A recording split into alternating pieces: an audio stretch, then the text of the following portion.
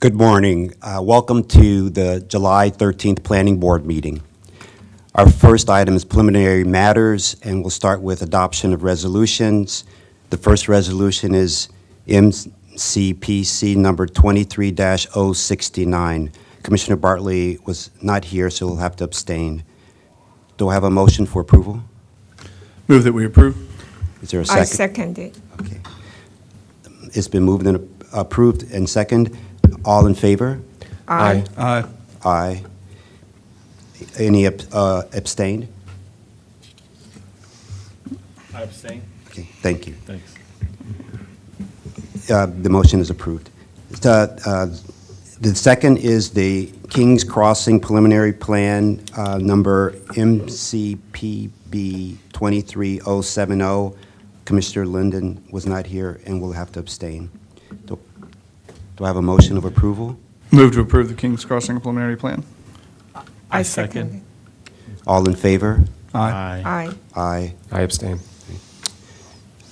The next item is the Community Housing Initiative Senior Living. The resolution is number MCB number 23-089. Do I have a motion for approval? Move that we approve. I second. All in favor? Aye. Aye. Aye. Thank you. We'll go next to the approval of the minutes of June 22nd, 2023. Do I have a motion for approval? Move for approval. Seconded. Commissioner Bartley will have to abstain. He wasn't here, but all in favor? Aye. Aye. Aye. Aye. Aye. And Commissioner... Abstain. Yeah, thank you, thank you. So the minutes were approved. We're going to item number 2, record plats from public hearings. The first is a subdivision plat 2202-09000 Darrenstown Knolls, where staff recommended approval. Do I have a motion for approval? Move that we approve the subdivision plat 2/2022-0900. Second. All in favor? Aye. Aye. Aye. Thank you. The next is subdivision plat number 2202300670 and 2202300680 for Rocks Green Spring Park, where staff has recommended approval. Do I have a motion for approval? Move that we, oh, go ahead. Sorry, go ahead. Go. Move that we approve subdivision plat number 2202300670 and 2202306880. Seconded. All in favor? Aye. Aye. Aye. Thank you. The next is subdivision plat 2202300720 for Ellsworth Park subdivision, where staff recommended approval. Do I have a motion for approval? Move that we approve the subdivision plat. Second. All in favor? Aye. Aye. Aye. Aye. Thank you. All right, we're going to item number 3, regulatory extension requests, there are 3 items and we'll vote on them individually. The first is the Chevy Chase Section 5 Administrative Subdivision Plat number 620230080, where staff recommended approval for the extension. Do I have a motion for approval? I move to approve. Seconded. All in favor? Aye. Aye. Aye. Aye. Thank you. The next is Bradbury Hills Grove Section 2, Extension Number 1, where staff recommended approval of the extension. Do I have a motion for approval? Move that we approve. Do I have I second it. all in favor? Aye. Aye. Aye. Aye. Thank you. The last is the National Park Seminary Preliminary Plan 1200505-4A and Site Plan 8202-00050 and Forest Conservation Plan 82005024H whether this is the first extension request where staff recommended approval of extension. Do I have a motion for approval? I move to approve. Seconded. All in favor? Aye. Aye. Aye. That ends item 3. Now we're on item 4, which is the roundtable discussion from the Planning Department. Thank you. Good morning, Commissioners. Tanya Stern, Acting Planning Director. For today, we are going to give the board an update on the Development Review Process Work Group, which we are doing along with representatives from the County Executive's Office and the County Council and others. Robert Cronenberg, Deputy Director, is here. He is one of our representatives on the work group, and he is going to walk you through this update. Thank you and welcome, Rob. Good morning. For the record, Robert Cronenberg. And as Ms. Stern noted, I would like to give you an update on the Development Review Process Work Group. This work group was formed really out of a state bill that had been introduced back in the fall. Bill MC-PG 10423 that was looking at the restructuring, I think, in many respects of the agency, but looking at improvements to the development review process. What resulted from that was really a work group that would identify some areas of improvement for the different agencies as we go through the development review process. When we started this, the real timeline for development review was predominantly in planning. It was from intake all the way to planning board approval. As we have gone through a series of meetings, what has been identified, and I think rightfully so, has been a holistic approach for improvements that looks at what happens before intake for planning applications all the way to permitting. Because I think if you want to compare apples to apples with other jurisdictions, that's really how you do it. And so that's a big part of the discussion that we've been having with the work group, but I think that was a huge point of agreement between a lot of the members that that's how we need to identify it, and those are the steps that we need to take. So again, the primary goal of the work group was to really look at improvements to the process. And I can tell you from my time here and many others that we consistently do that. We held a retreat last fall with the development community that did exactly that and identified some ways that we could improve our process, but also all the way from intake to certified site plans. And we've started implementing all of those items. In fact, we've done a pretty good job, I think, of implementing the majority of them. But they were action items that were developed by the development community that we've started putting in place. So another point as part of this work group was really, as we look at the process, the focus was on economic development. And I think that's always been a focus of ours in this agency, but also the other agencies too. Because whatever we can do to streamline definitely speeds up the process and is a factor in economic development.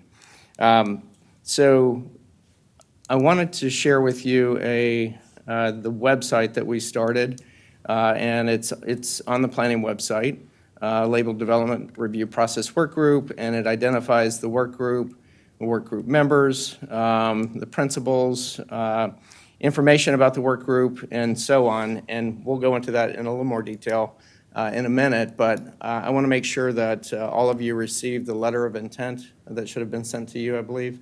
That's really what initiated this work group, and that identifies the points that are in this website as well that we are to cover as part of the work group and the deliverables too. So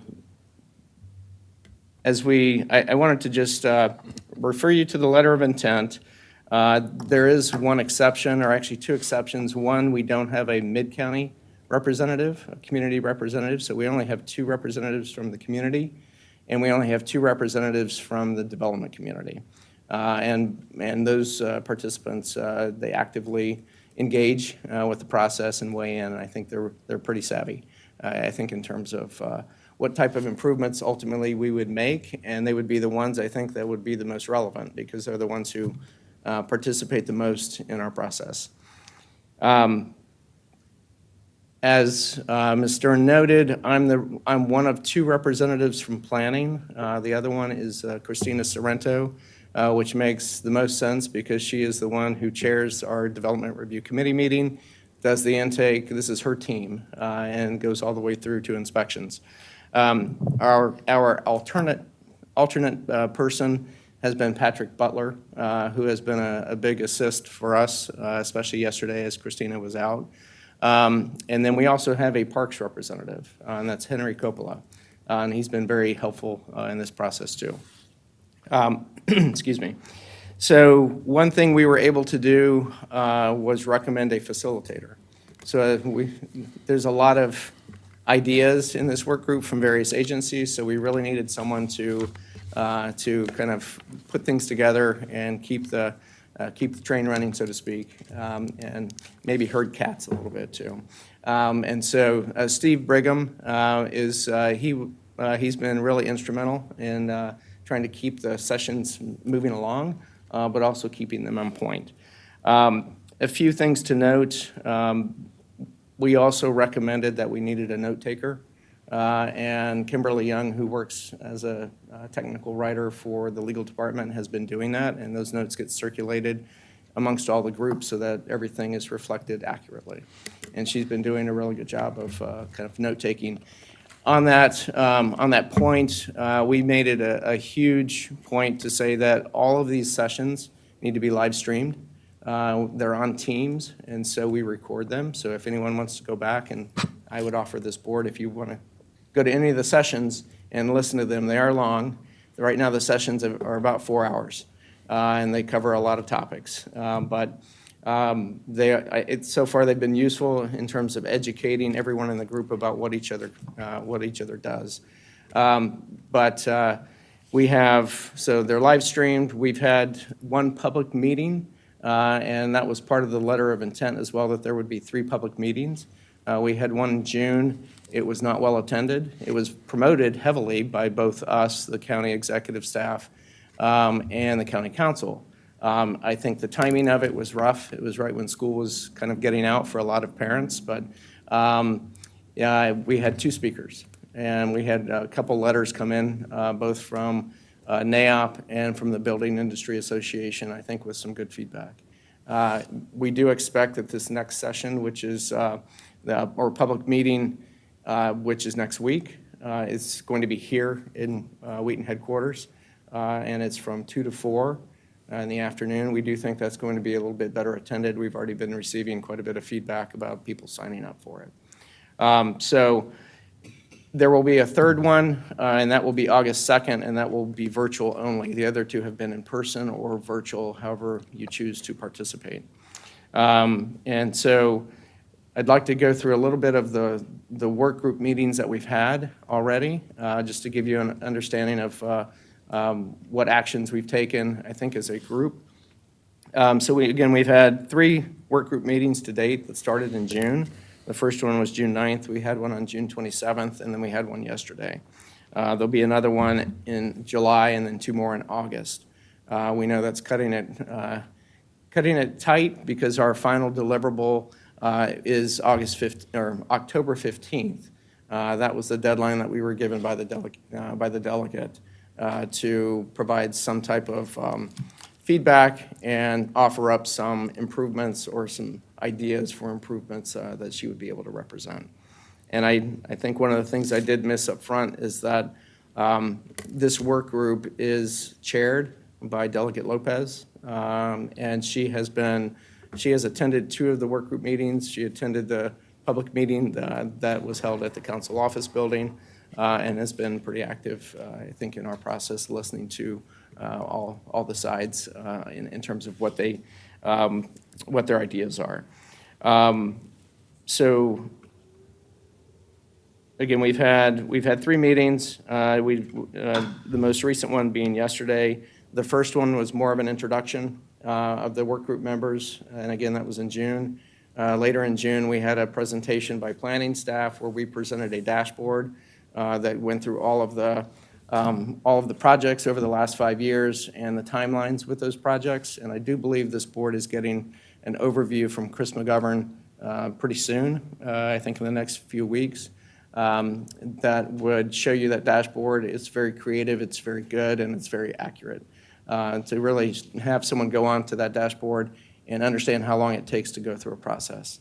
And he did go through that. It's live. It's on our website, and it's something that people can use to track projects, at least for the last 5 years. We have other ways that people can track projects in our system, both that are public, but this is one that we specifically tailored towards the development review work group. And so we did. So that was the second meeting. We did provide timelines, and we provided an overview of the DRC retreat and some of the deliverables and action items that came out of that. And then there was a short presentation by DPS, which was followed up yesterday by a much longer presentation by DPS and DOT, and a shorter one by DEP yesterday. And there was a lot of discussion about the data that they used, which was our data. And so it was a little, say, a good discussion yesterday, I think, amongst the work group about how to move forward and what roles different agencies play within this process. So again, we have one more meeting in July, 2 in August, and we will likely be meeting in September. And I would, if you want more updates through the summer and even into September before we start looking at what final actions might be delivered up to the delegate, we're happy to do that. I'm happy to provide you a more consistent update, even if it's later in July and into August or into September as well. So again, we have the 3 public meetings, one of which, the second one is next week, and then again in August. So some of the deliverables that we have really focus on an agreement between the agencies as to what kind of improvements would be suggested that could be changed. Some of these might be state changes, some of them might be county changes. And I think from the state perspective, there's probably some of the items might be limited in terms of what the state can make changes to, whether it's Chapter 50 or whether it's some of the other items. There would likely be some items that would be county level changes to our process because the zoning ordinance is really what dictates our timelines. And I would note that that the planning department really is the department that has mandated timelines through the zoning ordinance. We're looking at that in terms of mandated timelines by other agencies as well. But they are part of our process, and so every report that you get on Thursdays really intends to follow those processes and those timelines, and I think we do a pretty good job of that. Of course, there's outliers, and there's extensions, and there's other things that kind of add to those timelines, but it's pretty accurate in terms of how transparent we are with the work product that comes to you. So I think some of the big questions that we're still working on with this work group is what is this final deliverable going to look like? Who writes it? What's it going to cover? And again, whether those are state or county type changes that might be suggested, and how we come to an agreement on those, I think, amongst the agencies.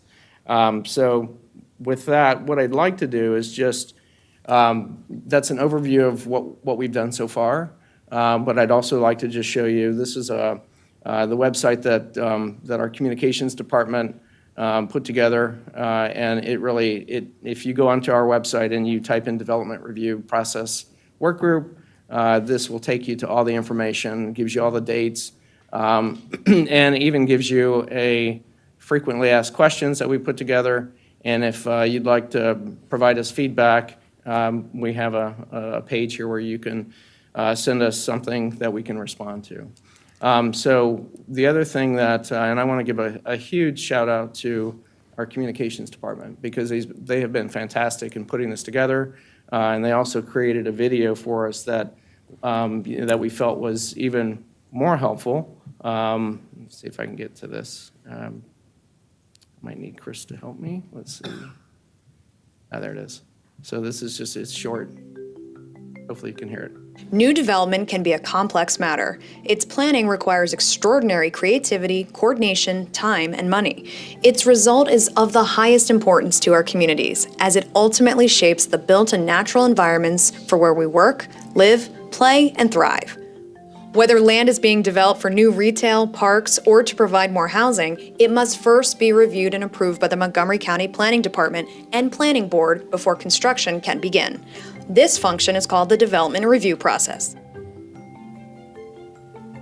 As part of its role in supporting the Montgomery County Council on Land Use and Community Planning, the Montgomery Planning Department oversees the development of land to ensure that proposed real estate development aligns with community needs, aspirations, legal requirements, and a vision set through the master planning process. From the moment when the first plan documents are filed with the Planning Department to shovels in the ground, residents, developers, and other agencies are brought along through the process to ensure a shared benefit with the community.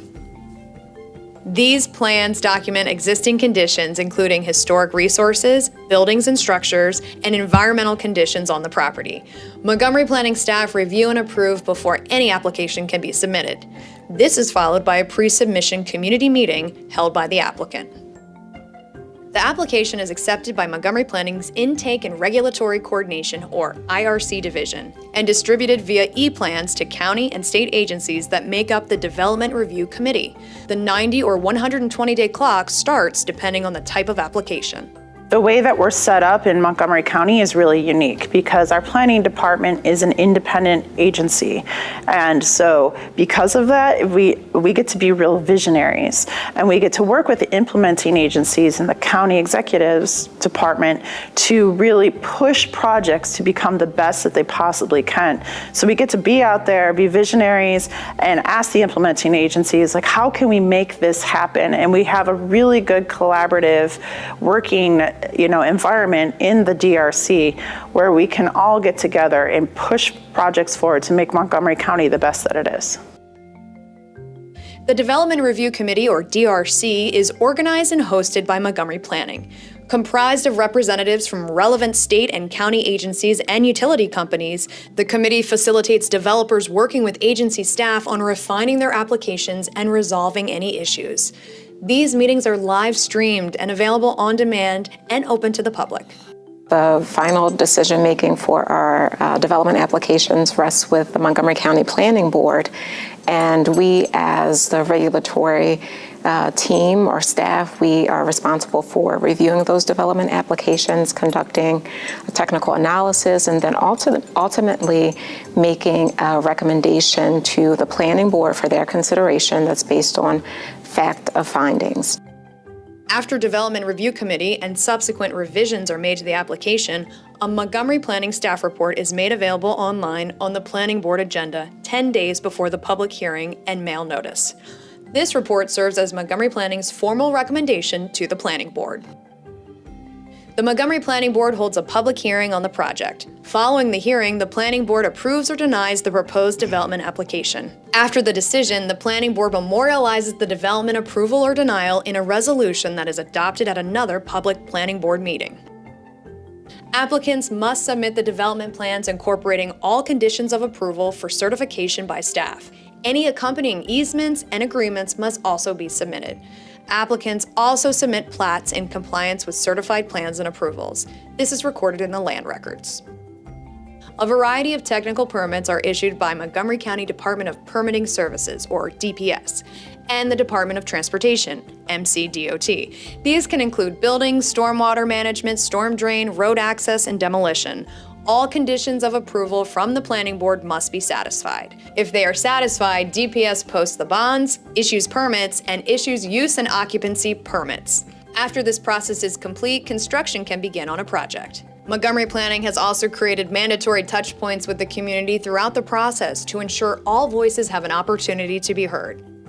Ultimately, real estate development should bring economic, social, and environmental value to both the developer and to the greater neighborhood and community. And the development review process connects county priorities to on-the-ground outcomes in an efficient, equitable, and transparent way. Learn more about the process at montgomeryplanning.org/development. So thank you for indulging me on that, but sometimes our videos, which are fantastic, provide more insight and provide a little bit more clarity than looking at a graph or a chart. And I think this is, it's been helpful, I think, in allowing us to be able to communicate even better. So our communications department works not only with the county executive department and the county council staff, but also with the delegate on the promotions that we send out, but also press releases for some of the activities that we do. So one more shout out, and that is since a lot of the work we've been responsible for with the work group, especially hosting. Emily Balmer with Christina's group has been fantastic in trying to organize a lot of the information and our setup and everything that we do. So with that, I know there's more work to do here, and we didn't give you a whole lot of meat in terms of the types of improvements that we're suggesting, but that's getting ready to come with the work group in the next few weeks. So I'm happy to answer any questions, and again, thank you for your time. You know that I'm going to ask questions. First, thank you so much. Sure. That was really good. And the video was fantastic. Please thank our communication department. Sure. It was, even though that we know it was informative, so very good job done. I think it is important that when you have at least a draft of report, final decisions, you bring it back to us that we could see that. Just because I have been in all of these processes, I think it is important that we create some kind of measurement criteria that measures the real time of the process. That's the real time after everything is done. From the beginning, from when the measurement starts or people complain, throughout the end, that is construction. I 100% agree that it should start not just the planning department, because we are not it. Right. Everybody is in it.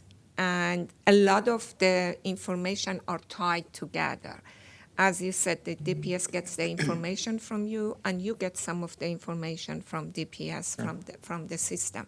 So the accuracy of the data and the numbers that we're going to receive in these measurements is extremely important.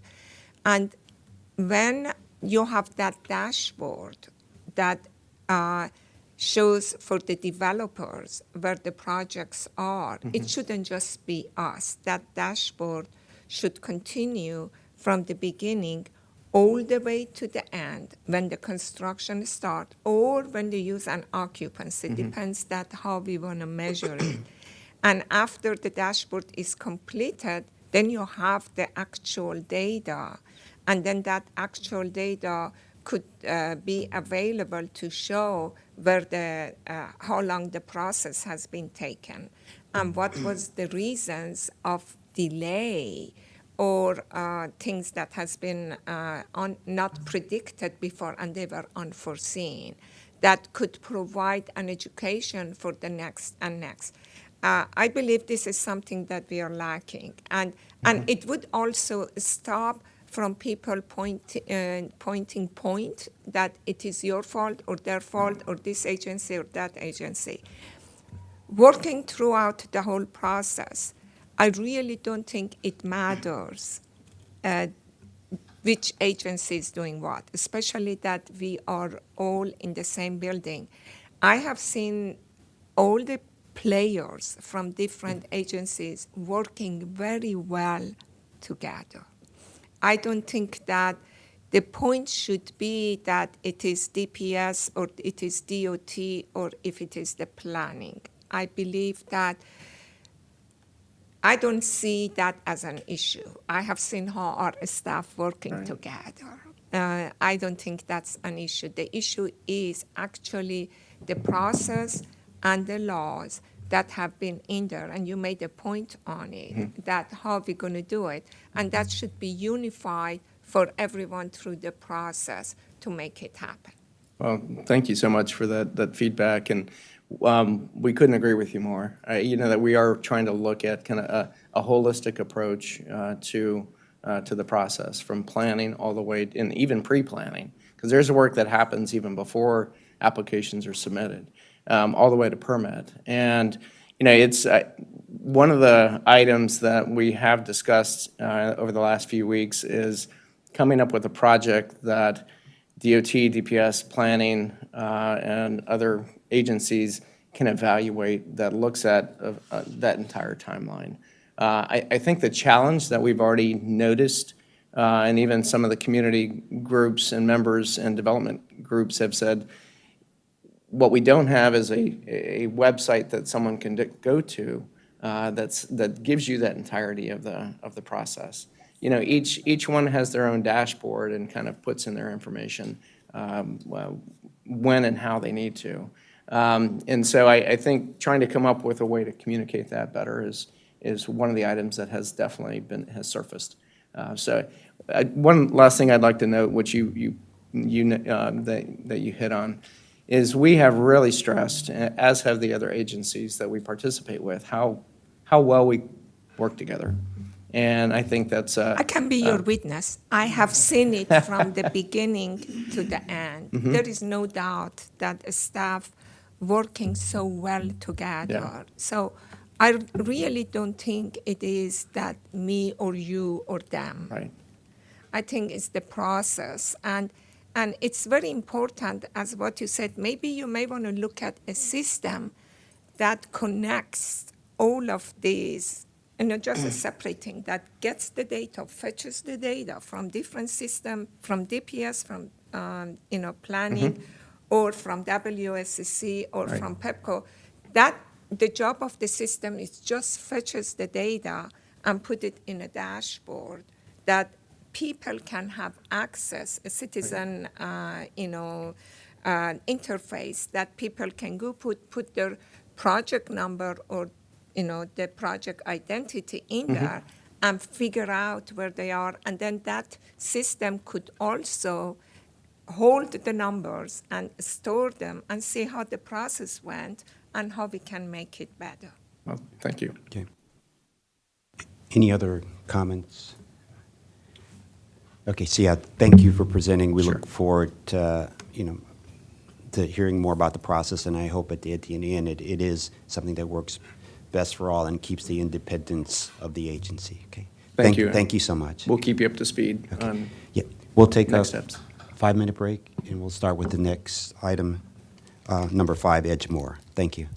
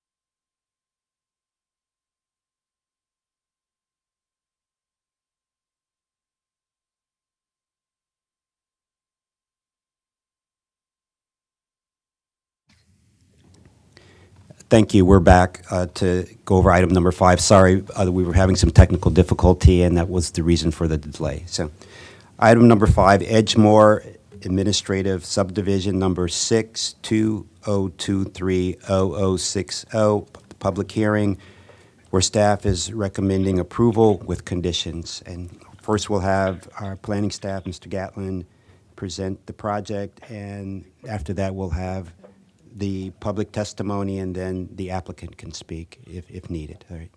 Thank you. Good morning. For the record, Saquon Gatling with Down County presenting Edgemore Administrative Subdivision number 6/2023-0060 for. It seeks to create 2 lots for 1 single-family dwelling unit on each lot. On the screen to your right, I'll point out on the image, the subject property is to the right. In the background there has existing gravel driveway in the foreground, and this is the northernmost of 2 curb cuts on the subject property. As the chair stated, we recommend approval with conditions of this administrative subdivision.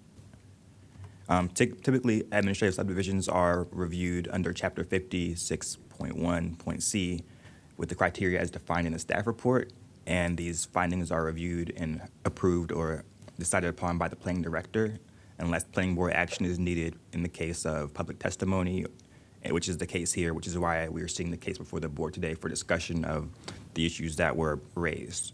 I'll summarize those later in the report, but first we'll focus on the subject property. It's the subject property is outlined on your screen on the right.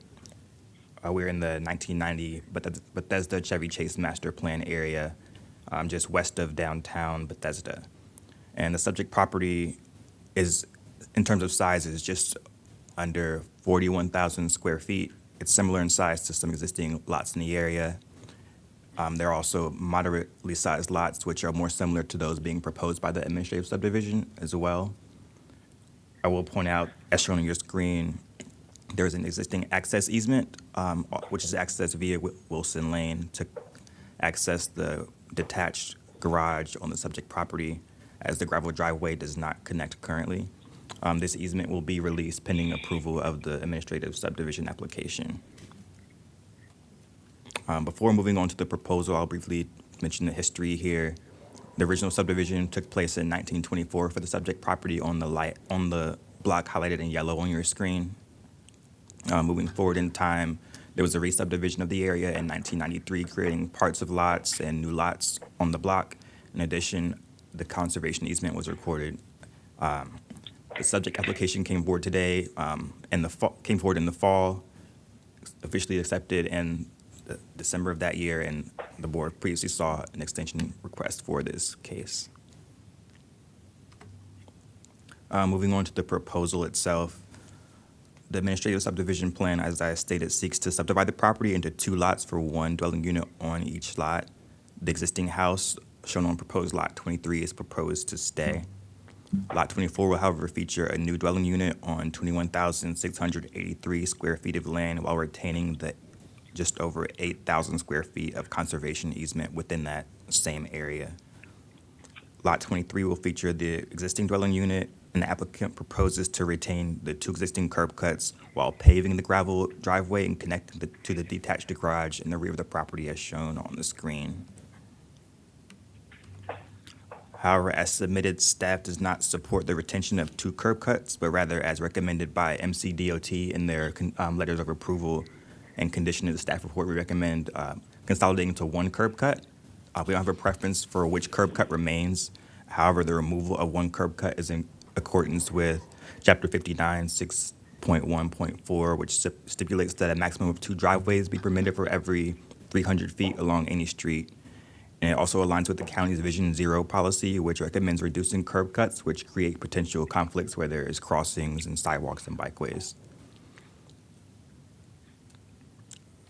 Moving on to forest conservation, there were variance requests for impacts and removals to specimen trees on the property, as described in the staff report, with native canopy trees proposed on site as mitigation for this. There's also the conservation easement will remain on site and be further protected by a 15-foot BRL from the southernmost setback here on lot 24. the 15 feet will be here, which is in excess of that required within the R60 zone. In addition, along the blue line here shown on your screen, there will be protective easement fencing put in place to further protect those trees from any potential encroachments. With that, all Chapter 22A forest conservation requirements have been met as conditioned and explained further in the staff report. The applicant has met all signage and noticing requirements. However, we did receive correspondence as of the staff report, which are included in attachment F and generally address tree loss and removal, stormwater management, parking, and neighborhood character. Regarding tree loss and the easement, as discussed, the easement will remain on site and be further protected by the conditions of the plan. And while some tree impacts are necessary to enact the application as described, removals were minimized as much as possible, and replacement canopy trees will be provided on site within the property as well. This was also reviewed by the county arborist who saw the variance request and found the need to recommend approval as well. As for stormwater management, a plan has been reviewed and approved by MCDPS, and the plan meets all stormwater requirements without the use of waivers. So despite the increased paving for the driveway, stormwater will be managed on site.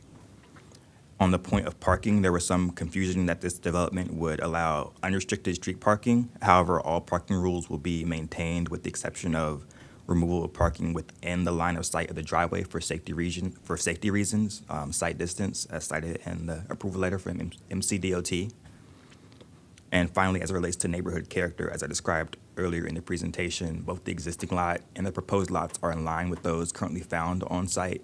And the existing home is proposed to remain, which will keep that established character, at least partially, on the lots proposed. With that, the plan meets the technical requirements of Chapter 50, and as shown in the staff report, the master meets the requirements of the master plan as well. All requirements have been met, and we recommend approval with conditions of the administrative subdivision plan. That concludes my presentation. Thank you.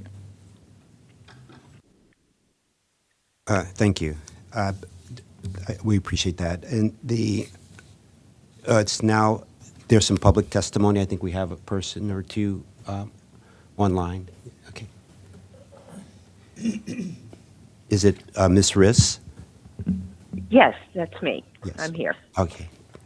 Please move forward with your presentation. Thank you. Thank you for participating this morning. Of course, this is such an important thing.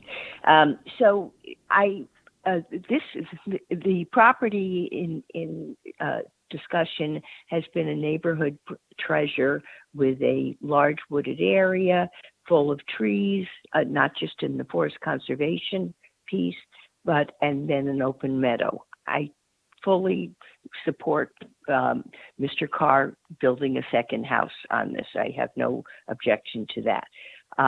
However, many trees have to come down to accommodate this second house, and I am urging the board to do what it can to maintain or to the wooded character of the property, not just the forest conservation area. To that effect, I would ask that you require that the afforestation be on the property and that there is no payment in lieu, so that it's a small portion, but I think it's meaningful that would be forested. Secondly, all the mitigation trees, I guess that would be the term, which would be to make up for the trees that are being taken down. I would ask that all of those trees, I know there's a percentage at like a 35 caliper inch percentage, that all those trees be planted on the property and not planted somewhere else up county or in another part of the county. This would be to maintain, as it could be, the more natural wooded character of this site. The next point that I would like to make, and I understand I only have 3 minutes, so I'm kind of rushing here, that there's going to be new extensive infrastructure, of course, the new house, but also a lot of hardscape where there was none before. I would ask the board to consider making all the hardscape of a permeable nature, which would have so much benefit in so many ways, not just about runoff, but about from an ecological, environmental standpoint. And finally, I am quite concerned about the proposed loss of the short-leafed pine, which is, I think it's number 13 on there. This tree is currently approximately 100 years old. It was planted when the house was built by the original family that owned it until Mr. Carr bought the property. And it has a, hello? Am I still there? It's the timer. You just Hello? yes, it's the timer. You just have 30 seconds. You just finish up in 30 seconds, please. Okay. So it's likely life of another 100 to 200 years if protected. It is larger than the champion tree, and Montgomery County aims to save trees in a big way. I would urge you to encourage Mr. Carr to have his architect and landscape designer come up with a more creative way to create an addition onto the house. That's my statement. Okay, thank you for your comments. Is there anyone else? Is that okay? Yeah. So, Mr. Gatlin, do you have any comments back responding to? Can you just go over the reforestation? Just outline what is being removed and what's replanted on site and what goes off site. Yes, so as it relates to mitigation plantings, as shown on your screen, here are 4 specimen tree removals proposed with the application. These trees are being mitigated for on-site at a rate of 1 caliper inch for every, sorry, at a rate of 1/4 of a caliper inch for every inch removed. And that's our standard policy, and we do require that these plantings be provided on-site, not in the right-of-way, but within the property itself, so that the trees will be maintained there. As for afforestation requirements, that's calculated within the forest conservation worksheet, and it's just due to the size of the site, the use of the site, and the limits of disturbance of the site. That typically, when the afforestation is low within areas of this nature, we pay a fee in lieu rather than require it be met on site. Afforestation comes in the form of acres, and that would be owners on the property to have acres dedicated to afforestation requirement. In larger sites, we do have afforestation plantings on site, but typically not in these cases. Regarding the loss of the shortleaf pine also that Ms. Reese brought up, that was addressed in the variance request. It did pop up as a concern that staff wanted to maintain this tree.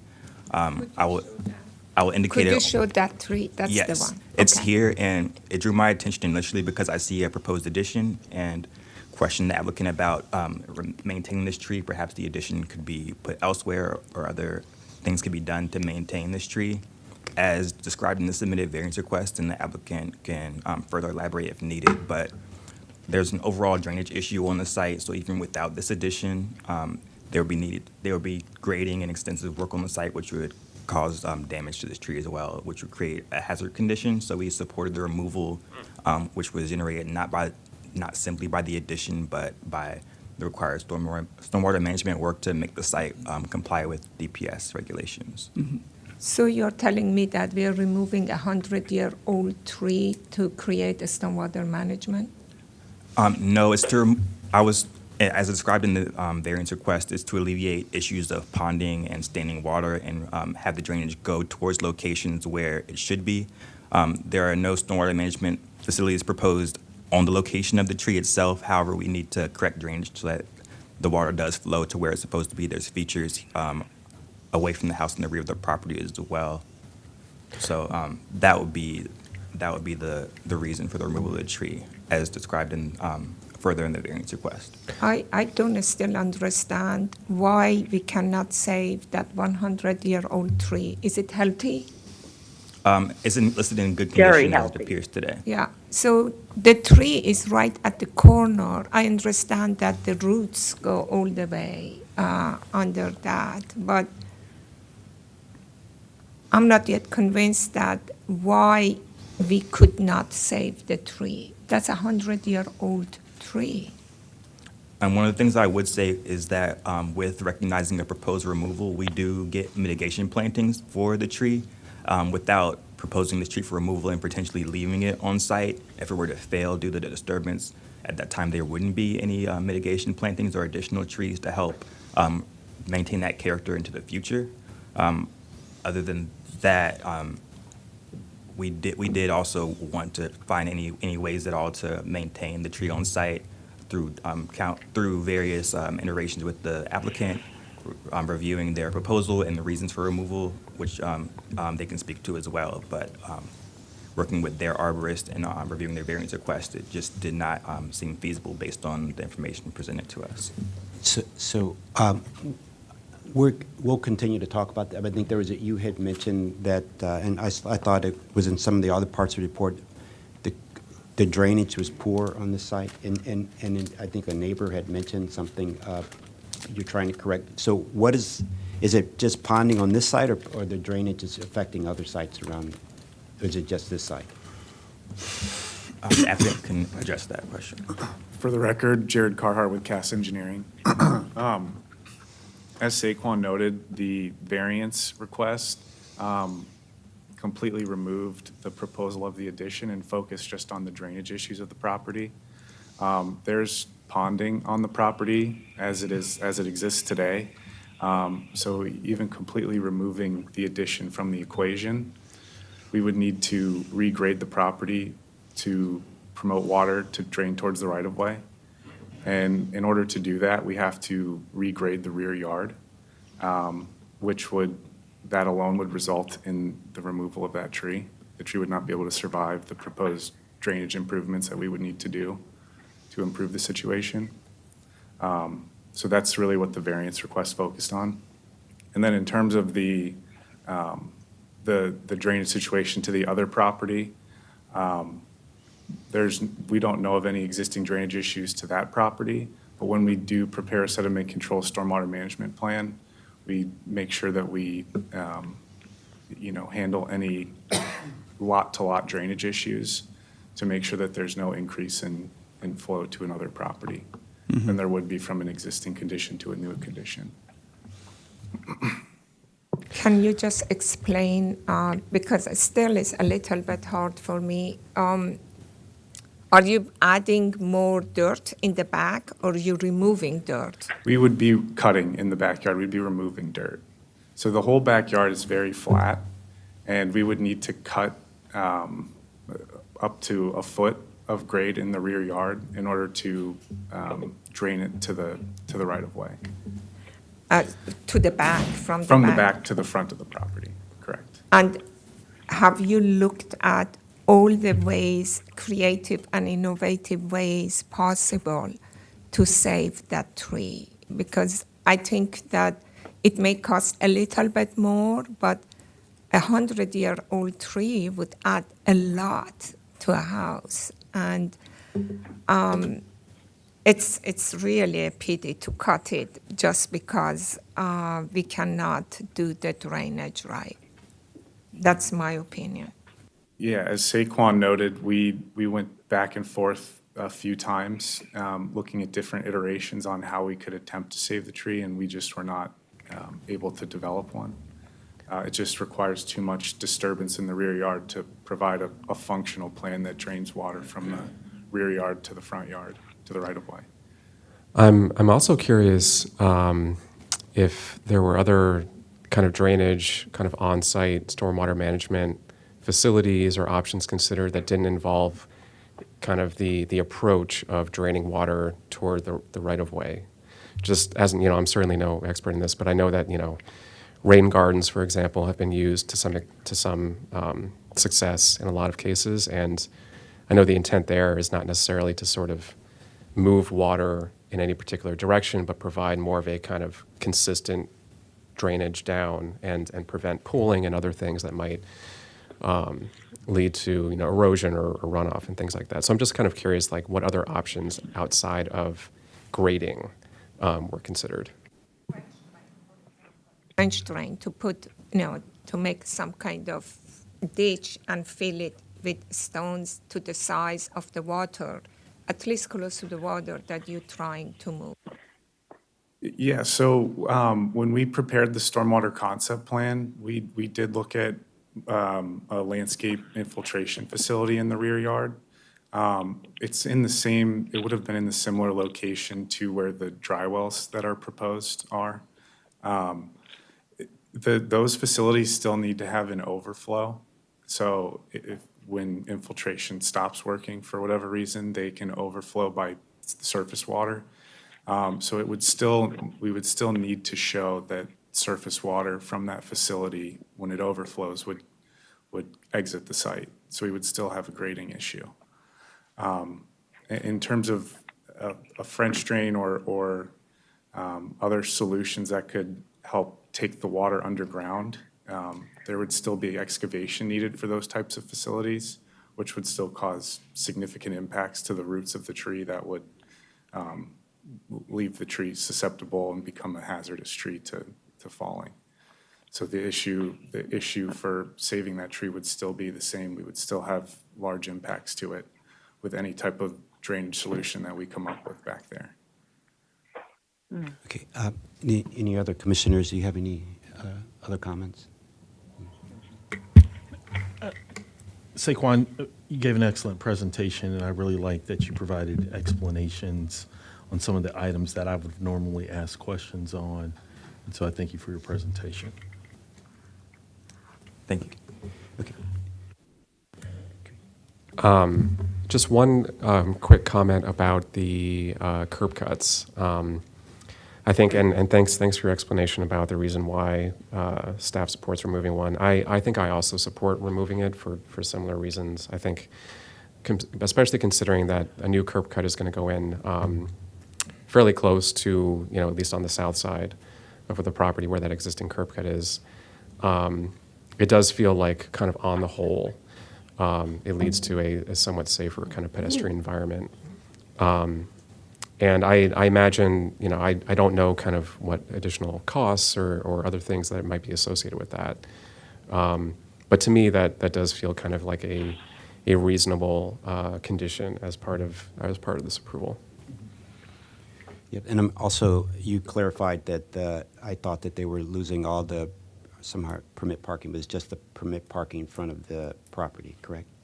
Where you're worried about the sightline distance. Yes, so right now, parking is restricted to permit only. Within the site distance of the driveway curb cuts to remain, parking will be removed, just to have a clear vision in that area. So parking is not going to be opened up or changed in any other stretch outside of that scope. And it's just for the safety reasons that support the Vision Zero initiatives of the county to make sure that exiting cars can see clearly to the left, to the right when they leave the driveway. Okay. And so I also saw that in the staff report, maybe I missed it, the recommendation for the widening of the sidewalk in front is not going to be in front of the easement area? That's correct, and that's just a collaboration between DPS, the applicant, and myself to reduce potential impacts to the root zones of those forest trees. Okay. If we extended the LOD within there, there'd be some disturbance potentially to the forested area. Okay, thank you for that explanation. So, and then the last from the applicant, if you had to keep that tree, what would that be the impact? I mean, would it be you'd lose a half, a quarter, or whatever of this proposed additional addition?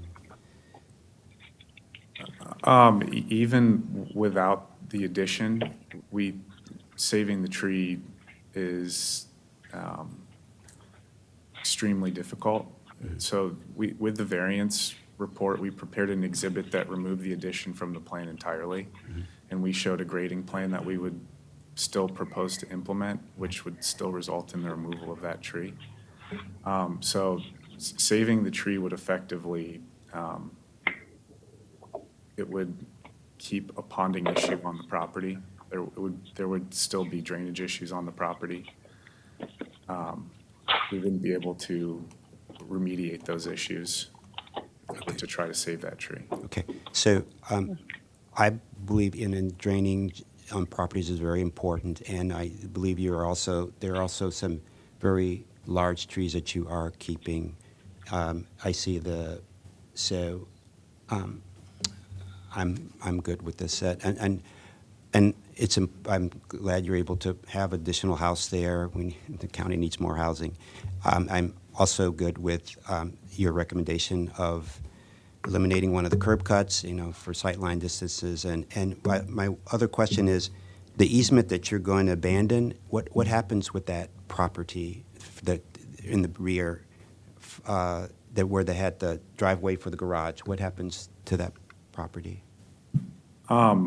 This is actually the first time hearing that the easement is going to be. Oh, no, I thought you mentioned, you didn't say that, I think Saquon said it in the PowerPoint. on Wilson Avenue? Yeah, and that was the first I've heard of that. We didn't have any plans to abandon that.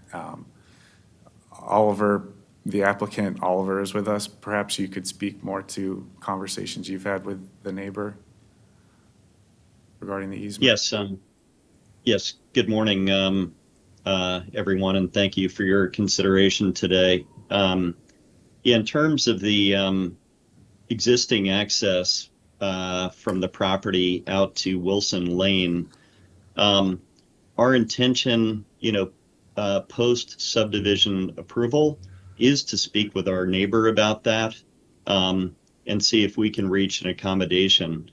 Our current plan, as you see, is to extend the existing access from Fairfax Road back to access the garage. And then we would intend to abandon that easement, but that's something we've got to work through with our neighbor, because it'll involve, what kind of fencing do we put up between the properties, appropriate landscaping, things like that. So I would see that as a post-subdivision discussion between ourselves and our neighbor. But that is our intention, and I think it will create a safer access into the property. And if I may just make one comment, if now is the appropriate time, about the recommendation to lose the second access point to the existing house, the second drive entry. And I'll be brief, but part of the reason we acquired this property is because the existing house is both historically important and architecturally important to the neighborhood. It was built in 1915. It's one of the first homes built in Edgemoor. So we elected to buy the property in large part to save this house, which is a appropriate thing to do for the neighborhood and is certainly the more sustainable approach.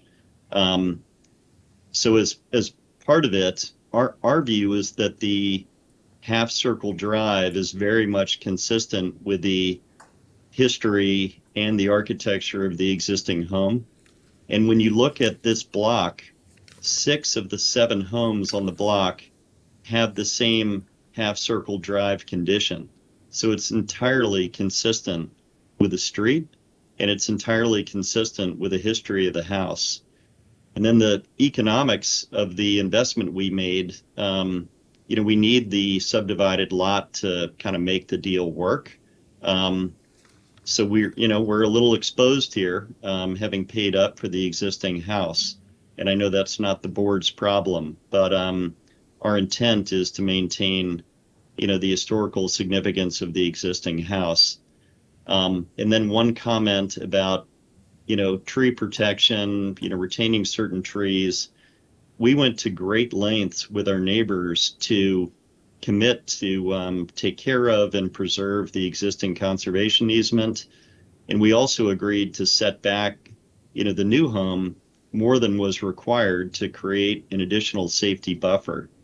So I just want the board to understand our intentions here are very much in, trying to preserve the existing home, the historic and, architectural beauty of the existing property and maintain that conservation easement. So we're trying to do the right thing here. Great. So was it not DPS's, was it their recommendation to take out the curb cut or Yes, it's part of their condition of approval. They support the removal of one curb cut, reduction to one curb cut on this property. Yes, Is DOT. it that it's not safe to have the second driveway? I understand that Vision Zero wants less curb cut, but if you keep it, is it unsafe? That's the question. Because of the historic character of the house and that all the other houses in the neighborhood that have that circular driveway, I can understand, especially now that for the garage they have to come here, it's easier to have one way to go in and one way to come back out and keep it the character of the neighborhood. If it is not unsafe, why are they recommending just because of Vision Zero? Because the other houses have it. It doesn't really make that much difference. So Elza Heisel McCoy, Chief, Down County Planning. For the record, Rebecca Torma from DOT is here, and she can speak to the DOT requirement. I think while we respect the historicity of the house, it's not designated historic. It's not in a historic district. At the subdivision stage, there really is no house. The subdivision reviews the lot lines and the access points. So there's, other than the building restriction lines, there's nothing that this approval is going to govern the house shape or whether or not the driveway is redone or whether the house is maintained. So I think while we appreciate sort of the historic character of the community, I think, and again, I'll let Rebecca speak to DOT concerns. I think that the more under Vision Zero, the more times you have potential conflicts between pedestrians and vehicles, the less safe the condition. so? If Rebecca would, yes.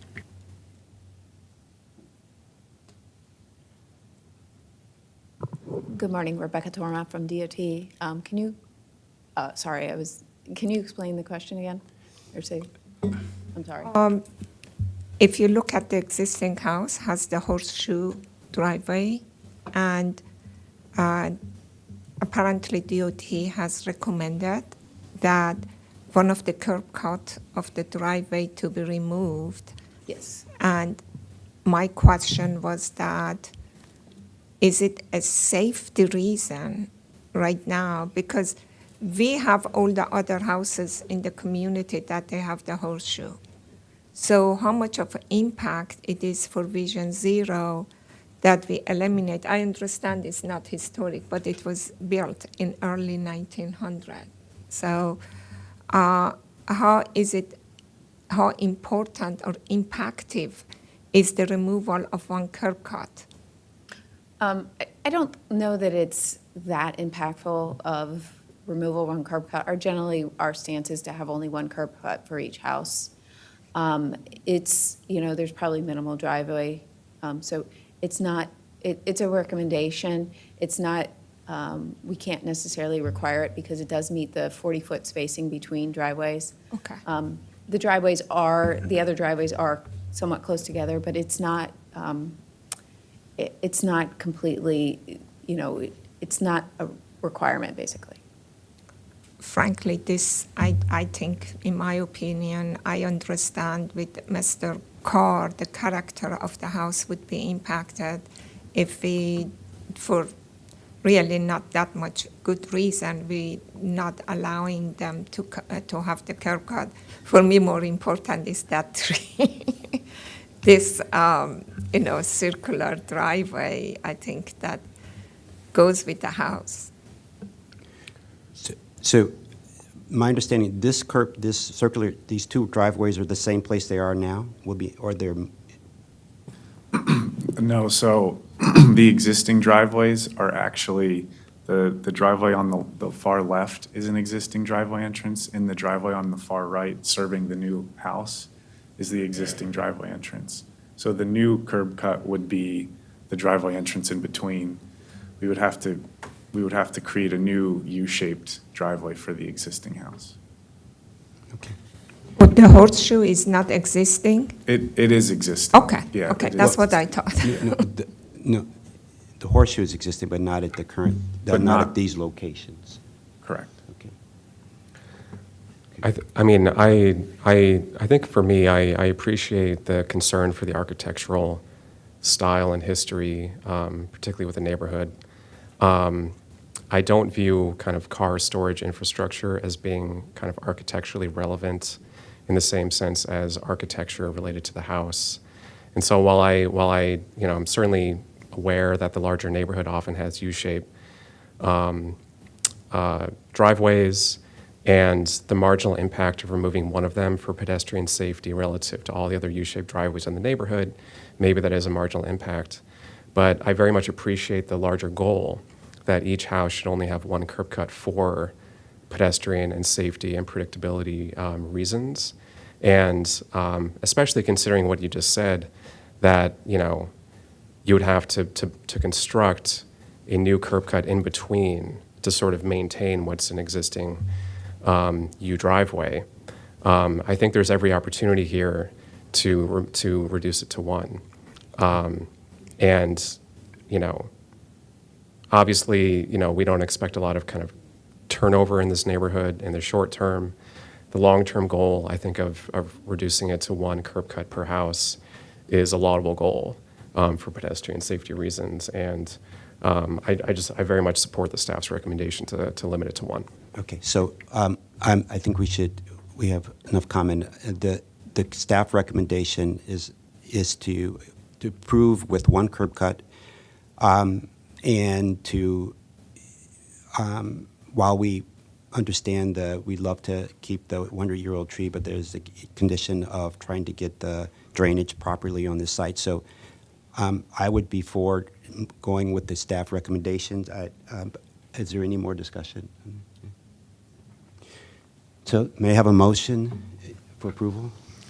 Move that we approve the administrative subdivision plan number 6, 2023-0060, with the conditions as indicated by staff. Is there a second? Second. All in favor? Aye. Aye. Aye. Aye. The ayes have it. Thank you. Thank you.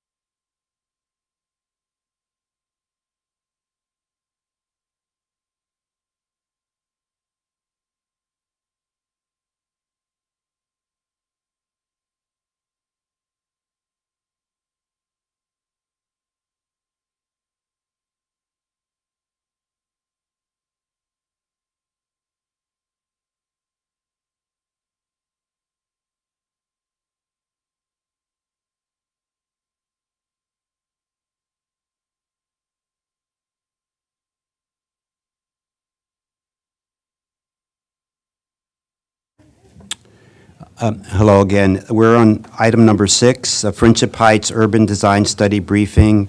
Ms. Margolis will present proposed scope of work for the Friendship Heights Urban Design Study.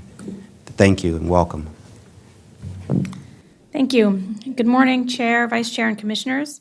For the record, my name is Atara Margulies, and I'm a planner in the Down County Division.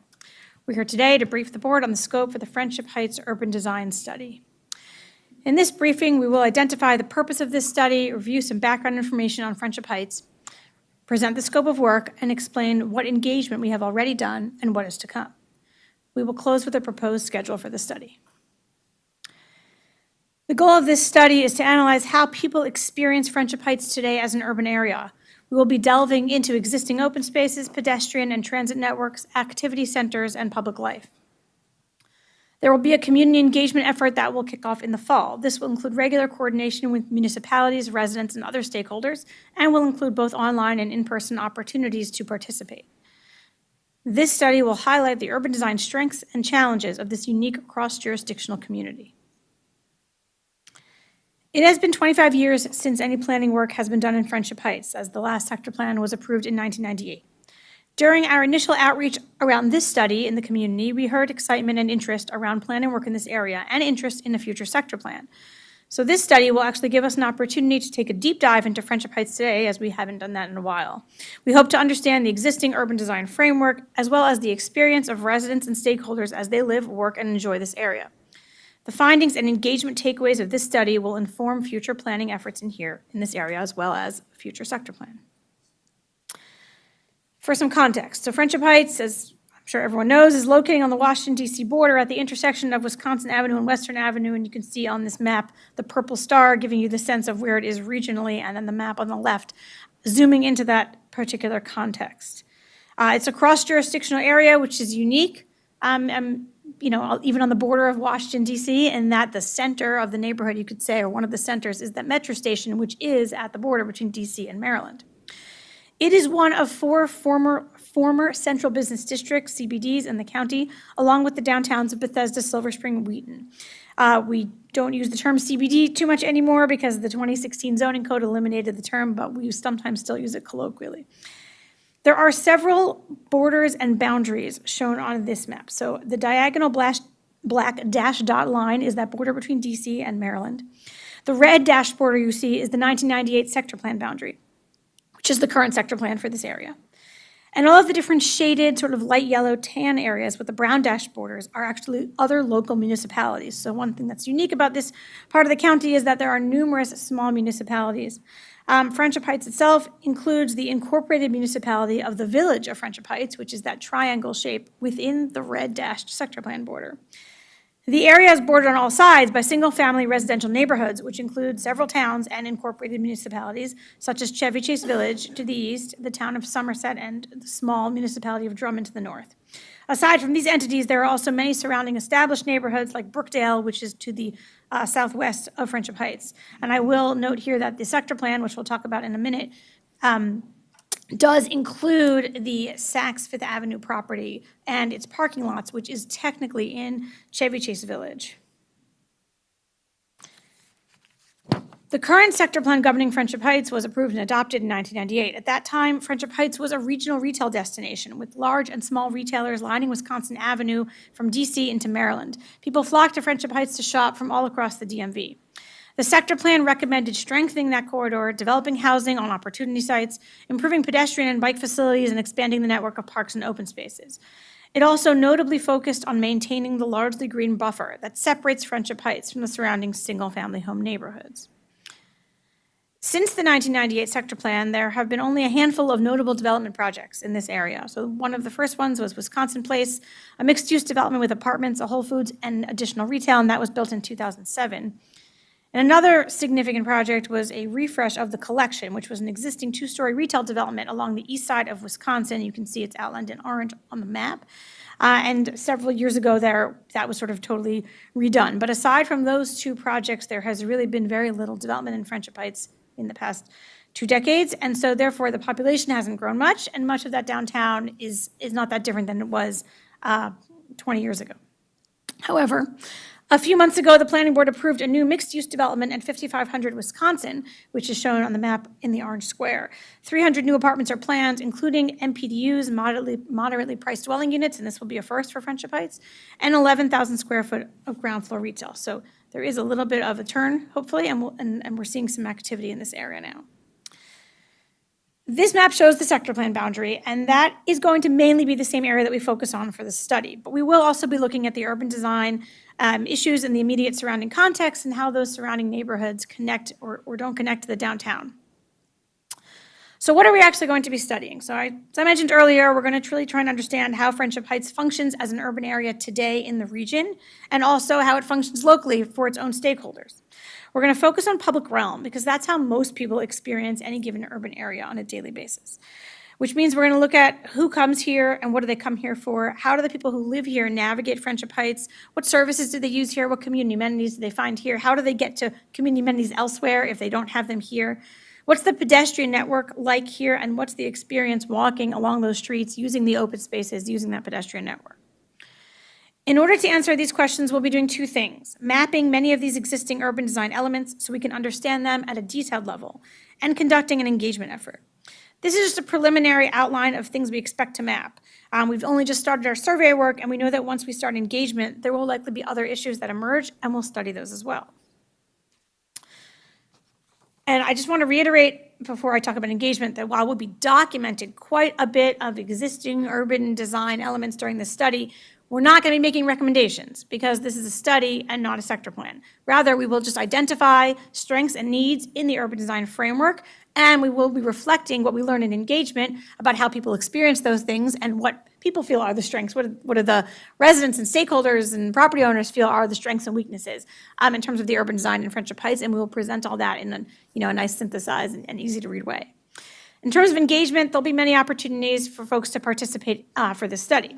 We've already met with a handful of community groups, and you can see the list here, just to let them know that the study is beginning, and they'll see us walking around the neighborhood, and just to let them know that we're going to come to the planning board and present this presentation.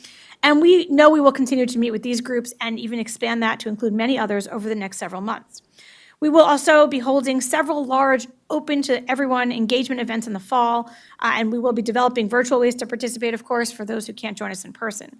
We are very excited to work with an engagement consultant on an overall strategy that will help us reach more stakeholders and learn as much as we can about Friendship Heights today, and specifically to craft a strategy that will help us learn what we need now and to really give us a great introduction to Friendship Heights and so everyone can know us, so that it would inform any future sector plan work, and that could be picked up at that point.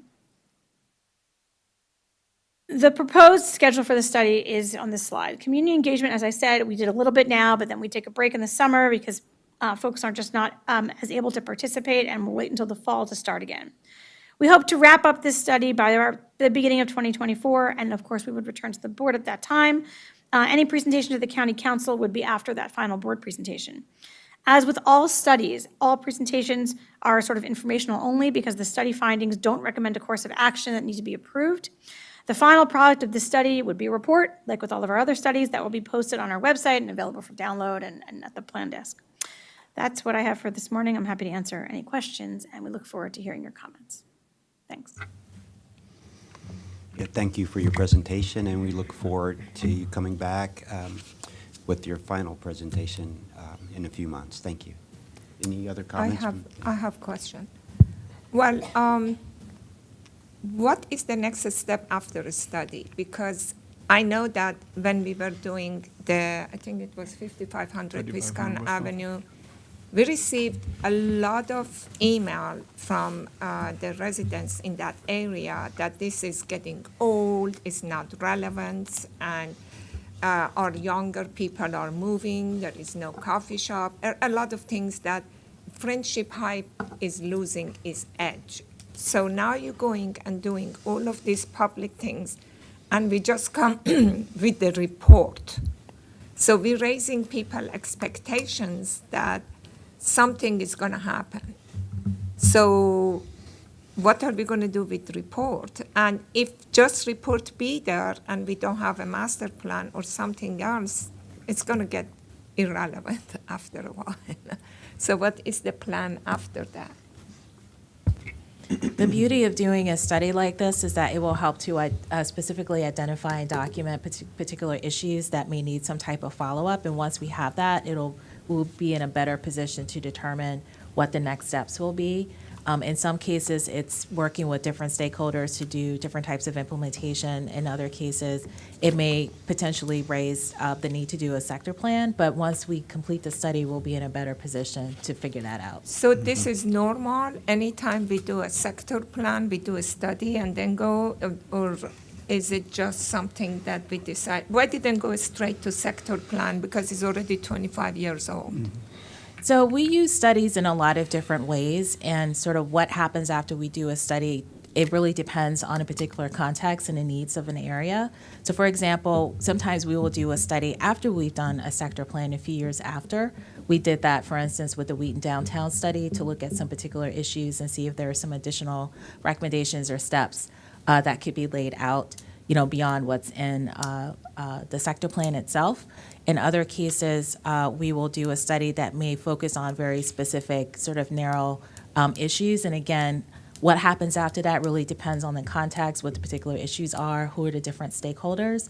This is an opportunity for us because we haven't looked in this area in a long time, and we want to be able to figure out what exactly would be needed in terms of some new types of interventions or planning analyses. So we thought that this was a good way to start with this first, because this is, again, the urban design study does not consider all of the different types of issues that we would look at through a sector plan or a master plan.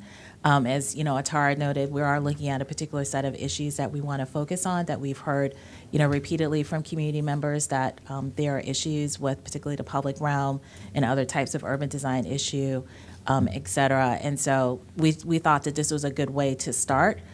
To look at these issues, and then again, once we've done these analysis, we do look at the strengths and weaknesses. Then we'll be better positioned to say, okay, what are we dealing with here, and then what do we need to do next? And that includes the Mazza Gallery, also the area. No, the Mazza Gallery is on the DC side. DC. We're going to be looking at the context. And so Yeah, we are going to, of because course, that- take into account what's happening. And a part of the study will certainly report on some of the new development things that are happening on the other side. And something that I should have mentioned, which I will mention now, and thank you for bringing that up. We have a regular communication with, as we said in the staff report, with the DC Department of Office of Planning and all of their work when we have these right on the border types of communities. And they just completed or they're in the process of publishing their report, I believe, for their Wisconsin Avenue Development Framework, which we have heard a lot about from them, and we will certainly be looking at. And we would report certainly on various things that are changing across the street, because that's important. So we have a handle on what's happening both in terms of Mazza Gallery and actually the WMATA Bus Garage relocation to the Lord and Taylor site, where they're keeping us plugged in on that as well. So we will be able to, and in a study, because it's a little more flexible and you don't have this hard line boundary, then you don't want to talk about things outside. We can talk about all that context, including DC, to reflect on sort of what's going on in this area now. Okay, thank you. I just want to jump, my comments were similar to Mitra's and sort of the boundaries of the study and the context sort of with outside just the village of Friendship Heights, because exactly like you said, when we did the 5500 Wisconsin Avenue, we had a lot of comments about needing housing, needing people, needing, it's hard to have a coffee shop with no customers, that kind of thing. And so I do want to make sure that when we're doing this study that we are taking the broader context like you have right there on that one, because there are several places across that street on the other side of Wisconsin, or technically in the Chevy Chase Village area, that are flat parking lots. And that seems an inadvisable land use given the context and location. So, and also, like, as we're going through the study, I do also want to make sure that we not only take into account like context of pedestrian transportation and all the things we're talking about, but also where housing could be located and where mixed-use development could be located in this area. Because if anything, we found out that something is needed a lot when we talked about 5500 Wisconsin. Yeah, basically for future people to come, because when you look at master plan, it's not for existing, it's for future. But what I heard that we are looking at existing, I think we should look at the pattern for the future also. So often studies document existing findings that then make it obvious what the questions are we have to answer next. I am sure that all those things will come up in the engagement. We expect the engagement to be kind of wide-ranging, and I'm sure we will hear a lot, continue to hear interest on people wanting future planning focus. One of the nice things is that compared to the other downtowns, Friendship Heights is very small, which actually is going to allow us to understand the landscape at a much greater level of detail than we did when we did Silver Spring or Bethesda, which is several times as big. We don't get to do this kind of analysis there. So I think it's going to unearth a lot of really interesting things, and it will set us up well for whatever that next planning step is that we decide here. Great comments from the board. So we're going to take just a 1-minute break here and then go to our next item, okay? Thank you.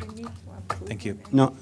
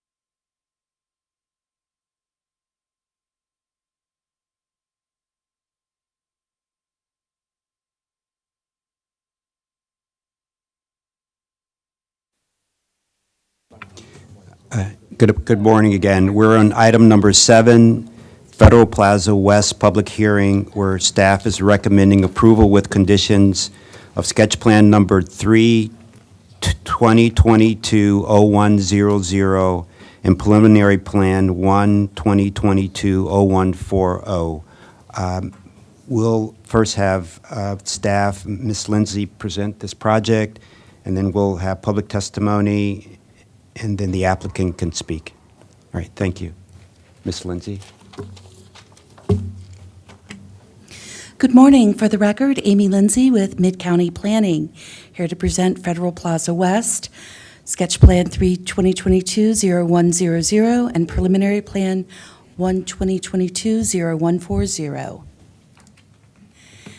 Staff is recommending approval with conditions of both plans. Just to go over where we are in the process, we are just at sketch and preliminary. In the future, we'll be back in front of you with a Phase 1 site plan and a Phase 2 site plan. And those will have a lot of the details that you're used to seeing. But right now, we're just at sketch and preliminary. And so we'll be restricting our presentation to really what you're approving today. Just a little bit of an overview about this plan. This is really a transformative plan. We are turning a surface parking lot really into a pedestrian-friendly place and adding a lot of improvements in the area. This is incremental redevelopment, so it's going to take a multiple of moves to get us where we're going. It's not tear everything that's existing down and rebuild, which makes it a little more complicated. We can't do everything we want all at once, but this is a transformative plan. This is right close to a metro station, so we're adding market rate and affordable housing within walking distance of metro, and it also includes an important public open space where there is currently no public open space. Just to go over the vicinity, what you see shaded in light purple is all within the city of Rockville. West Federal Plaza is located by the red star. What's really unusual about this location is not just that it's sort of surrounded by the city of Rockville on two sides, but a lot of the land uses in this area are institutional. And as mentioned in the staff report, from a demographic perspective, it definitely tends to skew older. Right down here with the Charles E. Smith Jewish Day School, the Bender JCC, as well as all of the components of the Charles E. Smith life communities, including Ring House, and I didn't label all of the other facilities here, are all senior housing facilities of one sort or another. Looking at this in a little bit more detail, this basically works as a 91.4 acre block. It has no direct through access for pedestrians or vehicles. So when this plan is complete, this will break the block into smaller pieces. Looking at the site itself, the address of the site is 1776 East Jefferson Street. It is in the 2018 White Flint 2 sector plan, and you see the zoning and the size of the property there. So the site is composed of the existing development, which I've labeled Building A and Building B. Building A actually faces two directions. It faces onto Federal Plaza East as well as Federal Plaza West, but the building itself is completely a part of this site plan. To the south, you see the Miramont condominiums that have been a part of the correspondence that you received. So currently, there are 4 entrances into the site. The northern access enters, and there's a bit of a dog leg and a connection to Federal Plaza East. The southern access does the same with loading areas really on the south and the eastern portion of Building A. There really is no pedestrian circulation through the site. There is a sidewalk on East Jefferson Street, and a pedestrian connection to the Miramont condominiums. But through the property itself, there are no sidewalks, but instead painted lines on the road. So this redevelopment will be a major change. With phase one of the development, we see that Building A is being retained as well as Building B.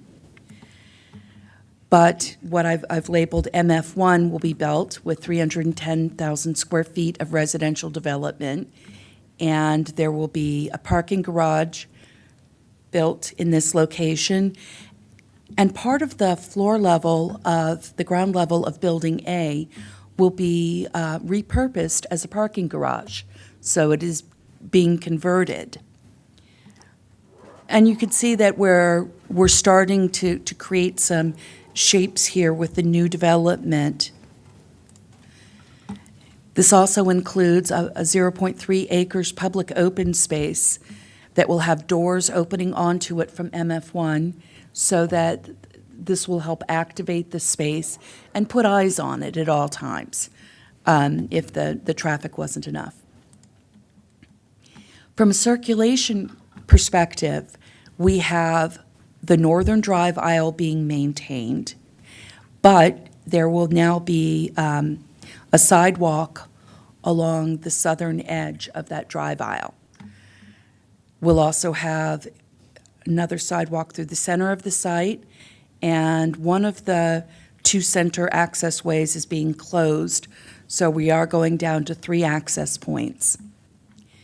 The pedestrian access to Miramont condominiums will be maintained, but we're also setting up a grid that includes an alley with access to loading here as well. And you can see the access into the new parking area.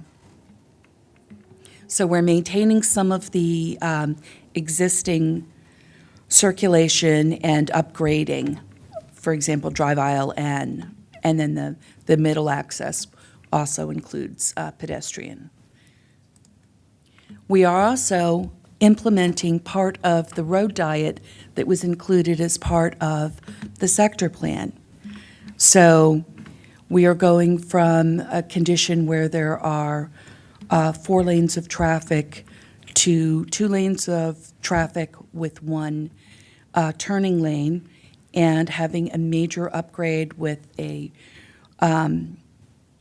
bicycle, a 2-way bike lane, landscape buffers now. Currently, the sidewalk, the existing sidewalk, is directly on the edge of the curb face. So we're getting buffers and landscaping. And this shows the extents of it. So with phase 1, you'll have the road diet from, we run through up into the city of Rockville and come down to about where that drive aisle, the second entrance, the middle entrance will be. Further south than that, we'll have an interim condition so that this can be, so there's a safe transition. And a lot of those details will be worked out with MCDOT and through the site plan process as well. With the phase 2 redevelopment, we'll have the addition of the building labeled MF2, multifamily 2, which sort of completes this space. And it also includes the 5,000 square feet of commercial development. So we're losing the pad site that's currently there with the Panera Bread in it right now, and we're building and including commercial right on this corner. It includes the completion of the road diet and really further definition of the grid that's being set up. From an open space perspective, the center access way will be a shared driveway. So this will be at grade with the sidewalk, and It's conceived to be used by both pedestrians and vehicles, and so that the speed will be very low. It does have on-street parking, but it's got planters. The whole idea is to really extend the open space across, and it connects this entire, between building MF1 and MF2. It really creates a contiguous space, and it will be activated. There'll be entrances to both MF1 and MF2 directly out onto this shared driveway. From a circulation perspective, we see the shared driveway with the pedestrian and vehicular access solely to the parking garage. The loading located off of the alley here and off of a new street. So Street S will be a private road that will eventually connect all the way through to Rockville Pike. So at this point in time, it includes pedestrian, there'll be a sidewalk and plantings on the north side of it, and a new traffic signal, if warranted, at this intersection. And it still maintains access to the Miramont condominiums. And this shows what the future block configuration will look like. And this will not happen until after all of like Federal Plaza East redevelops. But that's what I was saying about incremental development, is that we're making little turns with each phase to get to that bigger picture. The road diet will be completed, so the interim condition will be converted to what the permanent condition, as well as extended further down the road. Also, a phase 3 will be shown, which does not include any development, but it has to do with the interim nature of, because the building A is being retained and the uses there are not changing. At some point in time, when East Federal Plaza redevelops, this little squib of Street S will need to be completed to sort of marry those two. But this will not be constructed until East Federal Plaza is redeveloped. This is a sketch plan, so that here is the public benefits table. You can see the transit proximity, the moderately priced dwelling units. We are doing structured parking and building reuse. Not one we see very often, but this is really an excellent use of the existing development. The development meets all of the standards of the zone. There are 2 items for your attention.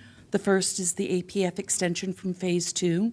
As you can tell, this is a fairly complicated project, and the applicant is requesting a validity period for Phase 2 to 7 years. And staff supports that. It also includes a parking waiver, which is for the area of parking within the existing building. The conversion of that, due to the nature of where the supports are located, there's a 1-foot reduction in drive aisle. Every 20 feet, there needs to be a foot removed because of the building supports, and staff supports that waiver. There is a preliminary forest conservation plan submitted as part of the preliminary plan application. Due to the timing of this application, this is under the old law. It is, so that's why it doesn't have an F number, and is included with the preliminary plan approval. There is no forest or specimen trees on site, and 0.99 acre afforestation requirement. Community concerns. We received several pieces of communication about this sidewalk connecting to Miramont condominiums. So you can tell the majority of the connection is actually on the condominium process. The applicant will, this area will not even be changed at all throughout phase one, but the applicant will maintain the connection, and it is shown on the phase two plans as well. Of course, the details will be all worked out at site plan because we don't have grading design to deal with now, but we think this is an important connection.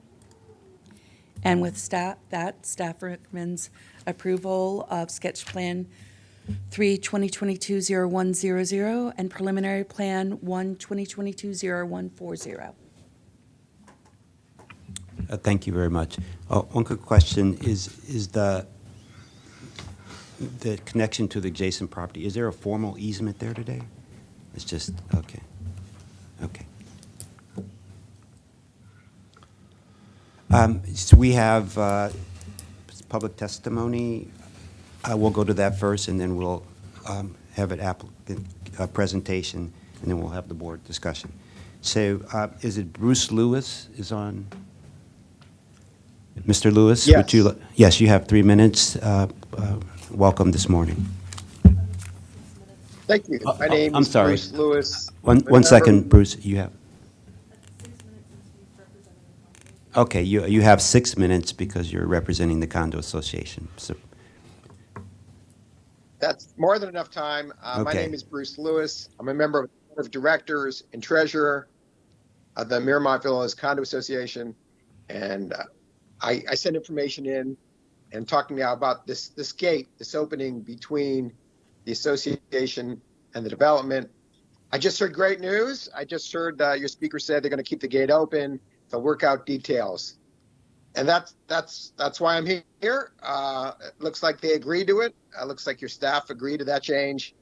And that's great news. So I'm very happy about that.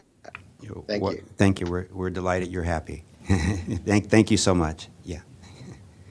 All right, thank you. Bye-bye. And the applicant's presentation, thank you. Thank you. Good morning, everyone. Pat Harris with Lurch, Early and Brewer here on behalf of the applicant, Federal Realty. With me is Jeff Sharp, who's the Vice President of Creative Design and Development at Federal, and Will Zai with Garove Slade. And then we also have our other team of consultants participating virtually if there happens to be questions for them. We thank staff for their hard work. Sorry. Okay. Thanks, staff, for their hard work on this. This is taking a long time to get to the board, but we have worked out all of the issues. It's a testament to the fact that these infill projects can be challenging. This one's especially challenging because we have Federal Plaza East to the east, which is remaining. So we had to work out a number of issues. Federal Realty is known for its placemaking, and one only needs to look at Pike and Rose or Bethesda Row to appreciate that, and this project will certainly do the same. And I just want to show, let me see, how can I get this? I wanted to show the existing, there we go. So just very quickly, as noted, it's a surface parking lot.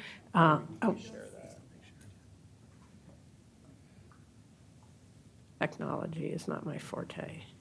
Do we have to do something? Oh, there we go. Okay, so surface parking lot, and then we have a number of street view scenes of the parking lot, just to show what's existing now and how, to use the words of staff, how this really will be transformational. So you can flip through just the next two slides, and that's it, really. The one thing I would note, condition number 12A correctly states that the applicant and DOT are going to work out the details regarding the interim bike path, which occurs south of the midpoint accessway. And in the staff report itself, the language at the top at the bottom of page 20 and at the first paragraph on page 35 doesn't exactly coincide with that condition. So I wanted to note on the record that it's condition 12A says that the design of that interim bikeway will be worked out with DOT, so that there's no question of inconsistency as we move forward. And with that, we're happy to answer any questions. Thank you. Is there any discussion among the board?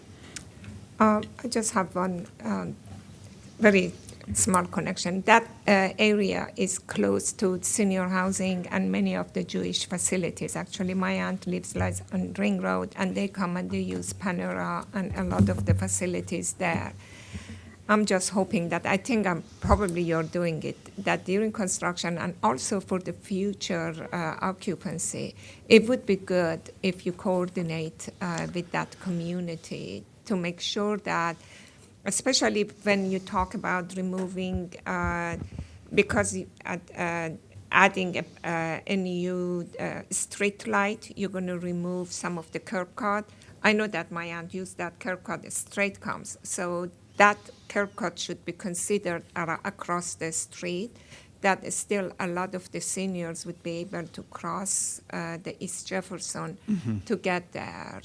It's that parking area or the restaurant there is where these people come out and walk. I'm very happy to see that you have the park and all the other uses there, but it would be good that when we put the commercial spaces there, we consider the need of the senior community that is at the walking distance, and this is their only walking way to come to get food or to just frankly do recreation, just walk around the shopping center. We are, in fact, have taken that into consideration, and there's a landing, ADA landing on the west side of East Jefferson. We're also making various other ADA improvements around the surrounding area in light of what you just said. And just to add to that, and sorry for the record, Jeff Sharp with Federal Realty, we have already been in close communication with the JCC and the Charles E. Smith Life communities. They're aware of the project, they're excited about it, and we have in fact talked about pedestrian connectivity. So it's a focus for us. Thank you. Thanks. That addressed one of the issues I had, actually, was I was going to ask about that as well, as going over, back and forth over East Jefferson and in connection to the condominiums. And I know they mentioned ADA compliance as well with that, coming for the condominiums and making sure that those connections are there, because there's currently that big fencing situation that covers most of that south side. And I just wanted to confirm, the site goes all the way to Rollins, correct? It takes that low-rise set of, it doesn't, so those are separated out. I was having no idea. And those are in Rockville, actually. Yeah, Yes. that's over actually in the Rockville, before you head over to the other side of Rollins. Yes. Okay, that's interesting. I do like the reuse of the parking lot. It was interesting. When this starts happening, I might come and watch it. I just think that's cool. And I like that kind of thing. For this, otherwise, I think it looks really nice. It's got 300 units coming up on the first one. I'm really looking forward also to the inclusion of the Federal Plaza East as well, to make that whole thing a nice piece of what it has right now. Otherwise, I think we've covered everything that I had, other than just one other thing. There's street parking indicated in several of the areas, both with East Jefferson and some of the streets that go through the thing. As we go forward, is it possible to look at minimizing the amount of street parking, particularly it's on both sides of a street, and including more pedestrian access, bike lanes, that kind of thing as it goes through? There's no street parking proposed on East Jefferson. Okay. There is a limited number of spaces on the North Street and the South Street, Okay. and actually the middle driveway as well, which is right in front of both lobbies, and therefore we thought that was necessary. Okay. Yeah, the amount we can minimize that, particularly if there's structured parking within the Yes. site, parking reduction, I think that'd be something useful to look at going forward.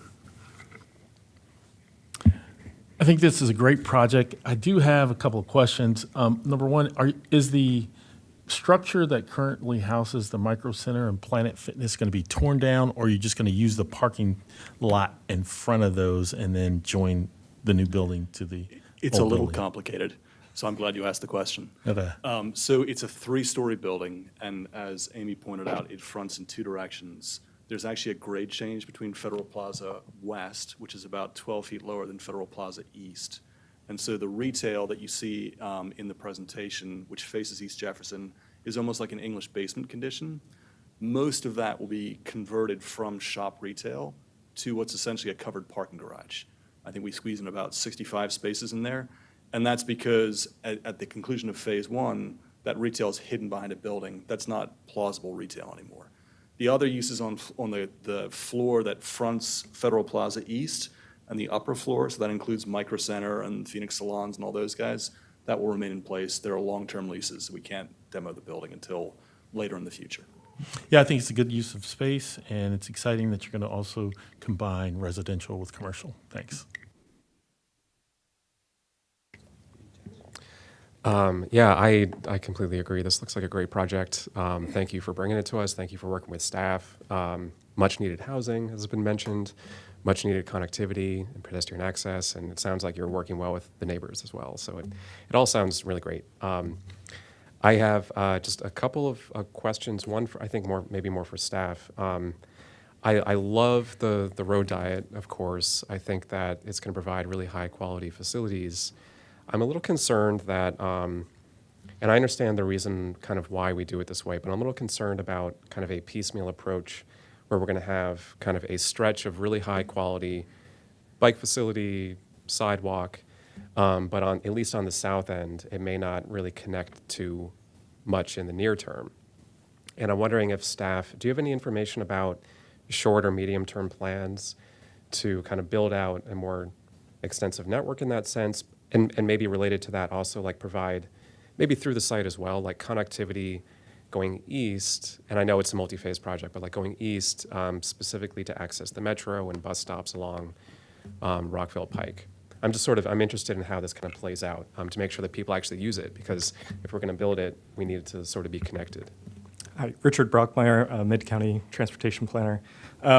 Just for clarification, are you speaking further south than the final road diet endpoint? I believe so. Okay. So yeah, in this, the second phase of that would take it all the way just short of Montrose Parkway. Okay. The bicycle master plan does have that condition going further south. Yeah. So that is planned for, but there's nothing currently funded to extend that. But Gotcha. we did work with the applicant to try and figure out how to make it less of a piecemeal and make sure that it connected to logical areas for transitions, connecting to the pedestrian crossings, both in the short term, sort of phase one condition. There's a pedestrian crossing just south of the site that it will be able to access in the first phase, and then it terminates in the second phase at a second pedestrian crossing just north of Montrose Parkway. And Matt, can I jump in? Montrose Parkway has a path along the south side, doesn't it? Has a wider style bike path, asphalt path, if I'm remembering correctly, going west. Yes, that's correct. Montrose Road. Yes. Montrose Road. On Montrose Road there, yeah, that's what I thought. Yeah. And there will be connection, and that's going to be an easy way. Yeah, just to clarify, Carrie Sanders for the record, Montrose Parkway is now called Josiah Henson Parkway, and that is does have a shared use path on it today. There's a future project. Well, it's actually an approved project and under construction, which will be widening that path as well. So yeah, so there are townhomes under construction in that area. So it's really an interesting example, as Amy alluded to before, where we have a lot of construction happening, and we have sort of pieces of the puzzle coming into play. So we do expect over time that the pieces of the puzzle will come together to make a full picture here. But there are incremental steps in that process. Great, yeah, thank you. And as far as the connection to the east over to Rockville Pike, we were actually very concerned about that as well. And unfortunately, Building A is configured in such a way that we actually can't get a sidewalk up through there on either end. Fortunately, it's not a very far walk over to get to a good sidewalk to get to Rockville Pike.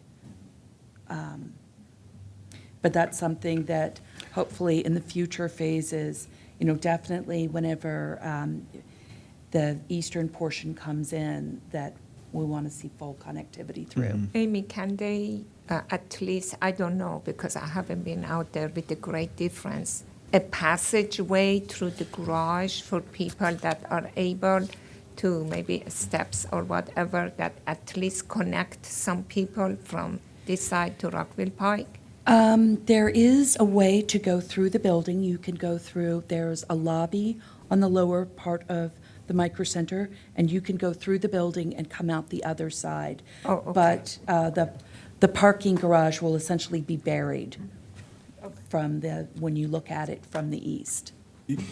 So I also feel this is a great project, and also Federal Realty is also a long-term player in this market, and they always develop high-quality projects. So I look forward to that.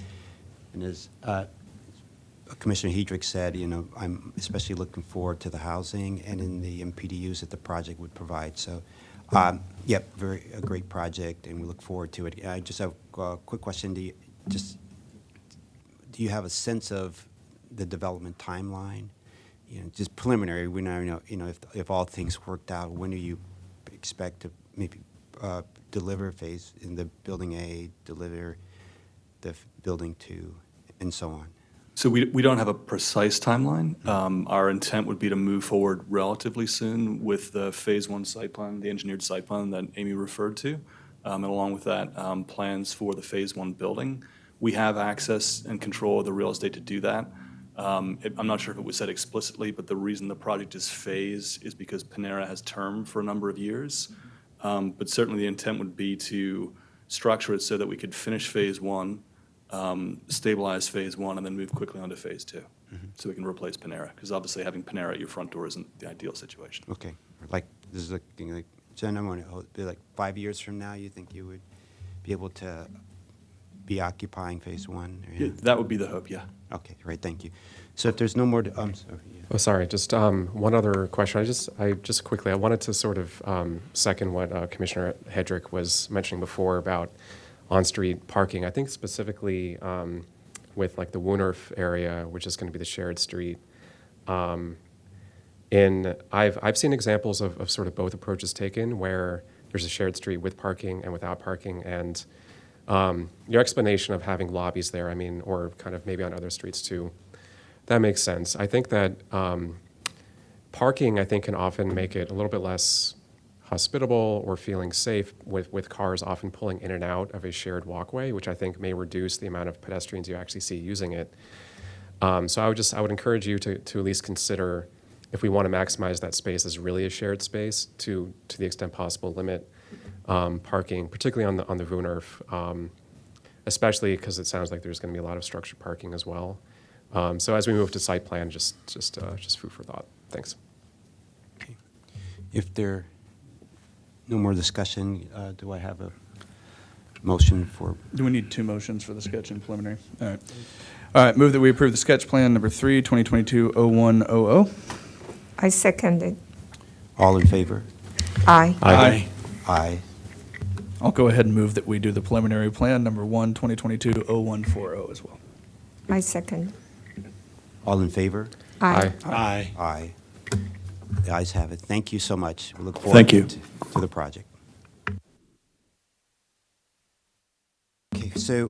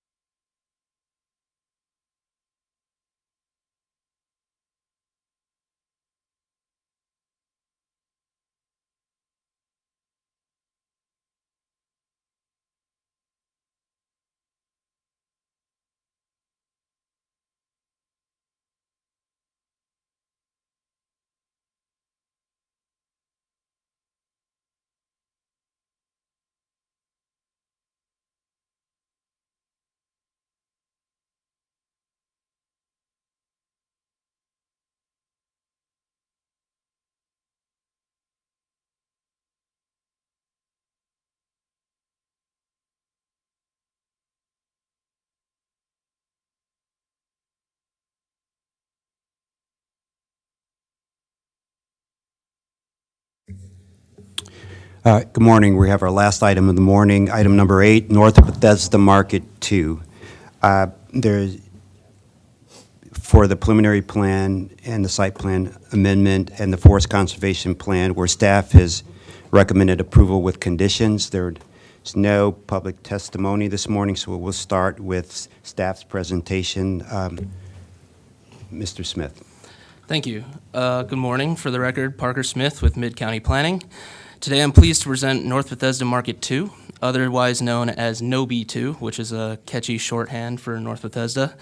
Before you today are Preliminary Plan Amendment 1 2012-006C, Site Plan Amendment 8 2012-004B, and Forest Conservation Plan F 2023-0170.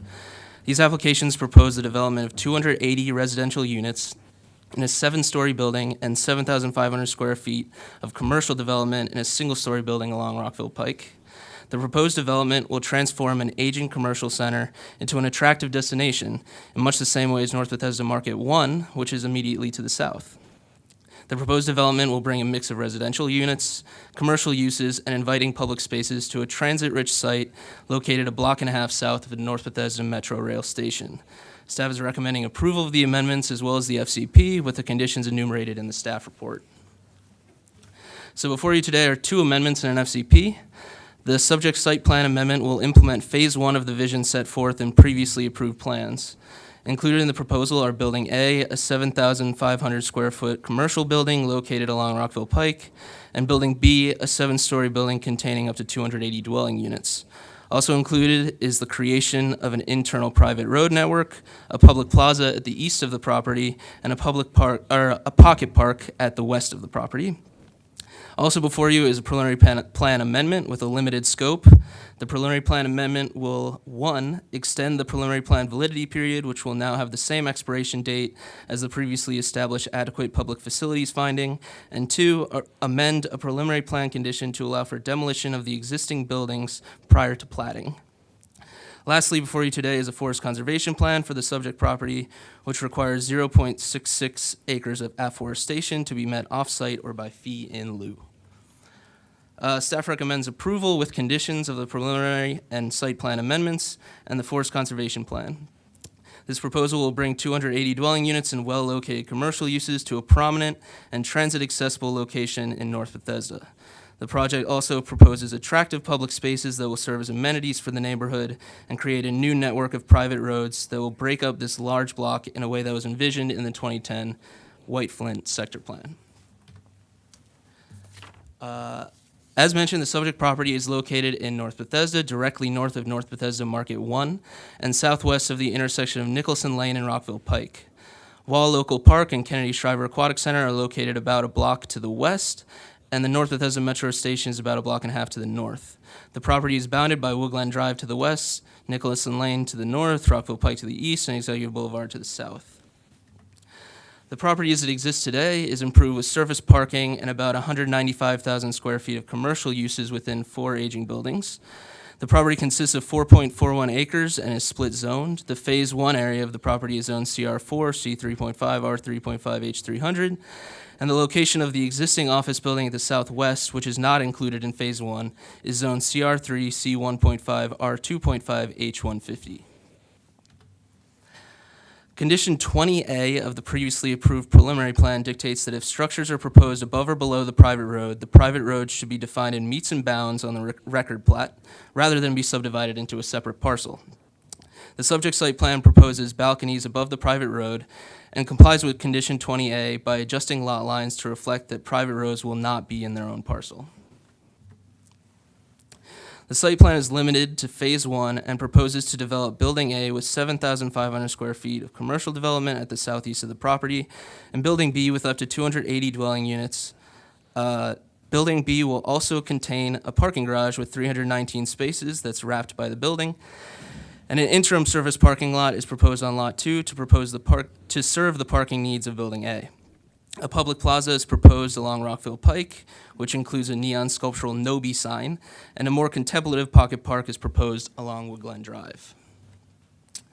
Vehicular circulation on the property will be provided east-west via Private Street A that connects Woodglen Drive to the west with Rockville Pike to the east. Paseo Drive, which exists on the North Bethesda Market 1 site to the south, will be extended north to intersect with Private Street A.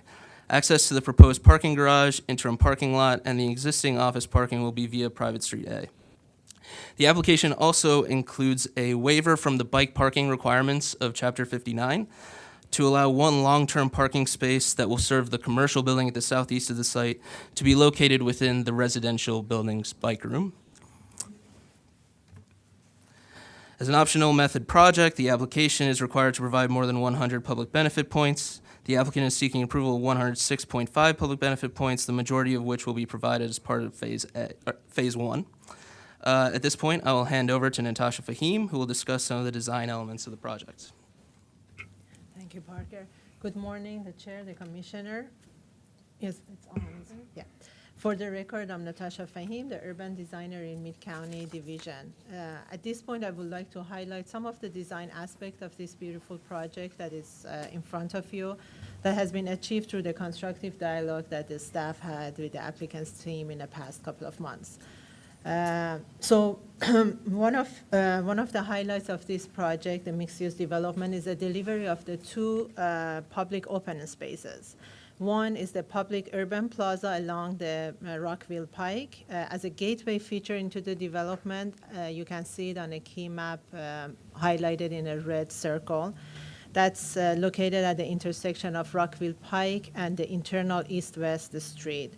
The freestanding retail building is the access through this plaza with a large storefront glazing and provides a nice backdrop to this outdoor space. The two images on the bottom right showing this urban plaza. And you can see the plaza layout as a place to gather, to socialize, and to play. You can also see on these images a big sculptural images of Nobi that Parker was explaining, and the playful seating forms and the special paving elements and the landscaping elements that they are all bringing a special interest into the plaza. The other public open space that is highlighted with a blue circle on the key map is located along the Woodglen Drive. That's a pocket park along the western edge of this development, and it's creating a small, more intimate parklet between the two wings of the residential building located on the north side. As you can see on the images on the left, the proposed sidewalk along the street extended into the space, and the large trees inside the planter create a shade for this plaza, as well as some seating elements. The lush landscaping element between the plaza and the residential unit creating a buffer for the sound and noise. And this park create a very inviting spaces along the sidewalk for the casual gathering for the future resident as well as the greater community. Next, please, Parker. As you can see here on the slides, there are different views of the 7-story multifamily residential building that sits on the north side of this development.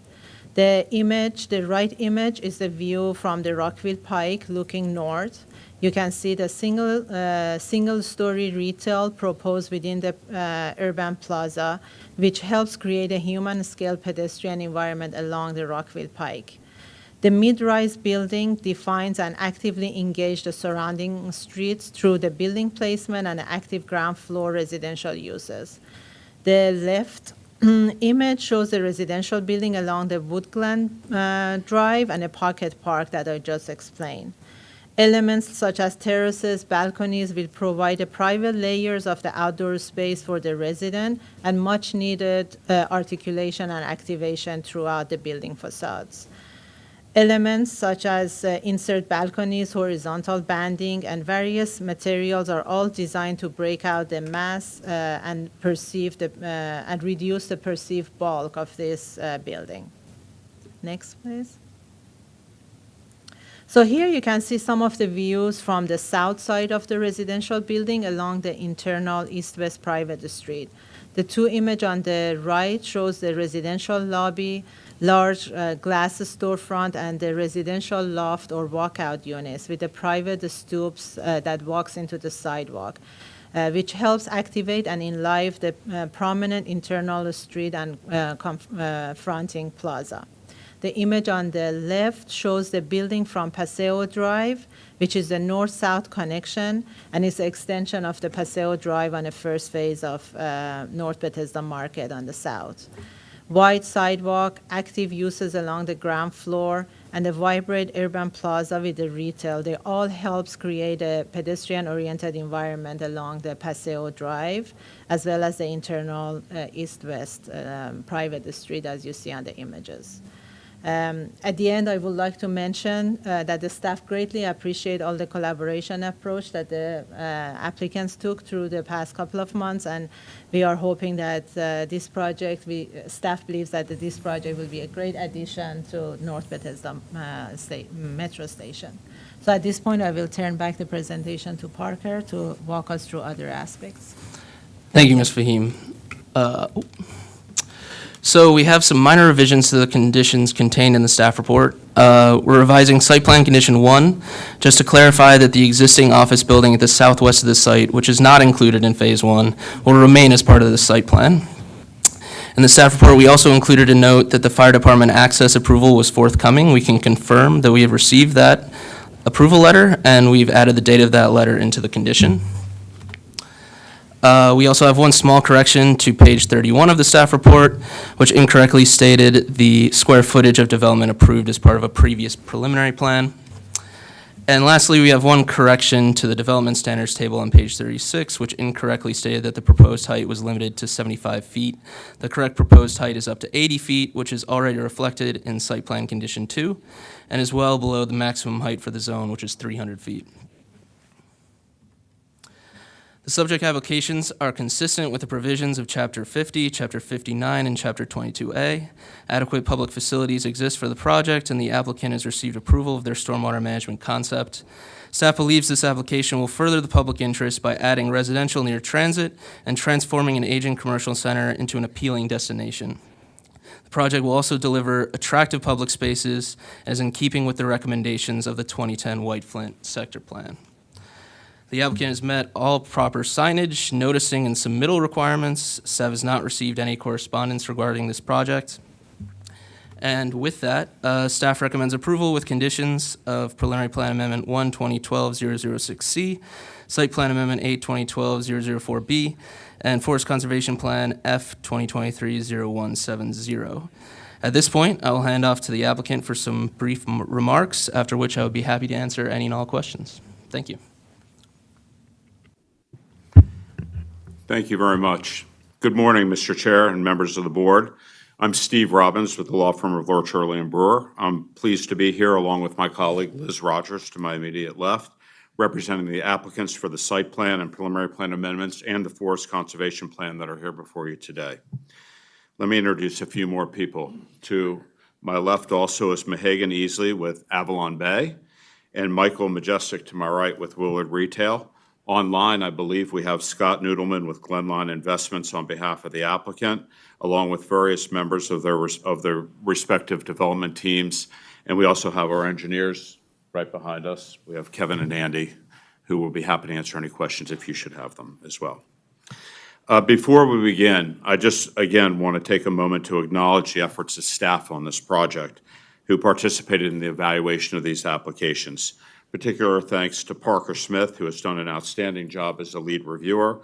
Also, Natasha Fahim, who, as you see, has done a very detailed and excellent job in reviewing the components of this application as well. And we really appreciate their efforts in making this project really a much better project than we started with, and something that we're really excited about.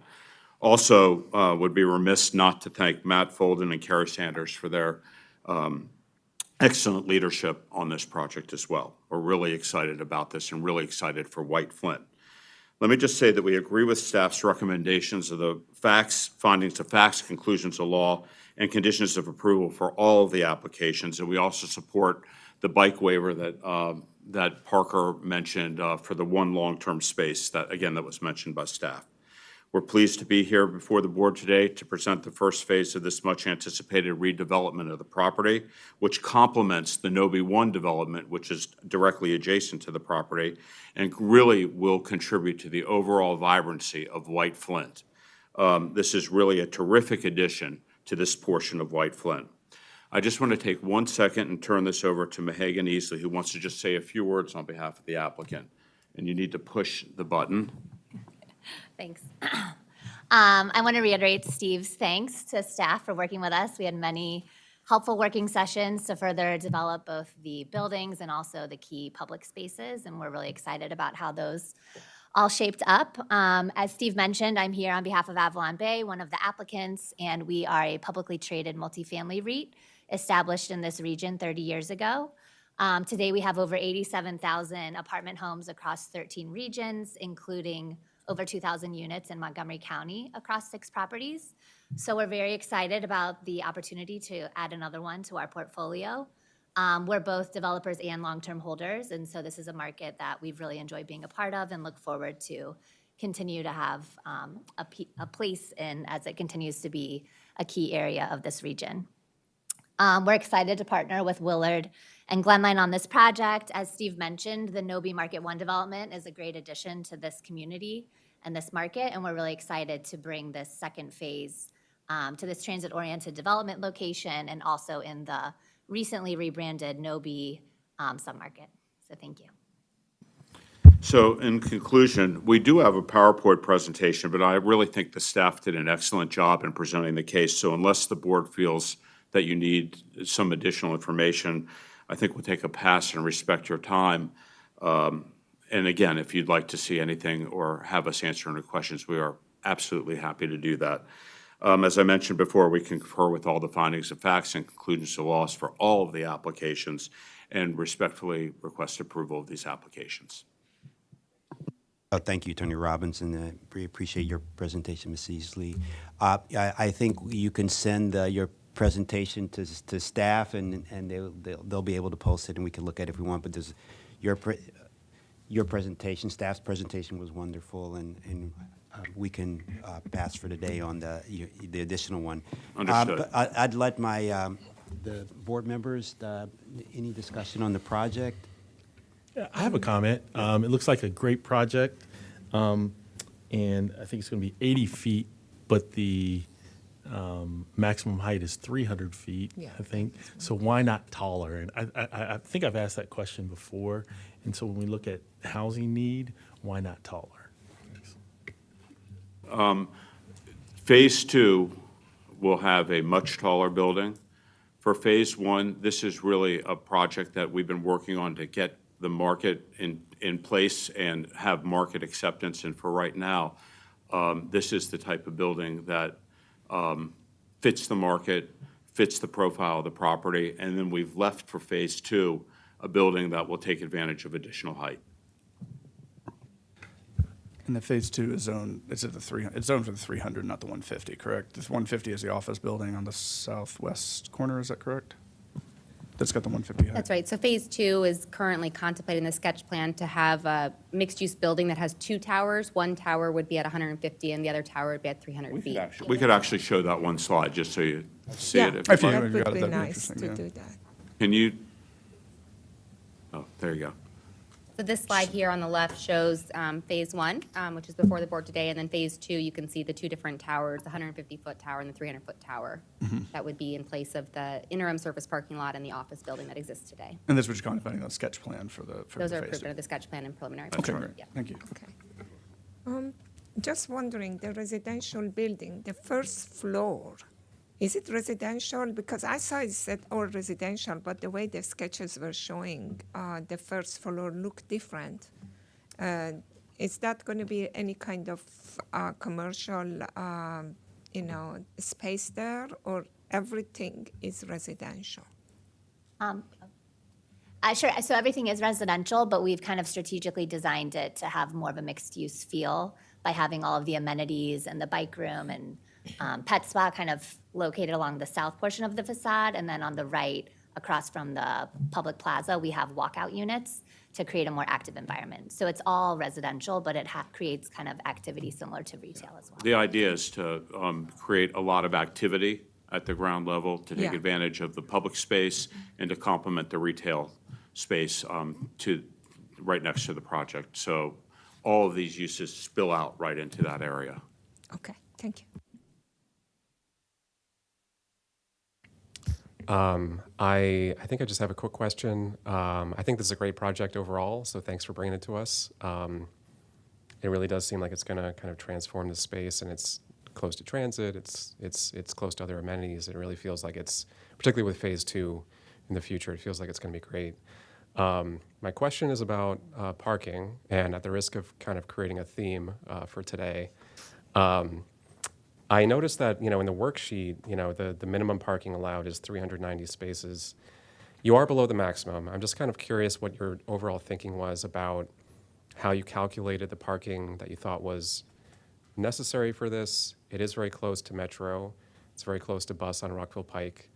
My overall goal, I think, is to reduce parking to the extent we can, and this feels like people have options in the general area. So if you could just talk through kind of how you thought about that, how you calculated what you thought you needed, that'd be great.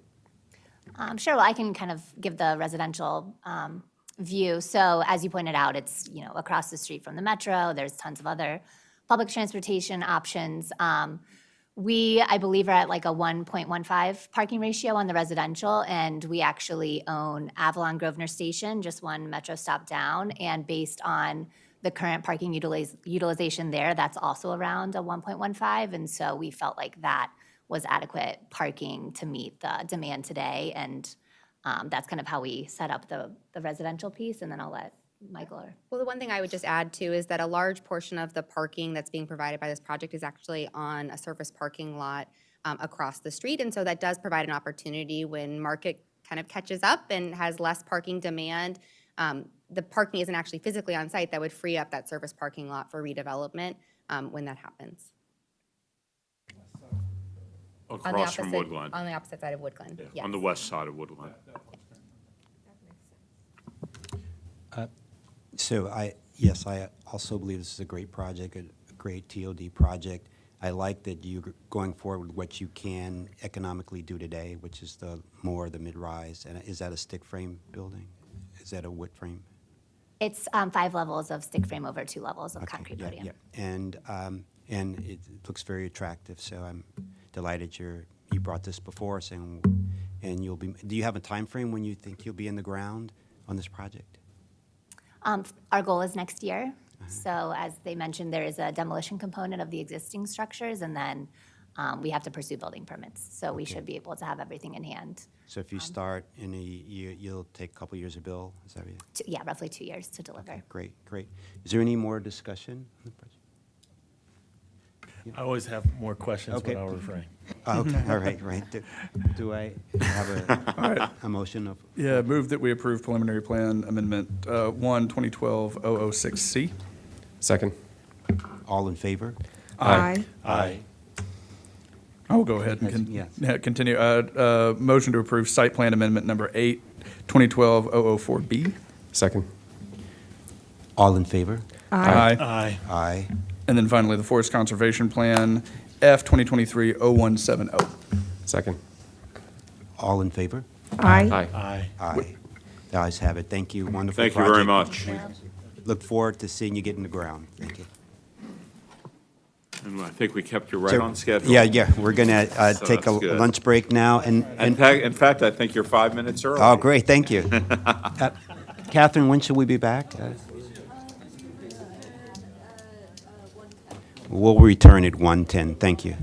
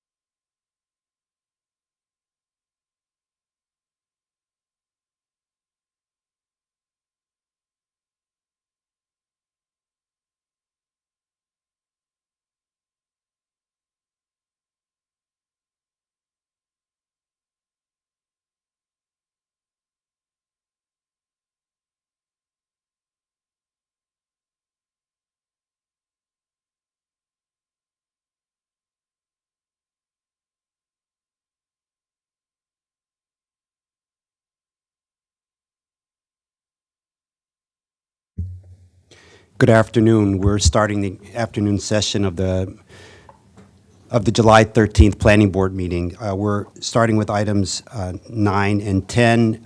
I will have to recuse myself on these two items.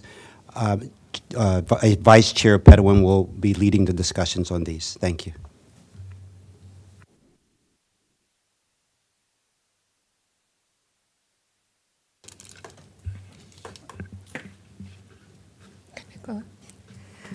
Good afternoon. This is Mitra Pedouin, and we are on item 9, MHP Nebel Street application for Montgomery Housing Partnership, site plan number 8-2022-015A. So I'm going to just have staff to do a presentation, and since there is no public testimony after that, we're going to go to the applicant. All right, thank you. Good afternoon, everyone. My name is Tamika Graham, and on behalf of the Mid-County Regulatory Team, I'm presenting the site plan amendment that's associated with the MHP Nebel Street site. Back in July, actually, of 2022, so almost a year to date, the board approved this project from the Montgomery Housing Partnership. It's transit accessible, affordable housing within our White Flint area. The volume of changes that are before you today for consideration are minimal, but because the scope includes changes to prior conditions, it triggers a major site plan amendment, and so that's why we're here today. Staff is proposing that the planning board approve this project with the conditions that are listed in the report, and along with some minor revisions that I'll present today. So just to orient you to the site, the subject property is within our Nebel Street district within the 2010 White Flint sector plan. It's at the intersection of Old Georgetown Road and Nebel Street. This area is walkable, it's bikeable, it's easily accessible to the North Bethesda Metro Station. That's about a third of a mile to the east along Rockville Pike. Just in terms of the site characteristics, there are some industrial sites to the north and south of the project area, but this is a neighborhood that's transitioning from industrial to more residential and commercial. And just to the west of the site, there is an existing low and high-rise multifamily residential structure. On the corner, there's also a Harris Teeter grocery store at the corner of Old Georgetown Road. And so just taking a closer look at the subject property outline in red, we're looking at we're looking at a total of 2.66 acres across two parcels. We have the north parcel that's zoned CR 3.0, and then the south parcel that's adjacent to the Harris Teeter grocery store that's zoned CR 4.0. So as I mentioned, this has been to the board for previous applications. In terms of the history, the planning board did approve a sketch plan for this site for up to 188,500 square feet of development for up to 165 units. Along with a sketch plan, public benefit points were approved. This came back in for preliminary plan approval. I'm sorry, was in at the same time for preliminary plan approval. And that was for the creation of one buildable lot for residential use and one open space parcel for the urban pocket green, which actually consumes the southern portion. So the plan also received site plan approval for a total of approximately 172,000 square feet of development for a total of 163 units, so slightly different than the sketch plan. It includes 25% MPDUs. Along with the residential building, this project will have a series of open spaces, including the one that I just mentioned, some nature overlooks. There's also going to be some green area near the entrance. And so this is a really neat project that the planning board approved. It includes a host of other pedestrian and bicycle improvements, as well as an environmental enhancement plan, which was really key for this site. So what brings us here today? The applicant is seeking this amendment to address really 3 different areas. The first is dealing with vehicular parking spaces. Secondly is with an update to the public benefit points. And then thirdly is with the overhead utilities. And so in terms of this requested parking adjustment, the building was approved with 143 parking spaces. The applicant has requested to reduce that number to 140 spaces. That's primarily because of refinements with the engineering. There's been some changes to the column spaces in the garage, and so that's where the reduction is needed. Now, when this initially came in, they did have a reduction in parking associated with the MPDUs. So the reduction that they're proposing in this amendment is actually tied to factoring in the non-auto driver mode share percentage goal that's associated with the White Flint plan. That was not previously applied, and so that's what makes this allowable under the zoning ordinance. That non-auto driver mode share within the plan is for 51% for residents, but the zoning ordinance allows a maximum of 20%, and that's being applied here. And so you can see here that even with the 140, that they're still within the minimum number of spaces that could be provided with those adjustments. So the second change with the public benefit points, again, under the sketch plan, they receive points for structured parking. And so this change is just to correspond with what I just mentioned, going from 143 spaces to 140. And you can see here where it's highlighted in yellow, the changes in the public benefit calculation is very, very minimal, but nevertheless, it is a change. And so we do need to reflect this on the updated plan. You can see that they're going from 253.3 to 253.2. And so in association with that, the applicant is also updating their architectural sheets to show the changes with the column spaces and how the 140 would be spread across the upper and lower tier of the parking garage. And so the final change that we're looking at under this amendment is associated with the overhead utilities relocation. And under the planning board's site plan approval, the applicant was required to relocate the existing 6 poles that are along the frontage on the north side of Neville Street underground into a conduit system. And that was primarily for substantial conformance with our master plan and with other documents such as our fire department access design guide, and also our advancing the Pike District Street guidelines. And so this requirement was really to address potential limitations in fire emergencies and also equity issues as they relate to what would be required for an affordable housing compared to market rate. And so I just want to underscore that that decision was really based on those issues and based on county code and those conformance with the master plan, as opposed to just strictly about the aesthetics of the front of the building and about some of the expenditures for that particular improvement. And so, and I've also provided the cross-section where you can see that scenario and how that discussion had played out with the determination of potential challenges.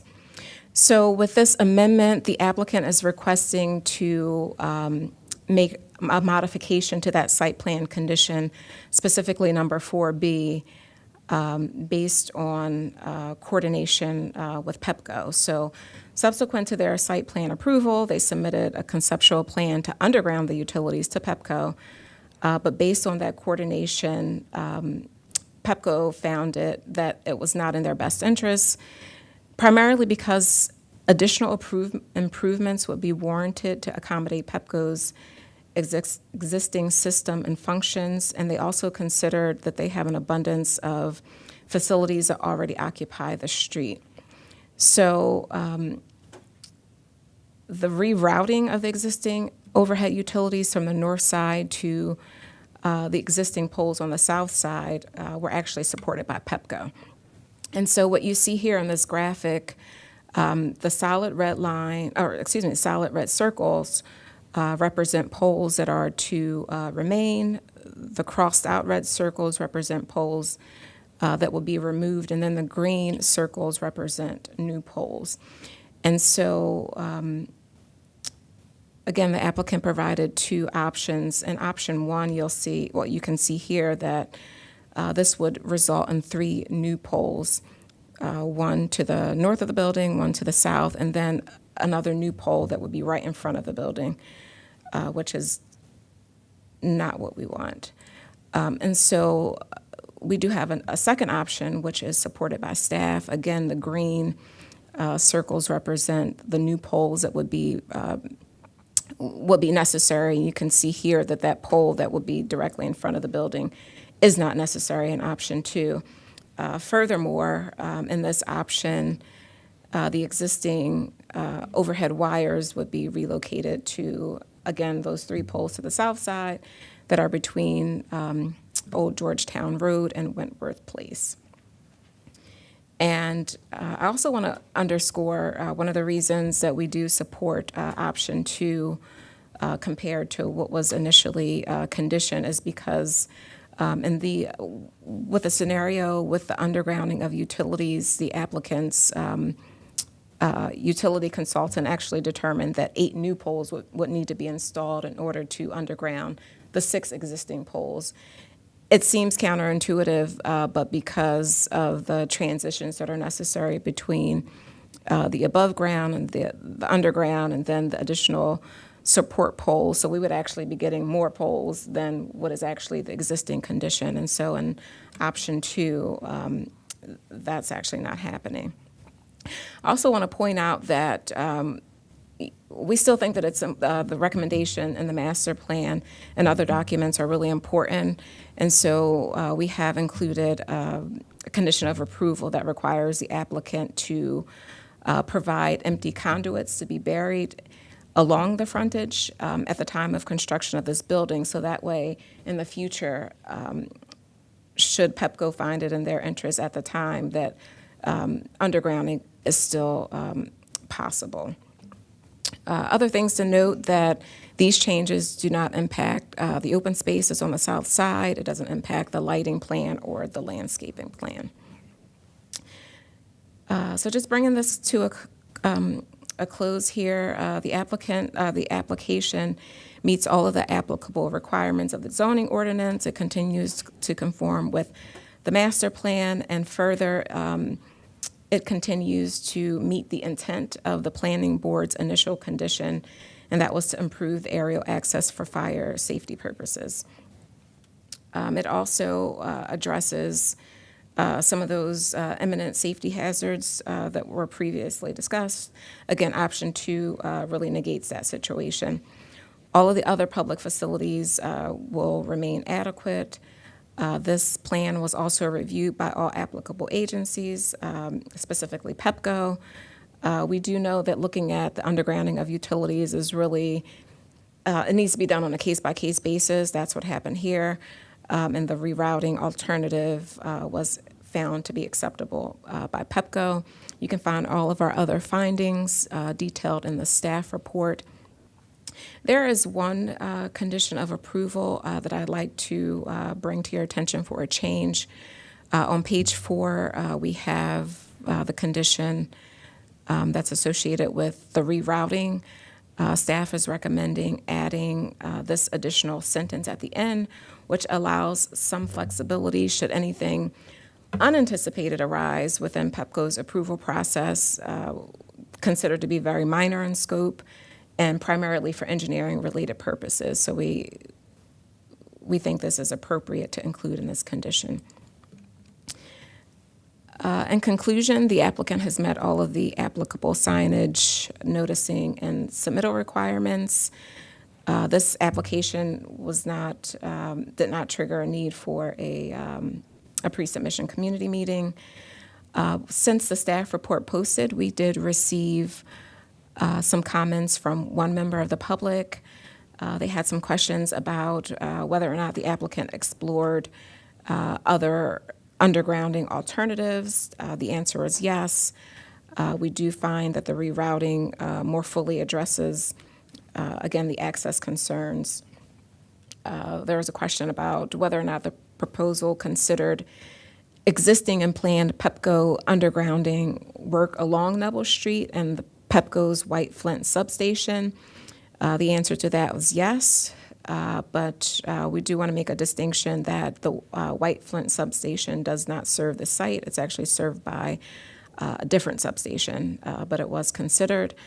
And then also, will there be impacts to the lighting plan? And the answer is no.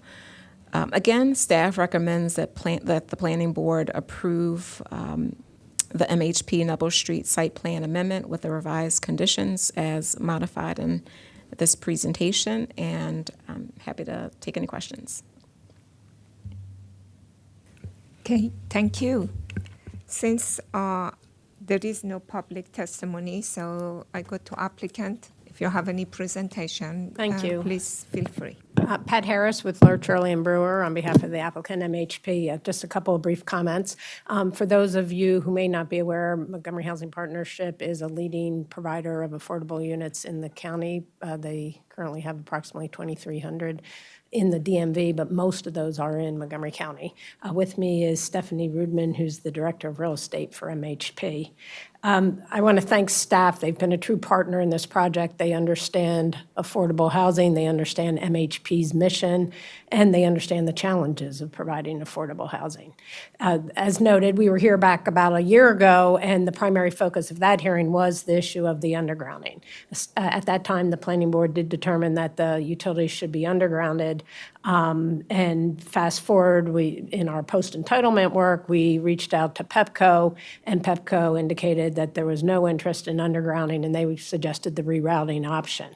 And as staff has indicated, in this instance, the rerouting actually is a preferred alternative because it does end up with less poles than any of the other alternatives. And so it's a win-win for this project. It's actually a win-win for the properties across the street because what ends up happening is those poles, which are currently immediately back of curb, are going to be moved further back. So we've improved that streetscape as well and sort of freed up the trees along that landscaping buffer. So it truly is a positive for the surrounding area.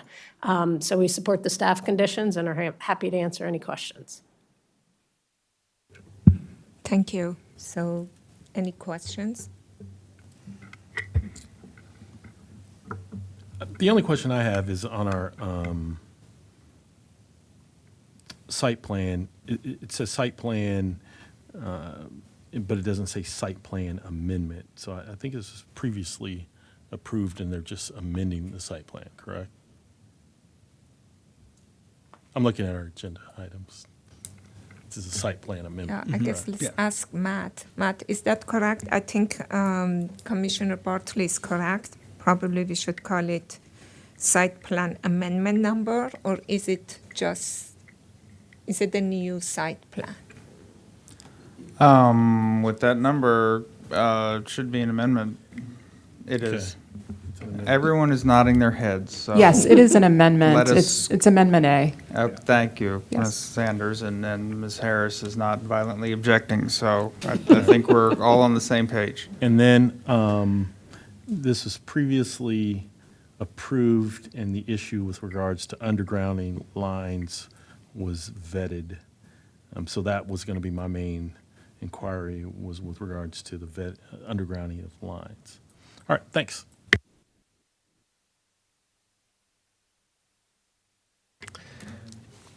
I just have one question. I understand that probably you have looked into it. With this new rerouting of the utilities,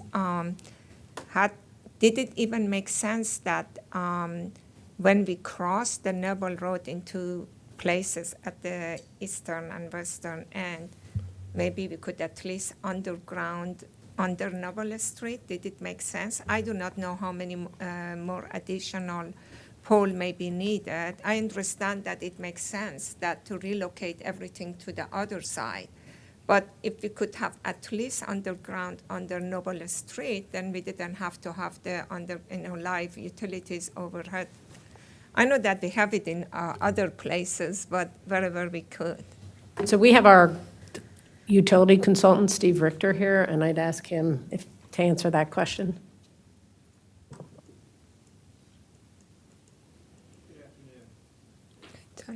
Good afternoon. My name is Steve Richter. I'm with Richter & Associates, and I did work for Pepco for quite a few years, and we've been in business for ourselves for about 30 years now. And I must congratulate you on your explanation, Tamika. That was fabulous. And if you want a job with us, please come work with us. You have a really good understanding of what's going on with the utilities. The challenge we have with undergrounding utilities is that Pepco's requirements are such that every time we do something with the utility pole, there's only one thing that can be done. So when we go underground on one side of the street, that's going to take a utility pole. And then, of course, we have another pole on the other side of the street that will have to rise back up again. Consequently, that would require 4 more poles in this situation if we tried to do the undergrounding just across the street that you're suggesting. So we would have to have a pole to go underground and a pole to come back up overhead in order to basically just cross the street. Does that answer your question? Yeah, Okay. yeah. I said, so you would have one additional at each end or 2 additional at 2 each additional at each end. end? Okay, Yes, ma'am. okay. Thank you. So do we have a motion? I do have a question in terms of location here. So I'm looking at Nebel Street and Old Georgetown Road, and there's it looks like a forest there. So is that the forest that's going to be trimmed back and the building placed there? Yes, that's correct. That's It's a existing curious site. forest because it's highly industrial there. So when you're traveling from, I don't know if it's a Giant or Furniture Superstore warehouse and railroad crossing from, I think, Randolph Road down that way. It's like industrial, and then it turns into the forested area. Is that complete forest going to be gone, or is it just half of it? The majority of it will be removed. There Okay. will be some that will be retained, but the majority is going to be removed. And I think, was that addressed in the first site plan hearing?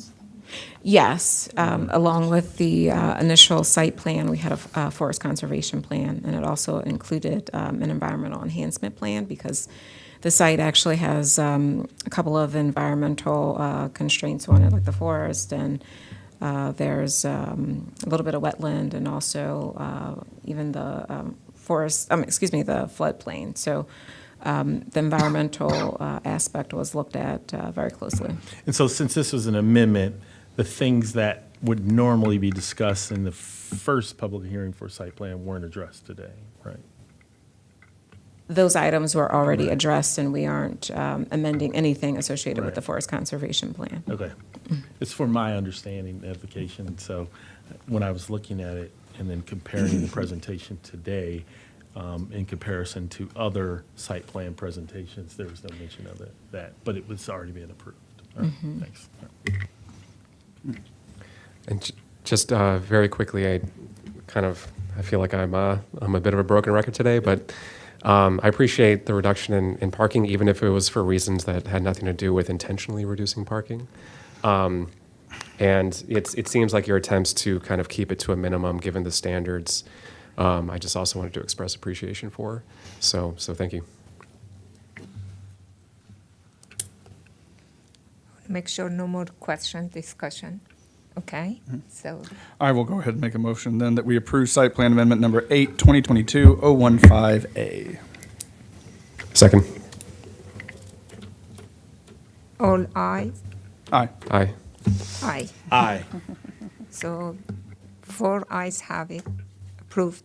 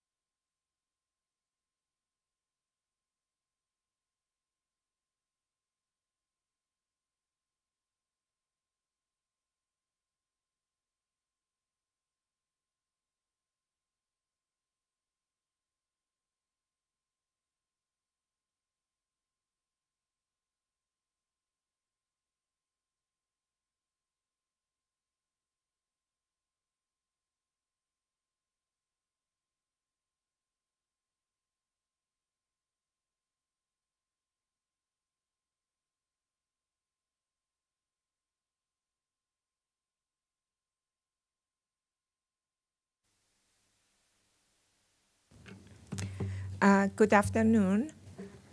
Chairman R.T. Harris is still recusing himself on this item. So we are on item 10, staging allocation request number 28200 for MHP Noble Street Site Plan number 82022-0150A, correct? This should have an amendment attached to it. So we're going to start with the staff presentation. And since there is no public testimony, then we go to applicant. Thank you. Good afternoon, board members and co-CEO with planning staff. For the record, there's a staging allocation request for MHP Nebel. In brief, a staging allocation request is a unique entity from the 2010 White Flint Sector Plan. It permits the board to allocate development prior to construction or building permit. This is a way to minimize sort of hoarding of development. So in brief, many of the parcels in White Flint, or now called North Bethesda, were quite large, and the council and the board, when the plan was approved, created this regime in order to minimize sort of hoarding of capacity. So some of the parcels, such as White Flint Mall, could accommodate up to 2,500 units, et cetera. So that's the sort of brief background on staging allocation. The board adopted prior implementation guidelines in 2011 that sort of lays out the various steps that are required regarding staging allocation. There is a resolution that will follow that sort of codifies the board's approval. So in brief, on White Flint, North Bethesda staging plan, staging regime is shown here. On the screen, the red numbers are updated from the 2018 sector plan that was done for White Flint 2, where the council increased the staging limits, both residential and non-residential. And then everything else is showing the different requirements, infrastructure requirements, primarily mobility-oriented, that should be implemented prior to the next phase of development sort of opening up. So the staging allocation process essentially draws down on that 4,800 units, 2.7 million square feet of non-residential in phase one. So this approval is, as Tamika noted previous item, prior approvals came to the board in 21 and 2022. And in terms of where we are on the allocation of development, so this map on the right shows the different areas within the planned area boundary where things have been allocated in the past. We've added in MHP Nebel as number 5. Most of the development in terms of allocation has gone to Pike and Rose since the 2010 sector plan. So there's a significant amount of additional residential as well as non-residential capacities within phase one of the sector plan. So our recommendation is to approve the staging allocation request 28200 since it's consistent with the approved site plan and there's development capacity within the plan area staging limits. If you have any questions, I'm here to answer them. Thank you. I do have a question. I would just like you to define staging for me, if you don't mind. Thanks. Sure. Several master plans in the past have essentially provided linking new development with infrastructure. So in terms of, typically a master plan would say within an area you could do 10,000 units and 6 million square feet non-residential. However, that development should occur in different stages or phases over time. This plan had recommended 9,800 new residential dwelling units and 5.69 million square feet non-residential. And then that number was phased out over 3 distinct phases. So staging essentially is trying to make sure that the development doesn't run ahead of infrastructure. So we've had previous plans where sometimes the infrastructure is delayed and the development occurs. What this plan and others have done in the past have sort of make sure that the development and infrastructure sort of occurs within a timely manner. And this plan is predominantly focused on mobility infrastructure.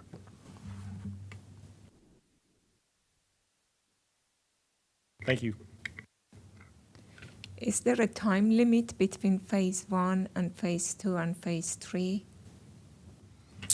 No, there's not a time limit. This is the original plan is a 25, 30-year plan. We're more than a decade into it. So no, there's no time limit on it. I think I will come back in September and give you an update on where we are on the staging triggers, et cetera, on this plan. The board is required to do a biannual monitoring report, and at that time, I'll get into more details regarding where we are in stage 1, et cetera. Thank you.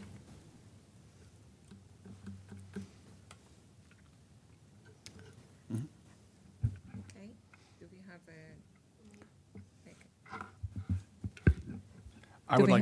I will make a motion to approve the staging allocation request number 28200 for the site plan number 8, 2022-0150. A. Sorry. Second. 8, 2022. Second. And let's vote. Whoever wants to agree, say aye. Aye. Aye. Aye. So 4 ayes, approved. Thank you.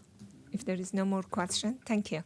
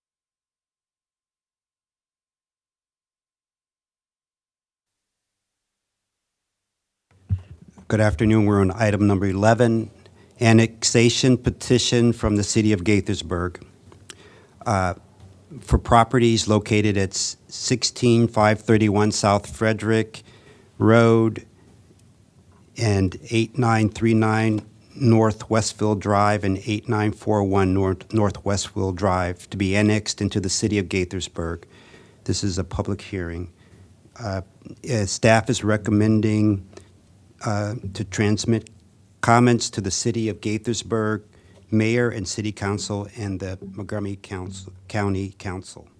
There's no public testimony.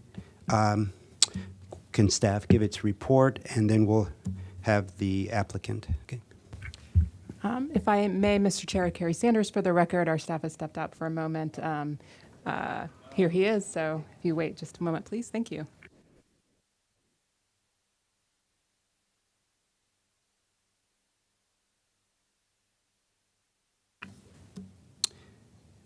Mr. Yearwood and Mr. Folden, we're ready for your presentation. Thank you. Mr. Chairman, board members, good afternoon, and Coach Yearwood. For the record, this item is the city of Gaithersburg annexation for 3 properties, Walnut Hill Shopping Center, 8939 North Westland Drive, as well as 8941 North Westland Drive. So, South Westland Drive, I should say. So some brief background. So 3 properties noted. This area is within the Great Seneca Science Corridor Master Plan. The existing zone, which is in the county, is commercial residential town 2.25 C 1.5 R 0.75 H 45. The proposed zones for the city of Gaithersburg are C2, general commercial corridor development. The image on the right portion of the screen is showing the maximum expansion limits within the city of Gaithersburg. The state annotated code sort of requires municipalities to show on a periodic basis what their municipal growth limits are, and this was done several years ago for the city of Gaithersburg. So as I noted, the area is primarily the shopping center, shown on the screen in terms of the aerial, as well as the annexation submission map, which is on the left side. The city, the 3 properties, as I noted, as well as a portion of the rights of way in terms of the adjacent roadways, including Northwestland. Recently, the city and the applicant / petitioners have agreed to remove Southwestland from the proposed annexation. So annexations are a sort of a unique entity, things that we deal with periodically. And there have been several annexations done by the city of Rockville, sort of within the last decade, within this part of the Mid-County area. But now we have this submission by Gaithersburg. So what you see on the screen on the left side is the existing zoning for both Montgomery County as well as city of Gaithersburg. So what's shown in red is the proposed 3 properties, including the Walnut Hill Shopping Center. The properties to the east, immediately to the east, are within the county. That's a residential area in the R200 as well as R90 zones. The CD zone is within the city of Gaithersburg as well as the RA. And then you also have west portion further west of South Frederick Road. You have additional county-owned property. So you've had these enclaves over time that's been created from a variety of annexations. So the master plan from 2010, the Great Seneca Science Corridor Master Plan, sort of acknowledges the future annexations of properties.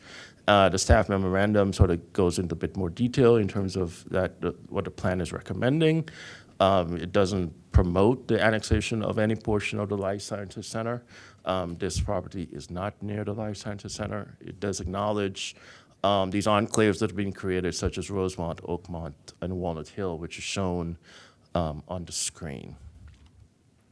As I noted earlier, the Annotated Code of Maryland sort of lays out the rules and procedures regarding how municipalities could annex portions of the county. In terms of our findings on this proposal, the properties as proposed are contiguous to the existing boundary of the city of Gaithersburg. Public notice has been provided. The existing and proposed land uses are quite similar in nature to the commercial residential town zone. Actually, for the general commercial C2 zone that the Walnut Hill Shopping Center will go into, will have a lower development potential, 1.5 FAR, in comparison to the current zone in the county, which is CRT at a 2.25. And then the other two properties, smaller properties, will go into the city's corridor development zone, which is sort of governed by the Frederick Avenue corridor plan that recommends building heights that are within a comparable number, roughly 35 to 45 feet, which is similar to the current CRT zone for the properties. In terms of, again, typically in terms of when we see an annexation, we would anticipate some amount of redevelopment coming forward from a development. In this case, there will be something in the near term in terms of the Walnut Hill Shopping Center property, in terms of having additional pad sites at the gas station. No long-term redevelopment is anticipated.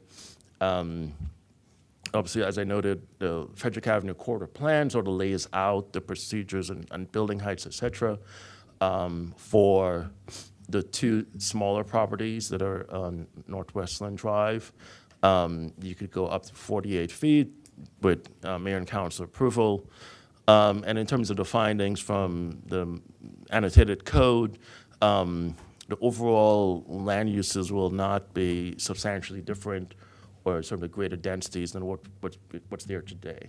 So that's sort of a key finding regarding this proposal. So our recommendation is to transmit comments to the City of Gaithersburg Mayor and Council, as well as the County Council. The proposal is consistent with the annotated code.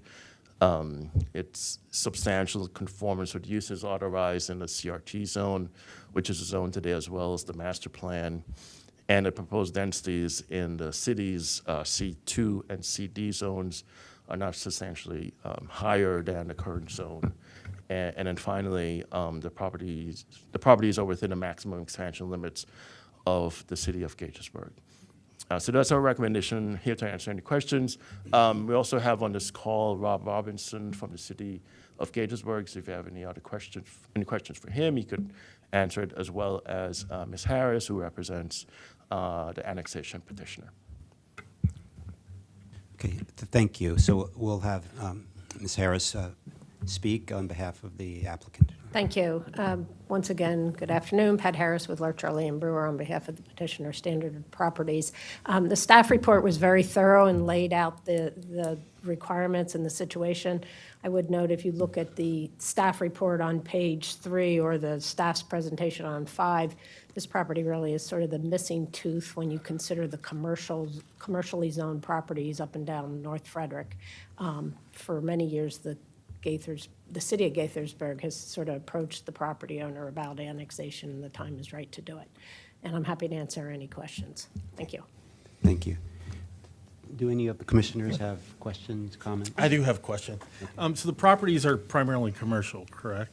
The Walnut Hill Shopping Center is commercial retail, and then the two properties on Northwestland Drive, one is improved with a restaurant, and the other one is currently vacant. But they're not residences No. for citizens? No, Okay. correct. And what municipalities currently serve these parcels with regards to fire and rescue? Are they part of the county or part of another city? I mean, they're currently located within the county. Okay. They're not Rockville. No, they're currently located within the county, but fire and rescue is countywide. And so that would not change irrespective of the annexation. Since they're not residential, my other questions were going to be about taxes and election district, but those are not relevant questions. Right. There are no voting residents on this property.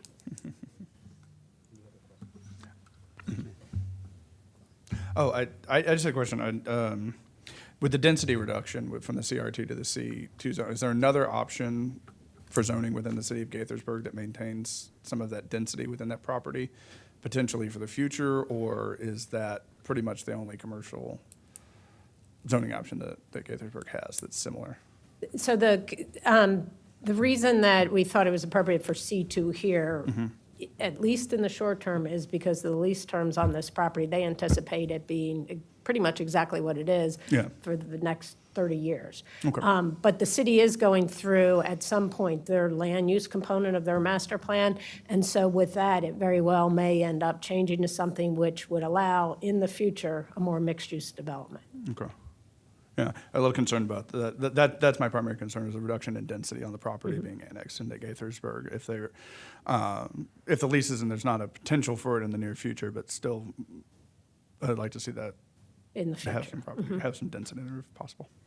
Who is the owner of this property? I don't see any name of the owners, but the owner of this Walnut Shopping Center, do they have any say in this? Are they in agreement, disagreement? They are the petitioner, and they are fully on board on this. Okay. So the owner is joint ventured with Granite Canyon Partners, and so Granite Canyon Partners, and unfortunately they couldn't be here this afternoon, but they have been doing the legwork, but they're JVing with the property owner, and the property owner is fully in agreement.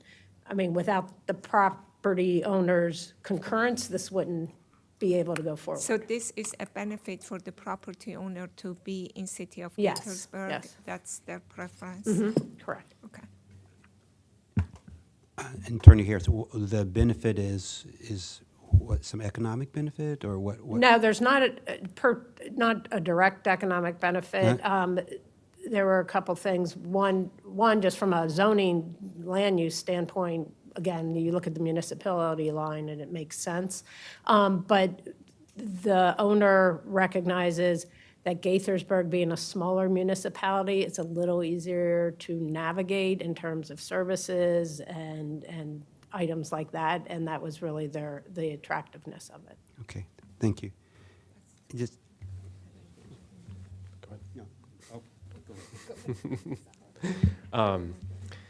I'm just kind of curious for my own information and, I guess, education. From the county's perspective, what are the relevant interests? Particularly because this isn't residential, it's a site that obviously is like in close proximity to that city. Are there specific interests involved that kind of are either explicitly considered, or was this sort of a straightforward, cut-dry case of none of the relevant county interests were kind of involved? Yeah, that's an interesting question. I mean, in terms of our review, much of it was cut and dry, but we did a focus on 355. So we have an interest regarding bus rapid transit on Frederick Avenue. So we give more information in terms of staff memorandum on that, and making sure that there'll be continuity between the work that we've done within the Shady Grove area as you go north of 370 into the city of Gaithersburg, that there's be continuous treatment there. So we did, from overall comprehensive looking at bus rapid transit, that's something that we're really focused on for this annexation application. Yeah, I have no issues with this annexation piece for the commercial piece, but just out of curiosity, when was the last time residential property was annexed? Do you have? I mean, the city of Gaithersburg has the right to annex all those yellow pieces. Is there a reason? Someone developed a plan, said, here's the pieces you can annex, right? This was what this says, right? And I just, out of curiosity, has someone annexed residential property in the past, in the in the near past? I mean, I can tell you that years ago, down on Shady Grove Road near the transfer station, it was, I don't know if it wasn't Zone CR because that didn't exist back then, but that was annexed into the city of Rockville for multifamily development, Mhm. but not a single-family residential neighborhood. I'm not aware of any, but it may exist. To add on to that, Carrie Sanders, for the record, in that particular instance, there, I don't believe it was a future development Yes. that was going to occur, wasn't an existing Correct. residential neighborhood Correct. that was annexing. And we see annexations, I would say, probably the most in the Mid-County division because we're, bordered by Gaithersburg and Rockville. But the annexations that we do see don't tend to be large swaths of residential development. Okay, great. For the Great, record, so, if I may, Rob Robinson, City of Gaithersburg. Chair Harris, I think a good way to explain this, again, because you guys don't annex, you get annexed from. The challenge with residential is, in order for a petition, the city, by and large, as an unofficial policy, doesn't unilaterally annex properties. We wait for petitions to come in. And for residential, any annexation, in order for a petition to move forward, you need 25% of the owners of the assessed value of the properties and 25% of registered voters. So for large-scale residential neighborhoods, you need to have a lot of people, because even if you hit that 25% threshold, say you go through the process, following essentially approval by the legislative body, it is then opened up for referendum, so it can be overturned. So oftentimes, residential annexations are a far greater challenge because you have many more players that have to be on board. Thank you for that explanation. So, no other comments? Do I have a motion to approve the annexation, the county recommending its approval of the annexation of these three properties? How should To transmit comments in accordance with what's been discussed today to the city and the council. So to recommend that we transmit comments to the city of Gaithersburg that were talked about today. I move to transmit comments to the City of Gaithersburg, Mayor and City Council, and the Montgomery County Council. I'll second that. All in favor? Aye. Aye. Aye. Aye. Thank Thank you. you.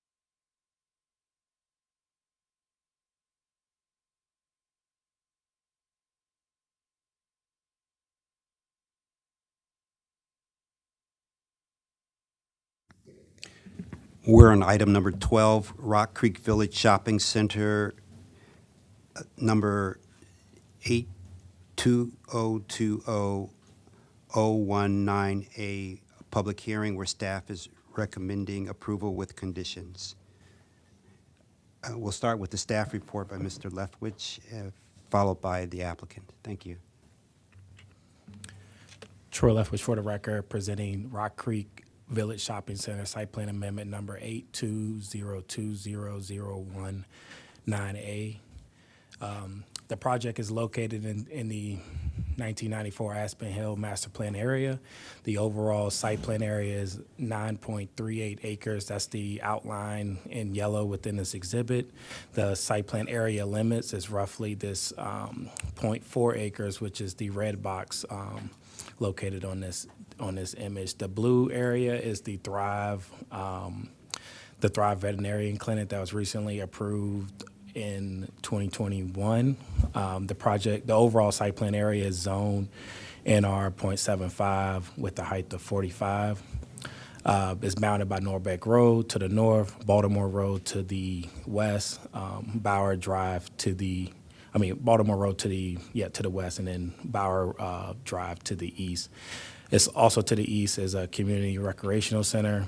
Errol B. Woods Middle School is roughly to the southeast. To the south as well is a series of condos, townhouses, and apartments. And then across the street of Norbeck Road is a series of single-family homes. And outside this image, the majority of the Rock Creek shopping center is surrounded by single-family residential. For reference of the board, these are images of the existing site plan area. It's a vacant former SunTrust Bank. So image 1 shows the frontage of that vacant bank. Image 2 shows the 3 drive-through that was utilized for the tellers.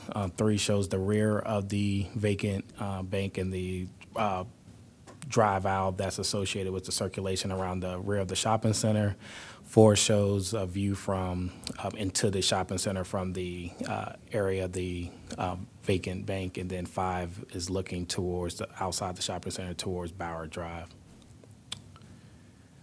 The proposal itself is to replace the existing bank with the proposed retail or proposed restaurant drive-through.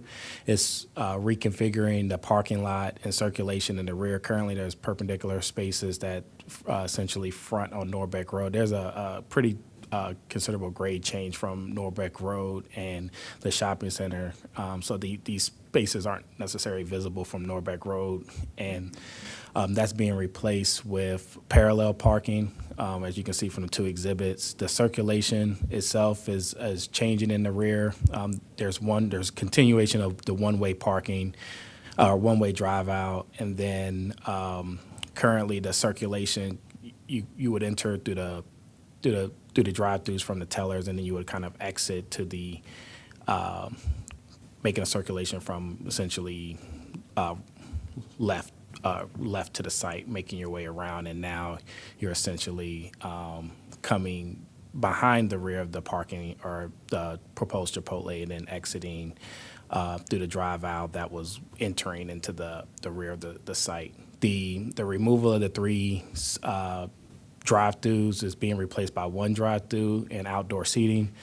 There is a order pickup window, not an order pickup window, but a menu or a pickup window, no order pickup window being proposed with this drive-through. It will operate through pre-order pickup, so essentially you would have to place your order on an app, and then you would essentially just, once you get notified that it's ready, you would pick it up at the drive-through pickup window. That pickup window is adding 45 square feet to the existing footprint, so that's where you're getting that increase of square footage. They're adding 55 interior seating and then 26 outdoor seating spaces for a total of 81. The 2 images below shows the front. The front is proposed with the facade of the proposed Chipotle, and then the image to the lower right is the rear of the proposed Chipotle use. As mentioned before, they are adding a landscaping island to separate the circulation between the drive-through and the drive aisle, and then the parallel parking. And then they're also adding additional ADA spaces that's roughly right outside of this image into the existing shopping center parking lot. The project meets all the requirements of Chapter 59, including pedestrian vehicle circulation, is adequate and safe and efficient to serve the proposed use, is consistent with the 1994 Aspen Hill Master Plan, and meets the requirements of Chapter 22A. Through this review, we did receive concerns expressing the need for a traffic study. Also, there was concerns in regards of pedestrian safety, particular minors crossing from the middle school into the shopping center and the proposed recreational center, or not the proposed, the existing recreational center. And then there's also concerns about the traffic flow entering and exiting off of Bauer Drive. In regards of the traffic study, within the scope of this project, the change in use from the vacant bank use to the proposed restaurant use is under that 50 trip threshold according to LATR. In regards of requiring a traffic study, the proposed use is increasing a net of 43 increased trips, so that's under the threshold to require a traffic study. In regards of the pedestrian safety and egress and entering and exiting Bauer Drive or the shopping center itself, we kind of broke it up in two components within the staff report. We felt that a lot of these elements was the existing condition. So whether the amendment or proposed amendment will go forward, that some of these concerns should be kind of looked at and addressed now. So we broke it up with looking at Bauer Drive and Norbeck Road, recommending that the community express those concerns to traffic operations with MCDOT to kind of assess whether there's issues with timing within the intersection within Bauer Drive and the shopping center within the traffic light, and they can also look at the timing within Norbeck Road, and then also assess the pedestrian safety crosswalks and sidewalks within Bauer Drive, since that's existing public right-of-way. We also recommended that, and ultimately think it's the biggest component is the existing shopping center, how the lot is actually being managed and maintained now. Currently, there's an existing rear parking lot that's being underutilized. Just for the board's reference, to really access this rear parking lot, or just in general, the access points of this shopping center is roughly the Exxon station right here at the northern corner of Norbeck and Bauer. It's two-way access with no signalized to Bauer, and then it's a two-way access with a signalized intersection on Bauer Drive, and then there's this two-way access here to get to the rear parking lot. And as mentioned before, the traffic flow of the parking lot is essentially one way here, so essentially the two-way component is only here, and this area here is under not necessarily visible or noticeable, so we felt that the existing shopping center could establish wayfinding signs or even promote within their own current operations with their tenants and their property management to either promote or require their employees to park in the rear, and then there's some tenants essentially that are those users will be there a little bit more, whether it's the barbershop or the hair salon or the sit-down restaurants. And essentially, those locations are actually closer proximity to this rear parking lot, especially if the parking lot is more utilized through peak hours, especially if you had to park closer to Bauer Drive. So ultimately, our recommendations with those two folds was to utilize the traffic operations component from the public right-of-way, but ultimately look for ways within the existing shopping center with the coordination with the property owners and tenants to utilize the parking lots more efficiently, since there seems to be adequate space. I'll let the applicant, when they present to us, to provide more information, since we got a number of them here to speak to some of these issues that came up through this review. There was one red line change for the board on page 17 of the staff report. We referenced the wrong date in regards of this traffic statement that was provided by the applicant is 2022, not 2002. So that was the only red line change within the staff report. So we wanted to get that on the record. And at this time, we are recommending approval of Rock Creek's Village Shopping Center Site Plan Amendment 82020019A with conditions contained in the staff report and red lines changes presented in the presentation. Okay, thank you, Mr. Leftwich. Does the applicant have anything to say today? Good afternoon. For the record, my name is Jody Klein, attorney with the law firm Miller & Canby, representing the applicant today. I'd probably love to regale you with the advantages of when you leave here, how easy you could get dinner on your way home tonight. But knowing where you are on your agenda, I'll just say that the conditions recommended by the staff are acceptable to the applicant. We're here with the whole team, everybody, to answer any question you might have. I will ask Mr. Spot, the manager of the shopping center, what he did in response to the comments we got from staff about utilization of the large parking field or better utilization of the back parking field. Mr. Spot? Sure. For the record, Larry Spot with Rappaport. We are the management company for the owner.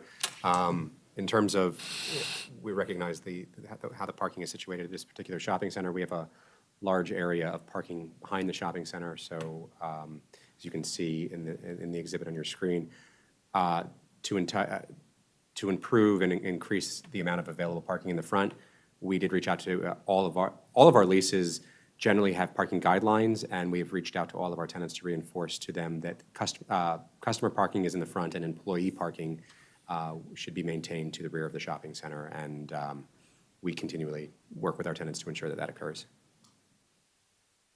Does the board have any questions about any other subject that we could address for you? Yeah, so you're saying, is that part of their leases that they're supposed to park? Or can you amend? I'm just saying. So they're in the rules and regulations of our leases, we do have general employee parking. I can't say that every single lease has it, but our standard form lease I know does. That their employee parking and parking from time to time can be modified by the landlord, and where we can designate where employees are to park. So what we have done is gone out to all of our employees and reminded them where they're supposed to park. Okay. I think also there was some comments about I don't know if it's on your land or the county-owned land, but some bushes were getting tall and it was hard to see around them. So I don't know if that's true or not, but if that is the case, is it up to your company, or can you trim those bushes and whatever so that that it's easy to see as you're coming out? If this was a comment from the community, it's not one I'd heard about before, Mr. Harris, so maybe if you can tell me where the problem is. I can tell you the hedgerow along Norbeck Road is the best maintained hedge in all of Montgomery County. Right. It's just beautiful. So if there's a problem in the back, I don't think we had heard about it. I thought I read something in one of the community, I could be wrong, but I thought it was something like that.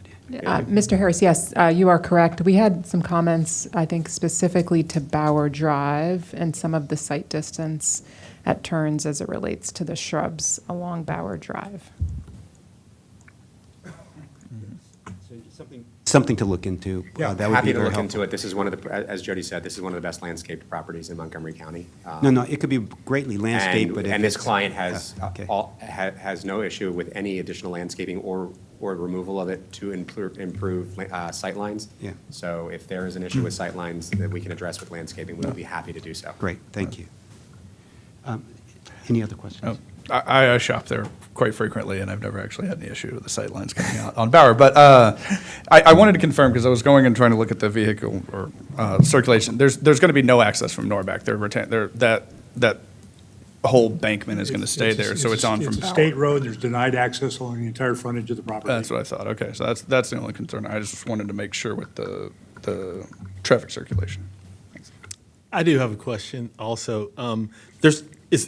There's not going to be a drive. This is not going to be a drive-through Chipotle, right? You're getting rid of the drive-through that the bank was there. Had there. How much time do you have, Mr. Barr? It just this is what we'd love. seemed interesting. You're doing away with the drive-through and you're putting seating in the drive-through area, correct? So we'll start. Let me just tee it up and say the phrase you're going to hear is Chipotle Lane, and Mr. Spot's going to explain what that means. Yes, and we also have representatives from Chipotle to, if there's further questions. But we are removing the 3 bank teller drive-throughs that currently exist that service the SunTrust. in exchange, well, not in exchange, in response to Chipotle's needs, as you see on the bottom left drawing there, rendering, there is a pickup window. But it is a pickup window in the sense of literally just to pick up. So this is not your typical, let's say McDonald's, where you go, or let's make it even worse, Chick-fil-A, where you go and there's a long line and there's a menu board and you decide what you want. In order to purchase anything from Chipotle, you either need to go inside and make an order, or you need to use your phone, and prior to arriving, you would punch your order in, and it will actually tell you at what time your order will be ready. When you come over to pick up to the shopping center, your order is ready, your phone would say that, you come and pick it up. So there's no inline queuing ordering. It is purely, rather than hopping out of your car and running in to pick up your order, you're driving through, an individual will open the window, hand you your food, and you'll give them your number. That part I actually don't know. You'll identify who you are, you'll get your food. And Right. we're happy to, and Karen Chipotle is happy to, if you have more questions on the operation. No, I think it's similar to a feature that it's, I think, pickup only in Briggs Cheney. Yeah, that is the model. That is That's the correct. model. Yep. Yep. And then, Mr. Leftwich, thank you for your presentation. I didn't realize there was underutilized parking in the back of the building. It was a great graphic to provide. Thanks. Appreciate it. Thank you. Any other comments, questions? Yeah, well, thank you, Mr. Spot, for coming. I mean, it's great to have the shopping center owner here to be able to comment on community issues or things like that. So thank you. You're welcome. If there are no other comments, do I have a motion to approve? Yeah, I'll move that we approve the Rock Creek Village Shopping Center 8, 2020 019A amendment. I second. All in favor? Aye. Aye. The ayes have it. Thank you so much. And we'll take a 5-minute break, and we'll be back. Thank you.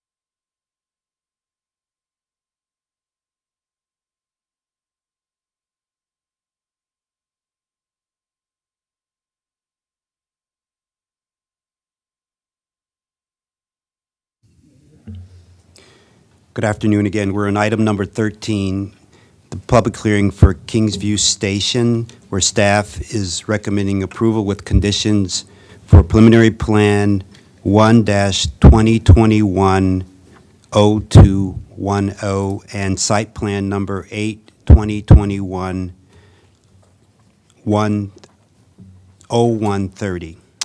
First, there's no public testimony, so we'll have staff, Mr. Server and Mr. Sigworth present, and then we'll have the applicant make a presentation. Thank you. Good afternoon, members of the board. For the record, my name is Jeff Server with Up County. Before you today is Kingsview Station, preliminary plan number 12021-0210, and site plan number 82021-0130. Staff is recommending approval of preliminary plan 12021-0210 and site plan number 82021-0130. The scope of these applications is a request to create 61 lots for townhomes, which would include 12.5% MPDUs.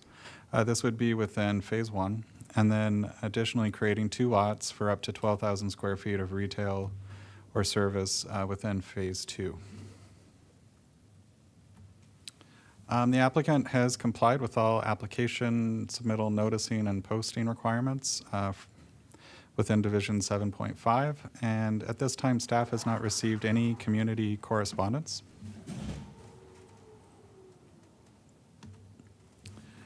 In looking at the subject property, the property is zoned CRNF. It's located at the southeast corner of Clopper Road and Germantown Road in Germantown. Lehman Farm Road is located just to the south. The land to the east is zoned PD11. It has an existing park and ride lot, and just beyond that is Kingsview Park. There is R200 zoned land that's to the north, south, and west of the subject property, which includes a mix of single-family detached and attached residential. To the south is the Millstone development at Kingsview, and to the north is the Fountain Hills community. And then just due west is a fire station and a church. In looking closer at the site, the image to the right, you'll see a red outline which designates the subject property, and then a purple polygon inside which is denoting what is the site plan area. And we'll go into this in more detail as we go. Looking at this though, Liberty Mill Road extends from the north to the south. So if you look at Clopper Road, and then just extending below that is an existing alignment of Liberty Mill Road. There's a Pepco parcel just due west of this, and that is located in this area right here, in between these two red areas. There's a stretch of overhead power lines that extend from the north to the south that is aligned along Liberty Mill Road. We'll see that in more detail shortly. The site slopes generally from the north to the south. It's located within the Middle Great Seneca Creek watershed, and the subject property has some substantial environmental constraints, and those are located primarily within the southwestern and southeastern portions of the subject property. The proposal, initially with the preliminary plan within phase 1, it's to create 61 lots for townhomes. And within phase 2, it would be to create 2 lots for up to 12,000 square feet of retail space. This would require a future site plan application. As a part of the proposal, it would extend Liberty Mill Drive. So we saw the existing alignment, and this would complete that alignment down to Lehman Farm Road. There's a recommendation to underground the overhead utilities and provide frontage improvements. In looking at the previous approvals, there was an LMA done on the subject property. It was approved by council back on February 19th of 2020. The image to the right is showing the layout as it was approved per the LMA. The LMA rezoned the property from R200 and R200 with TDR 6.0 to the commercial residential neighborhood floating zone, the CRNF zone that we're looking at. And this LMA approval included 3 binding elements, the first of which was to provide no more than 12,000 square feet of commercial building area, not to provide no more than 61 townhomes, and a maximum building height of 50 feet. These are exactly per the proposal before you today. And looking at access and parking, the image to the right shows the circulation for both sidewalks and vehicular pedestrian, or vehicular access. I'm sorry, go ahead. Apologies for that. For the record, Chris Van Alstyne with Up County Transportation. I can continue from here with the transportation components of this application. As mentioned, there will be two proposed public roads, an extension of existing Liberty Mill Road through the site from Clopper Road to Lehman Farm Road, as well as the construction of new Public Road A that will tee into Liberty Mill Road from Germantown Road. As we'll get into in a minute, there are some fairly extensive frontage improvements along all three of the existing public roads, as well as we'll get into some offsite improvements. Internally as well, there will be private alleys to serve all townhouse units. They will be what we call rear-loaded, so garages will face the alleys and not the public streets. There will also be parallel parking allowed on Liberty Mill Road, and for the commercial uses, there will be, in subsequent site plans, surface parking lots. The frontage improvements, long story short, along the three major roads, Clopper Road, Germantown Road, and Lehman Farm Road, the frontage improvements will be the construction of 11-foot wide asphalt side paths. Those are titled A, B, and C as marked on this slide here. I'll get to details on this in a minute for each of these improvements. Just a broad picture, there have been some conversations on where these requirements for specifically an 11-foot wide side path come from. This is partially from the applicant and partially just we do have some new members of the board, so I'm glad to meet you all. And as an introduction to the bicycle master plan and side paths, we do now subscribe to having an 11-foot standard for all side paths. I should also mention what a side path is, and this is exactly as the title says, it is a path that's on the side of a road. It is typically a shared use path, so it's both for cyclists and pedestrians. As you get into denser, more heavily populated areas, we do want to have dedicated space for both uses, but for the most part in Up County, they are primarily shared spaces. That specific 11-foot standard, as shown on screen, is mentioned in page 10 of the Bicycle Master Plan Design Toolkit. That 11 feet is required to enable side-by-side travel. That's in particular for cyclists trying to pass, cyclists trying to get around pedestrians, and just to make sure that everybody's comfortable. Anything less than that has been determined to be either uncomfortable or some sort of detriment to both pedestrians and cyclists.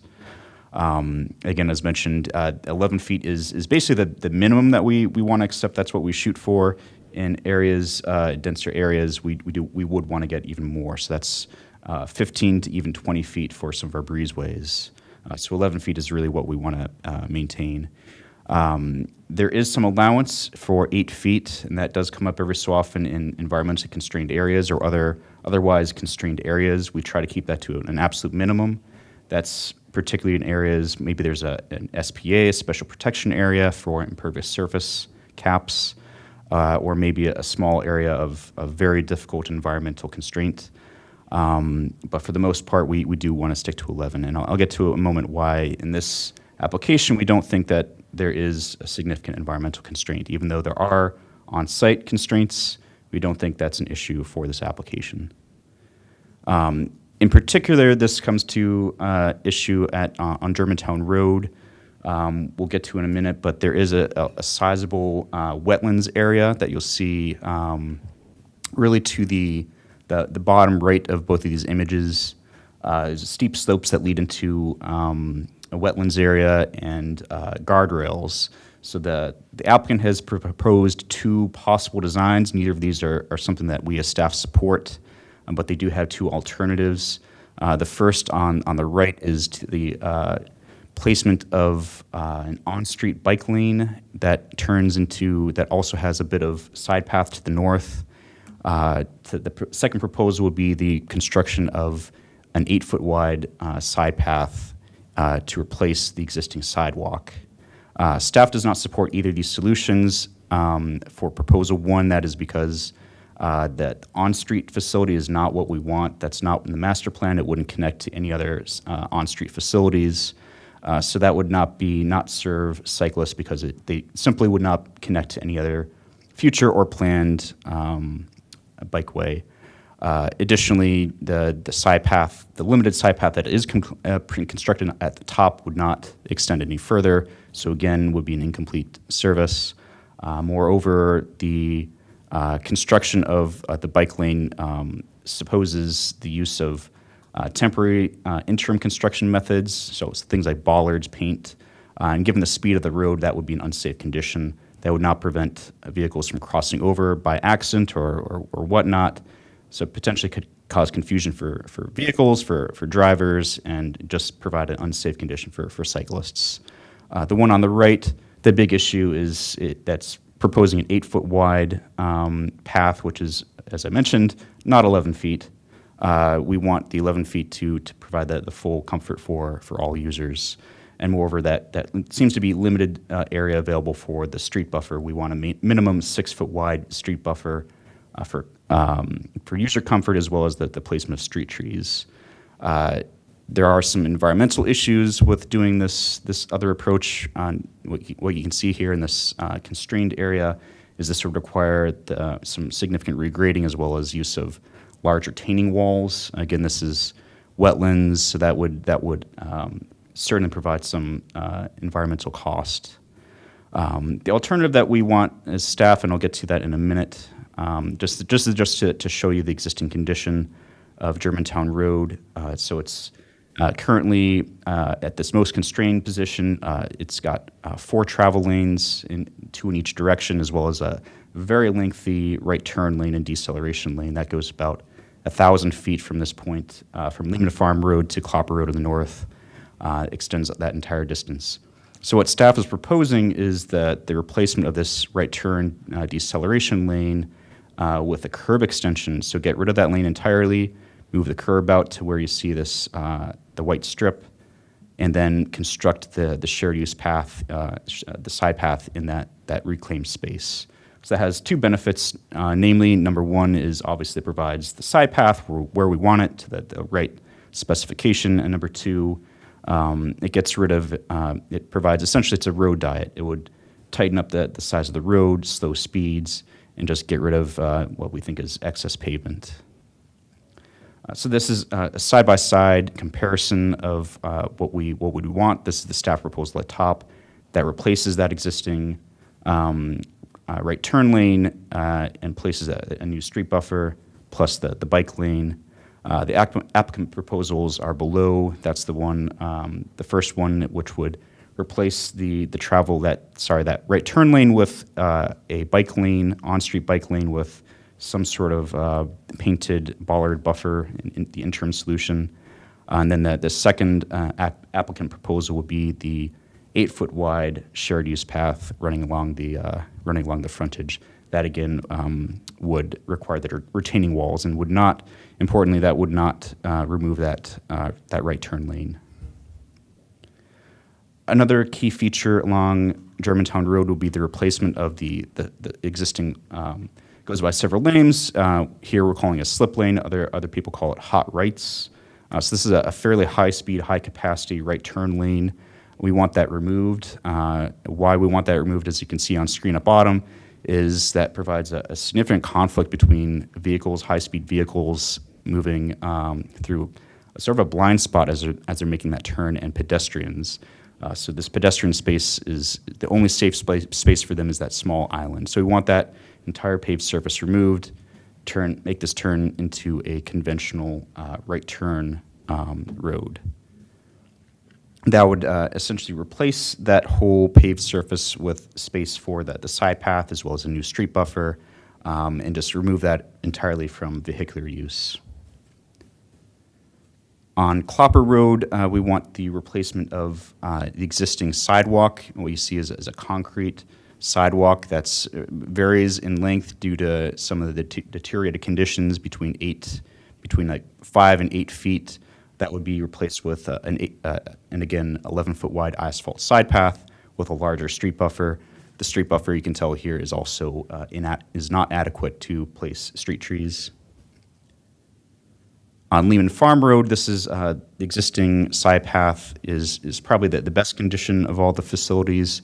However, it is still only 8 feet wide at present. We do want that to be upgraded to 11 feet, again, to meet our current standards. The issue with this is there are, of course, constraints where you see the railing here that is fairly steep slopes, so that would require some regrading and or replacement of all these street trees.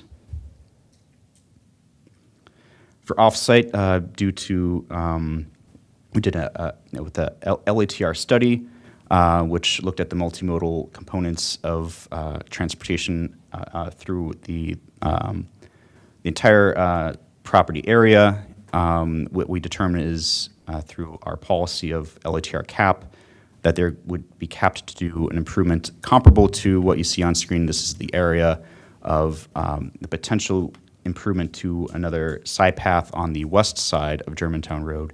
So the applicant's side is the area in yellow.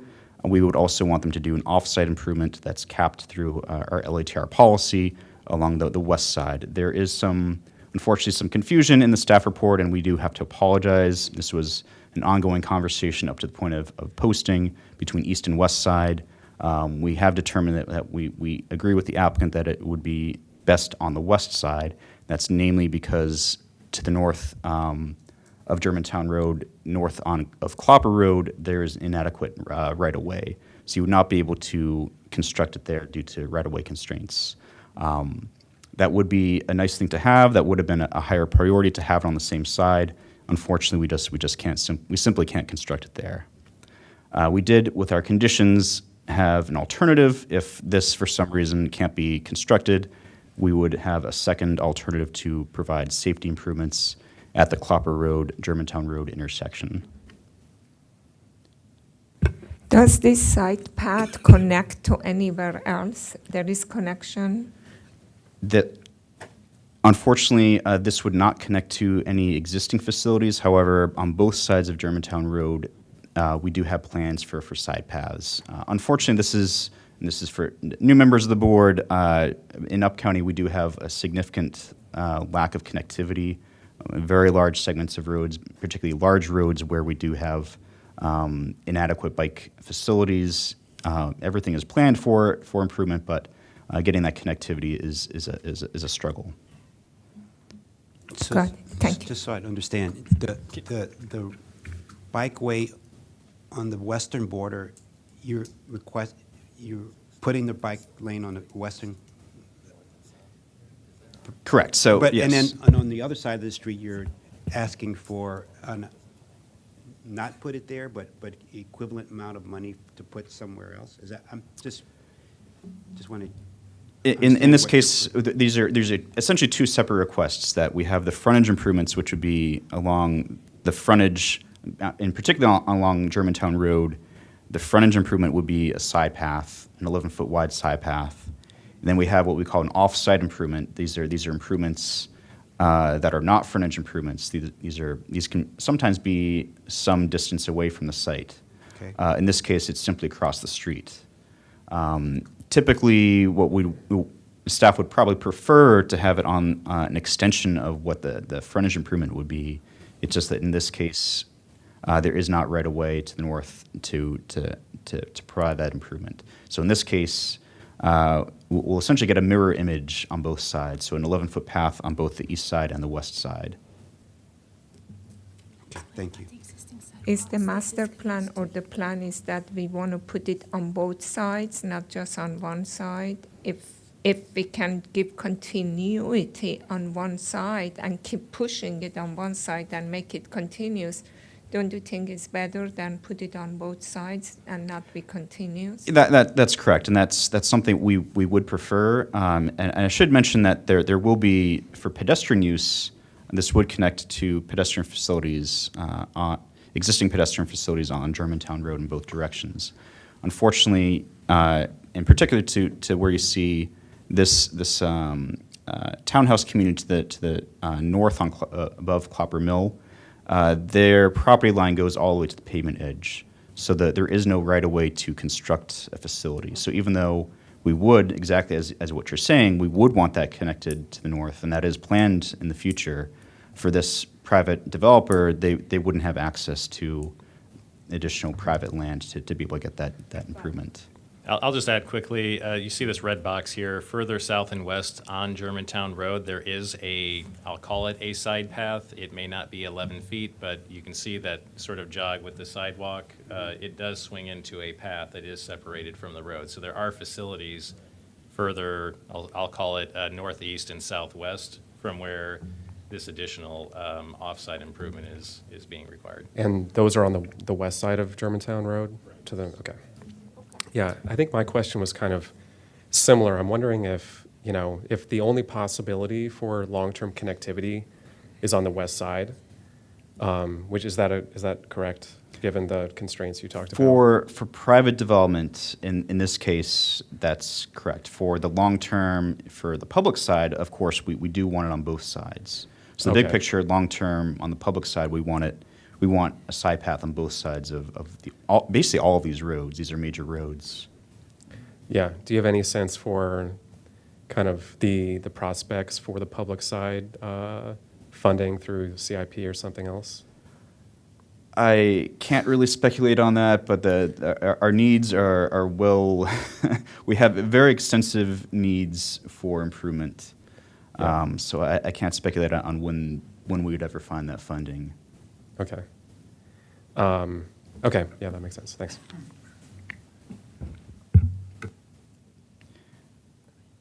And then just to circle back on that point on switching from the east and west side, we did make this minor correction to plan condition, as you see on screen. So it essentially would be replacing east and making sure that's west, and just mentioning that this is in the vicinity of the intersection with Clopper Road. So that is what you see on screen. The rest of it is maintained, so that kind of contingency to allow the safety improvements, that's maintained.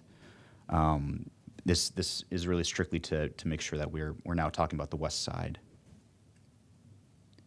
And I can kick it back to my colleague Jeff.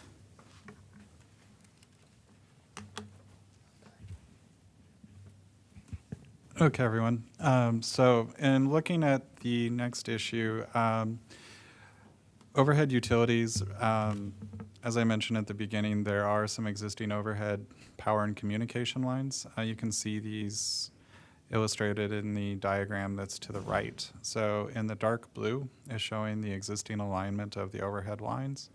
In the purple to the right of that is showing sort of the staff recommendation for undergrounding the utilities.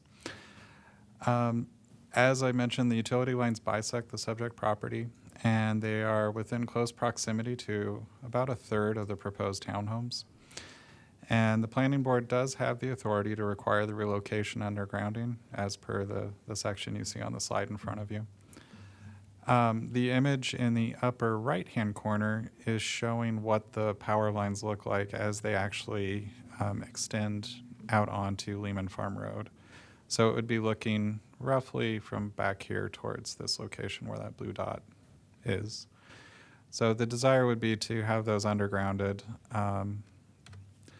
for a number of reasons. The subject property, as I mentioned earlier with the LMA, was rezoned to a mixed-use floating zone for the specific purposes of developing this property with townhomes.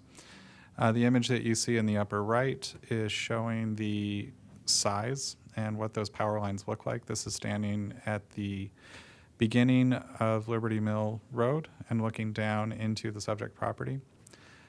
Staff's recommendation is based on safety, resilience, and design excellence.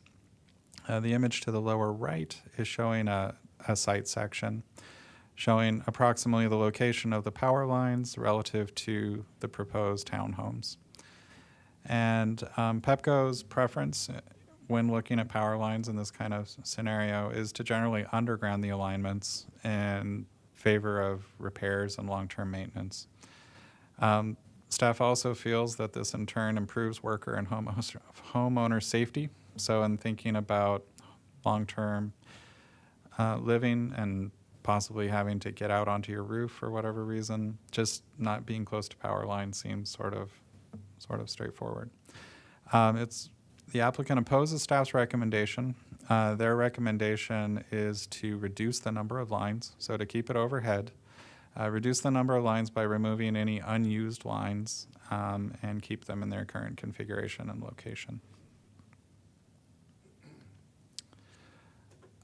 Moving on, looking at the Germantown master plan, the subject property is denoted by a red star. It's located within the eastern portion of Clopper Village section of Germantown. This is identified by the CL6. Master plan recommends a village center that would be to the west of the subject property, so across Germantown Road. The master plan further recommends garden apartments at a range of around 11 DUs per acre. The proposed development is below the 1.0 FAR, but it does include a mix of residential and commercial use. And it's worth noting that the residential development does contribute to a mix of single-family attached per the master plan recommendations. In summary, the preliminary plan conforms to the master plan. Public facilities are adequate. It complies with all the provisions of the subdivision regulations of Chapter 50. Proposed lots are appropriate to size, shape, width, and orientation for the proposed uses, meets all the applicable standards for the CRNF zone, and complies with Chapter 22A for forest conservation and Chapter 19 for stormwater. Moving on, I'm going to talk about the site plan. So the site plan, as mentioned previously, falls within what they're calling Phase 1, and this would include the 61 townhomes with 12.5% MPDUs, so it would equate to 8 units. And looking at the common open space, they are exceeding the minimum requirement of 10%.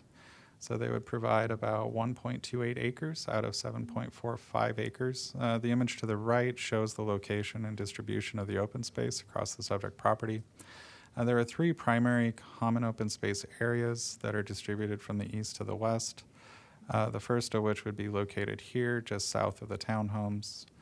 The next one extends here on the west side of Liberty Mill Road. And then the third one is over here on the east side of Liberty Mill Road. The open space areas include a grass area lawn, a play area, and numerous picnic and seating areas.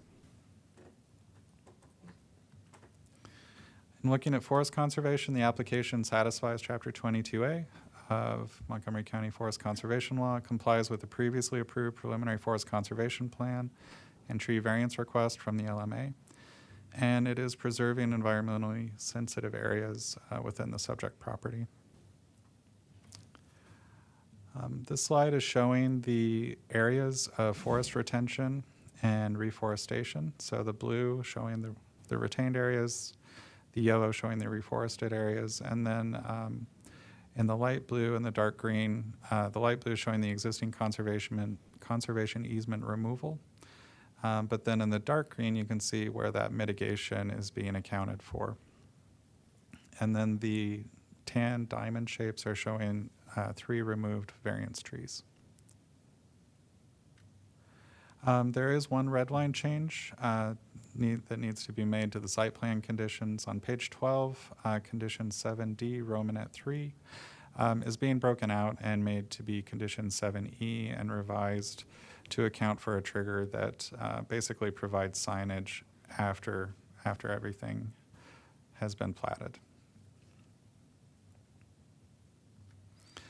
And next, just briefly looking at the townhouses, this is a slide showing the proposed architectural character for the homes. They're all rear-loaded and would be accessed by alleys, as Chris was mentioning.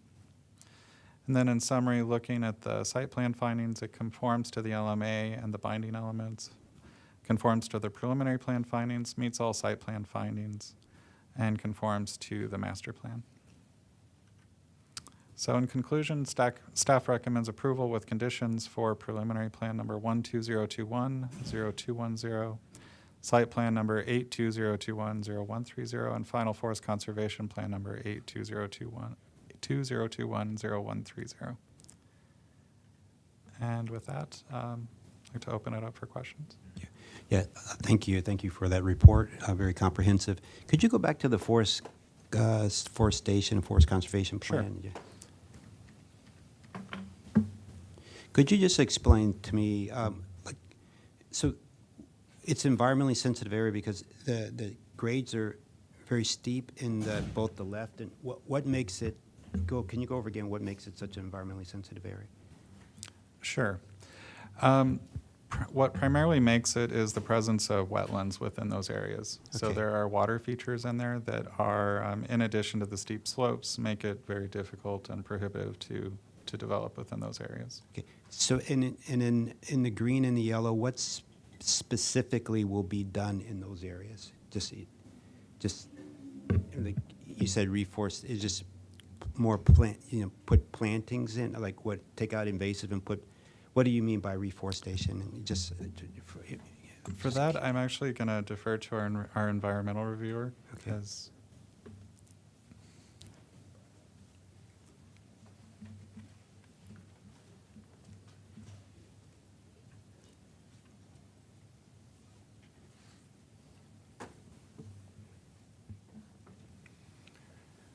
For the record, I'm Doug Johnson, the environmental reviewer for Up County. Sir, yeah, the yellow is reforestation area. It's the plantings are quite thin right now, so they'll come in and reinstall new forest. Also in the dark green area as mitigation is also going to be reforested as well. The only retained forest is the area in light blue. But they will come in and replant, make it a forest. Right. So these are all trees. They're going to Trees, understory, so that the idea is ecologically it can become a functioning forest. Okay, great. And what does it mean for mitigation of existing conservation easement removal? What does that mean? They're removing a portion of an existing easement that was recorded several years ago. Mm-hmm. And that's the easement, the Category 1 easement they're removing is shown as light green. It's on the east side of Liberty Mill Road. Mm-hmm. They had to remove it in order to install Liberty Mill Road, bring it down and align it with the drive across Lehman Farm. To remove that, on site, they would typically mitigate 1-to-1 somewhere else on site. In this particular case, the applicant has proposed to do it at 2-to-1. So they're actually removing about 9,000 or so square feet of existing easement. They're moving it over to the west a little bit and adding about 18,000 square feet of new easement. New forest that's going to be planted. On site? On site, sir. Okay, Yes. great. Thank you. And then I had one other question about the overhead lines. If you can go back to that plan, please. Sure.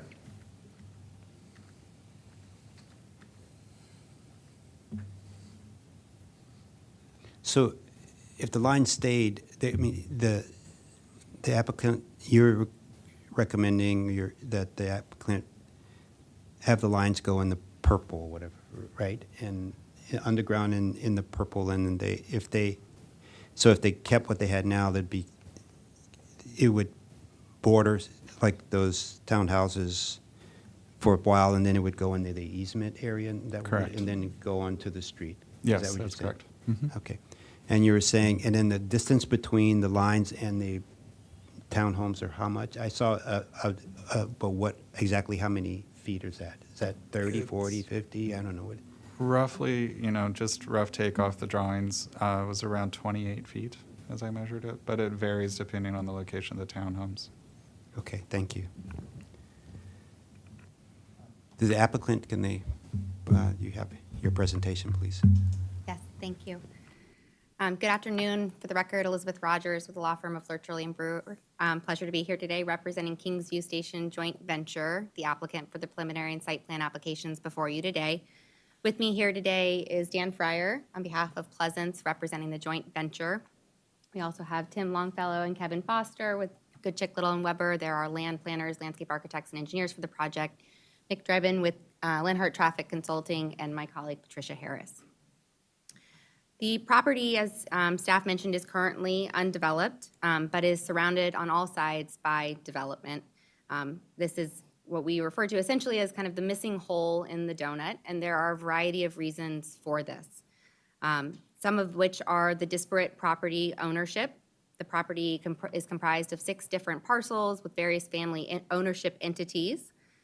As you heard from staff, there are substantial environmental constraints on this property, including about 3.7 acres of streams, wetlands, and steep slopes, which not only constrain the developable area on the property, but obviously also significantly impact our ability to construct the frontage improvements. And the location of Liberty Mill Road, a public county right-of-way that bifurcates the property. The property also has significant external right-of-way frontage on 3 rights-of-way, as you can see in red here, a large portion of which abuts those environmentally sensitive features.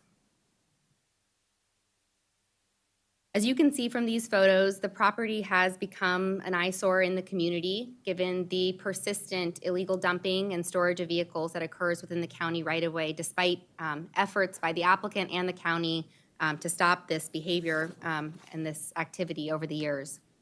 So we're excited to be in a position to finally redevelop this property and provide much-needed additional housing for the county. This is a very complicated site. We've been able to work through a number of issues with staff over the course of the application review process. But as the staff report notes and staff alluded to today, there are several issues outstanding that we've agreed needed to be decided by the planning board. In a fantasy world where money were no object, we would accommodate all of them, but that's not reality. There are many competing county policies and objectives that need to be balanced and prioritized. One of the most pressing issues facing this county is housing.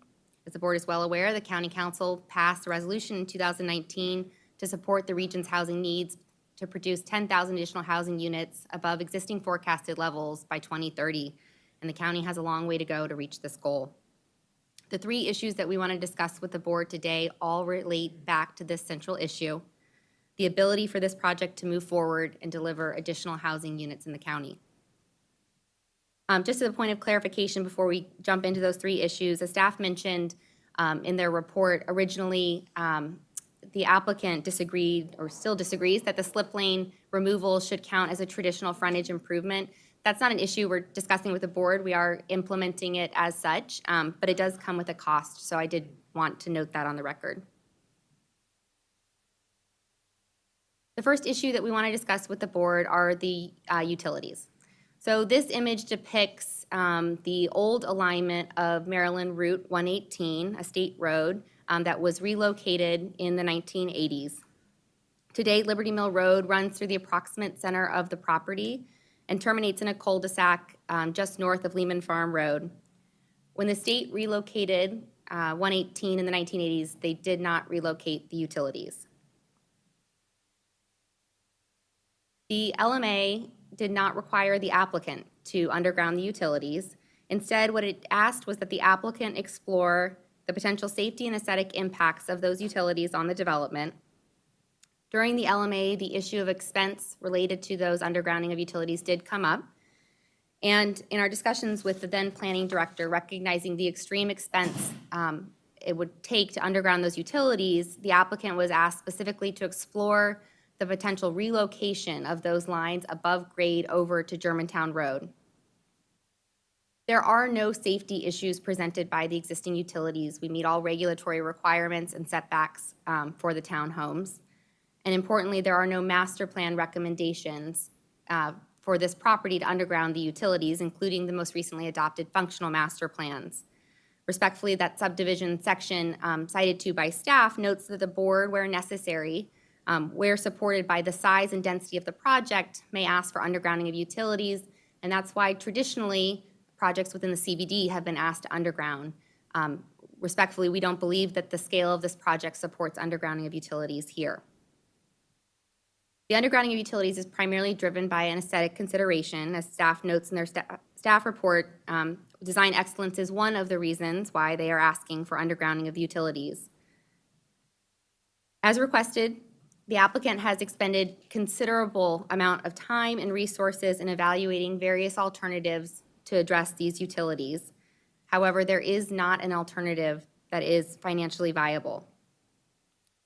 First, as I mentioned, the applicant was asked to evaluate the option to relocate the lines above grade over to Germantown Road.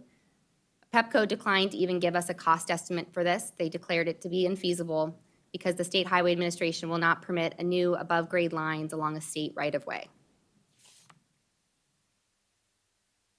Next, the applicant evaluated the opportunity to underground just a very small stretch of the utilities directly in front of townhomes 8 through 20. Just for this small stretch, it would cost approximately $1.1 million to underground the utilities. This includes costs provided to the applicant directly from PEPCO and Verizon, as well as additional costs related to conduit and trenching and duct banks that are not included within those cost estimates. I would note this dollar figure does not include the potential costs that may result from relocation of a WSSC water line that falls in the same approximate area, or customary contingency costs of a project of this size. Even without those, this cost is just disproportionately high to the modest scale of this project and would result in an additional cost of approximately $21,000 per lot, since those costs have to be borne by the market rate units alone.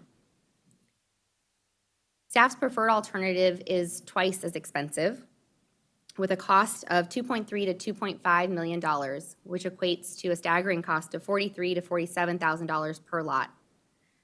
Either of these scenarios directly cut against the county's goals of producing new housing units by putting into question the economic viability of this project.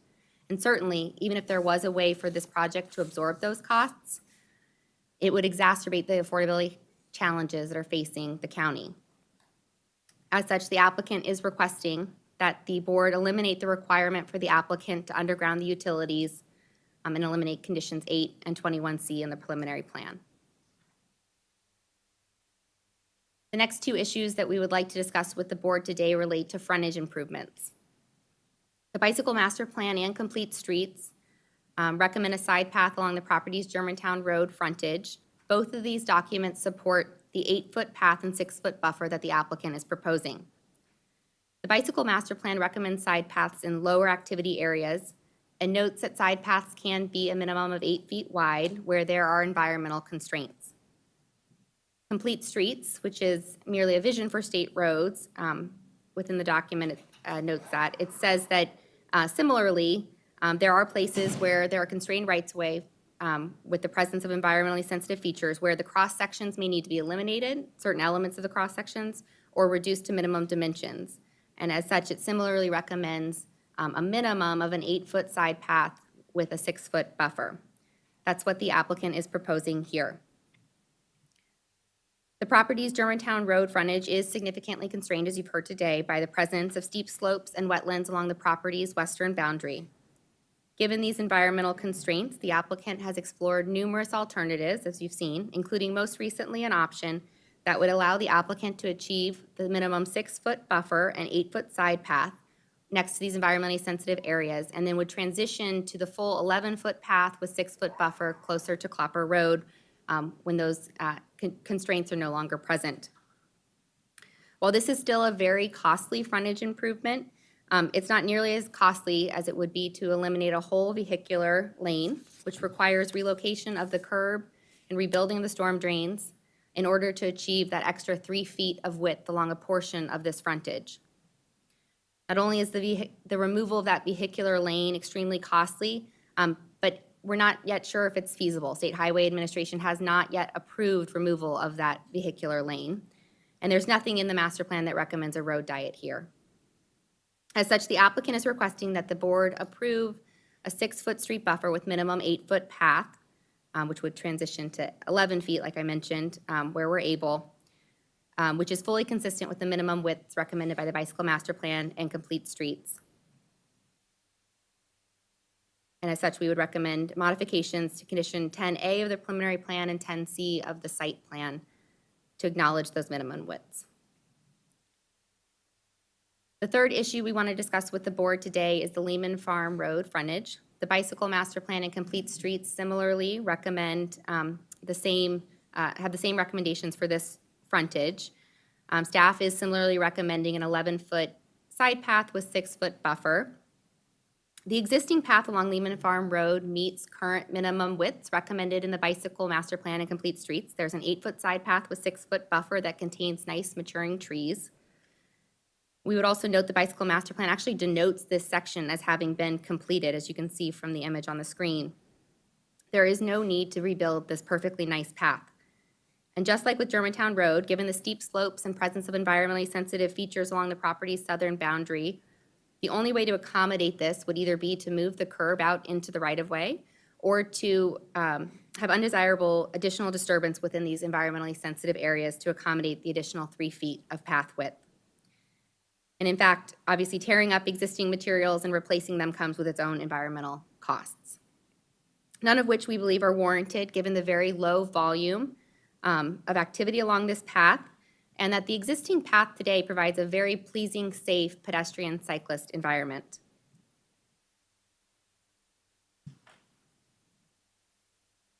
As such, the applicant is requesting that the board eliminate conditions 10C of the preliminary plan and 10C of the site plan to allow the applicant to retain the existing frontage improvements along Lehman Farm Road.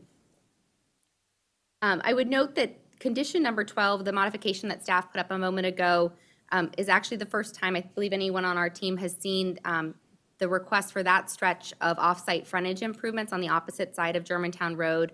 Up until this point, we had thought staff was either asking for a continuation of the side path, I would say an improvement of the side path south of Lehman Farm Road on our same side of the street, or an improvement north of the intersection of Clopper, either on the east or west side of the street, which we feel would be better because it wouldn't be duplicating the side path in the same exact roadway section, but would be at least providing a side path in another section along Germantown Road. Our team can discuss about that. It's just that I would note that's the first time we've seen that. While all of these costs we've discussed with the board today are in and of themselves significant, they can't be considered in a vacuum, as there are numerous costs this project is forced to grapple with, including potentially hundreds of thousands of dollars just to dispose of slivers of rights-of-way, even though the applicant is dedicating substantially more right-of-way and actually rebuilding Liberty Mill Road for the county, in addition to the off-site growth and infrastructure costs of $325,000 that came about during the course of this application process.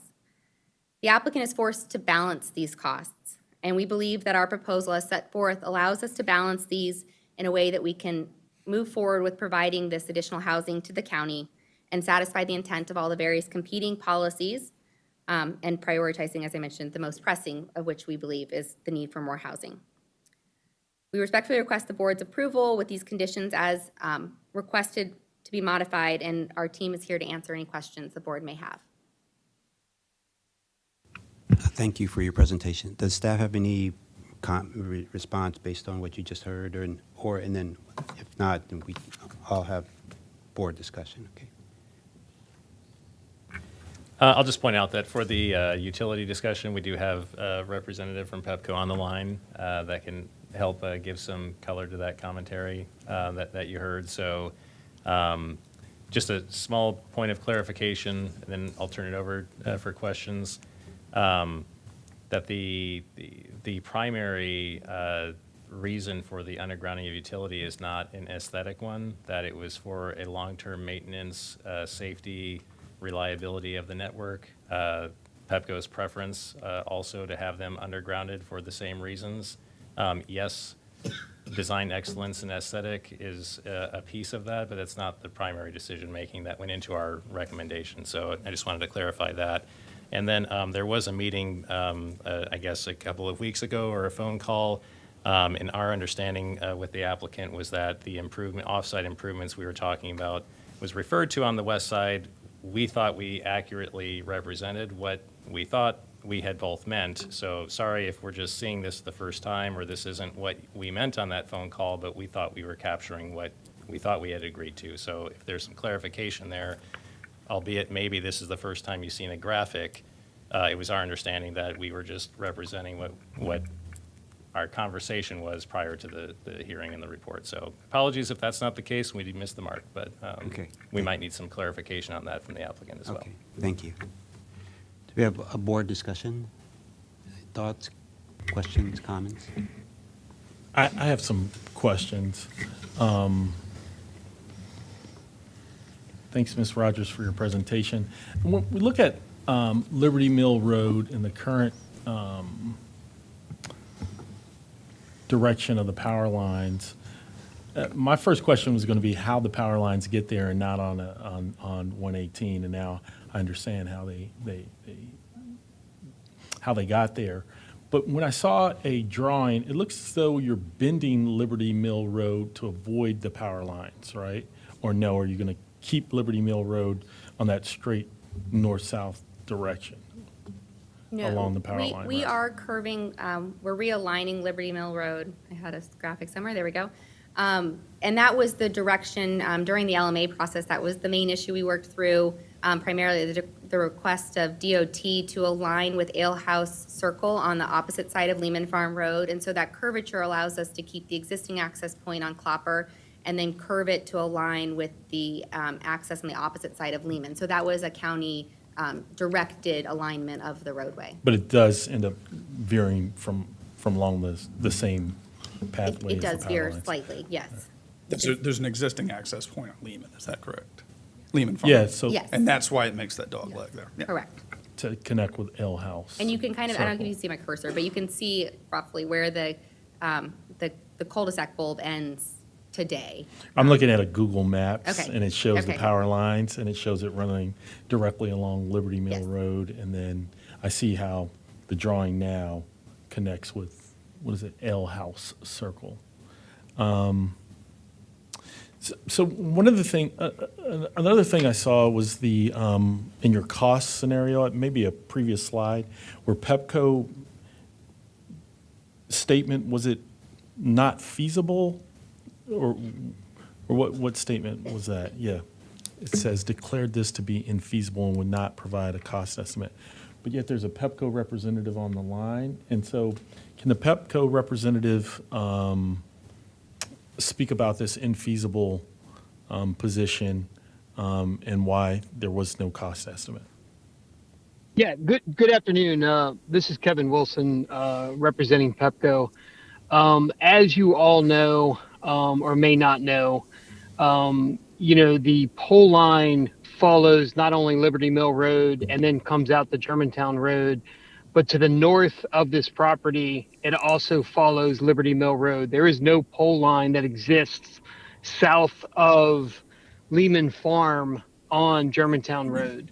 The state would not allow us to build new infrastructure, new poles down Germantown Road, and that is why we deemed it infeasible.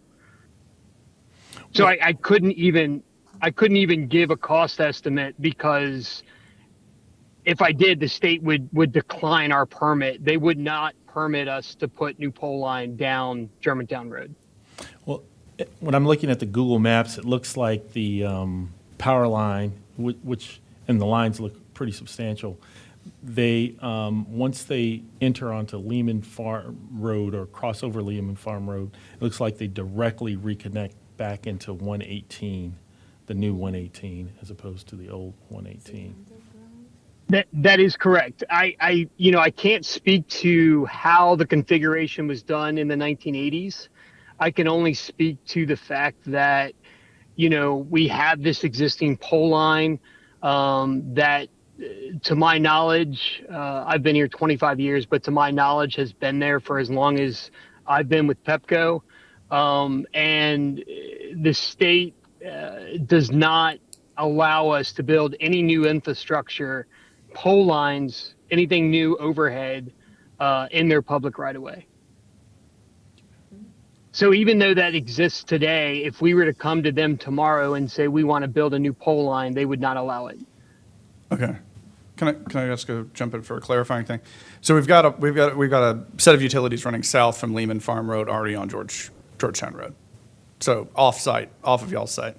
The current on-site is running down the roadway in the middle, the roadway that's currently closed. state is not going to allow us to take those poles over to Georgetown to make a straight shot. That's kind of out of the question, I assume. And I'm both asking this to both That is staff. correct. Okay, so we Yeah, can't that is shift that correct. over. there. Correct. They wouldn't allow us. Okay. So where are the lines, current lines that terminated Lehman Farm Road, where are they going after they hit Lehman's Farm Road? They- There's another pole. There's a pole that starts here. Oh, they connect over to Germantown somewhere? They jet overhead. Okay, okay, great. So, and also, if you did this project, would you not have to touch the current, would there have to be any modifications to the current overline on the property line if it was feasible to keep them? I mean, are you going to have to do anything to them, or they'll just stay exactly like, they don't have to be upgraded, they don't have to, I mean, is anything happening to the current, if you kept them? We would have to, if we kept them, no, nothing would have to be done. They have the right capacity, every, you know, it's, nothing has to, Yes. have to shore it up, nothing as you're working in the, you know, the stream valley buffer, whatever it is, nothing, you will not have to touch those poles. Right. As long as your applicant stays further than 10 feet, which is the Maryland High Voltage Line Act, as long as they stay further than 10 feet from those lines, there will be nothing that Pepco will have to do, other than provide service, obviously, to your applicant.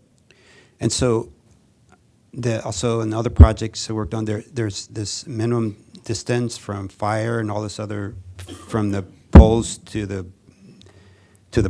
project, or, you know, the building, or for not only during construction, also permanently, will all those accesses be met?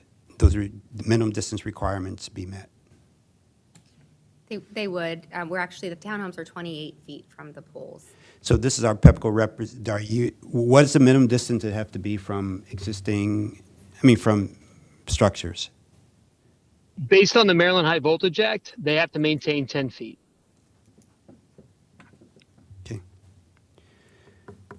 All right.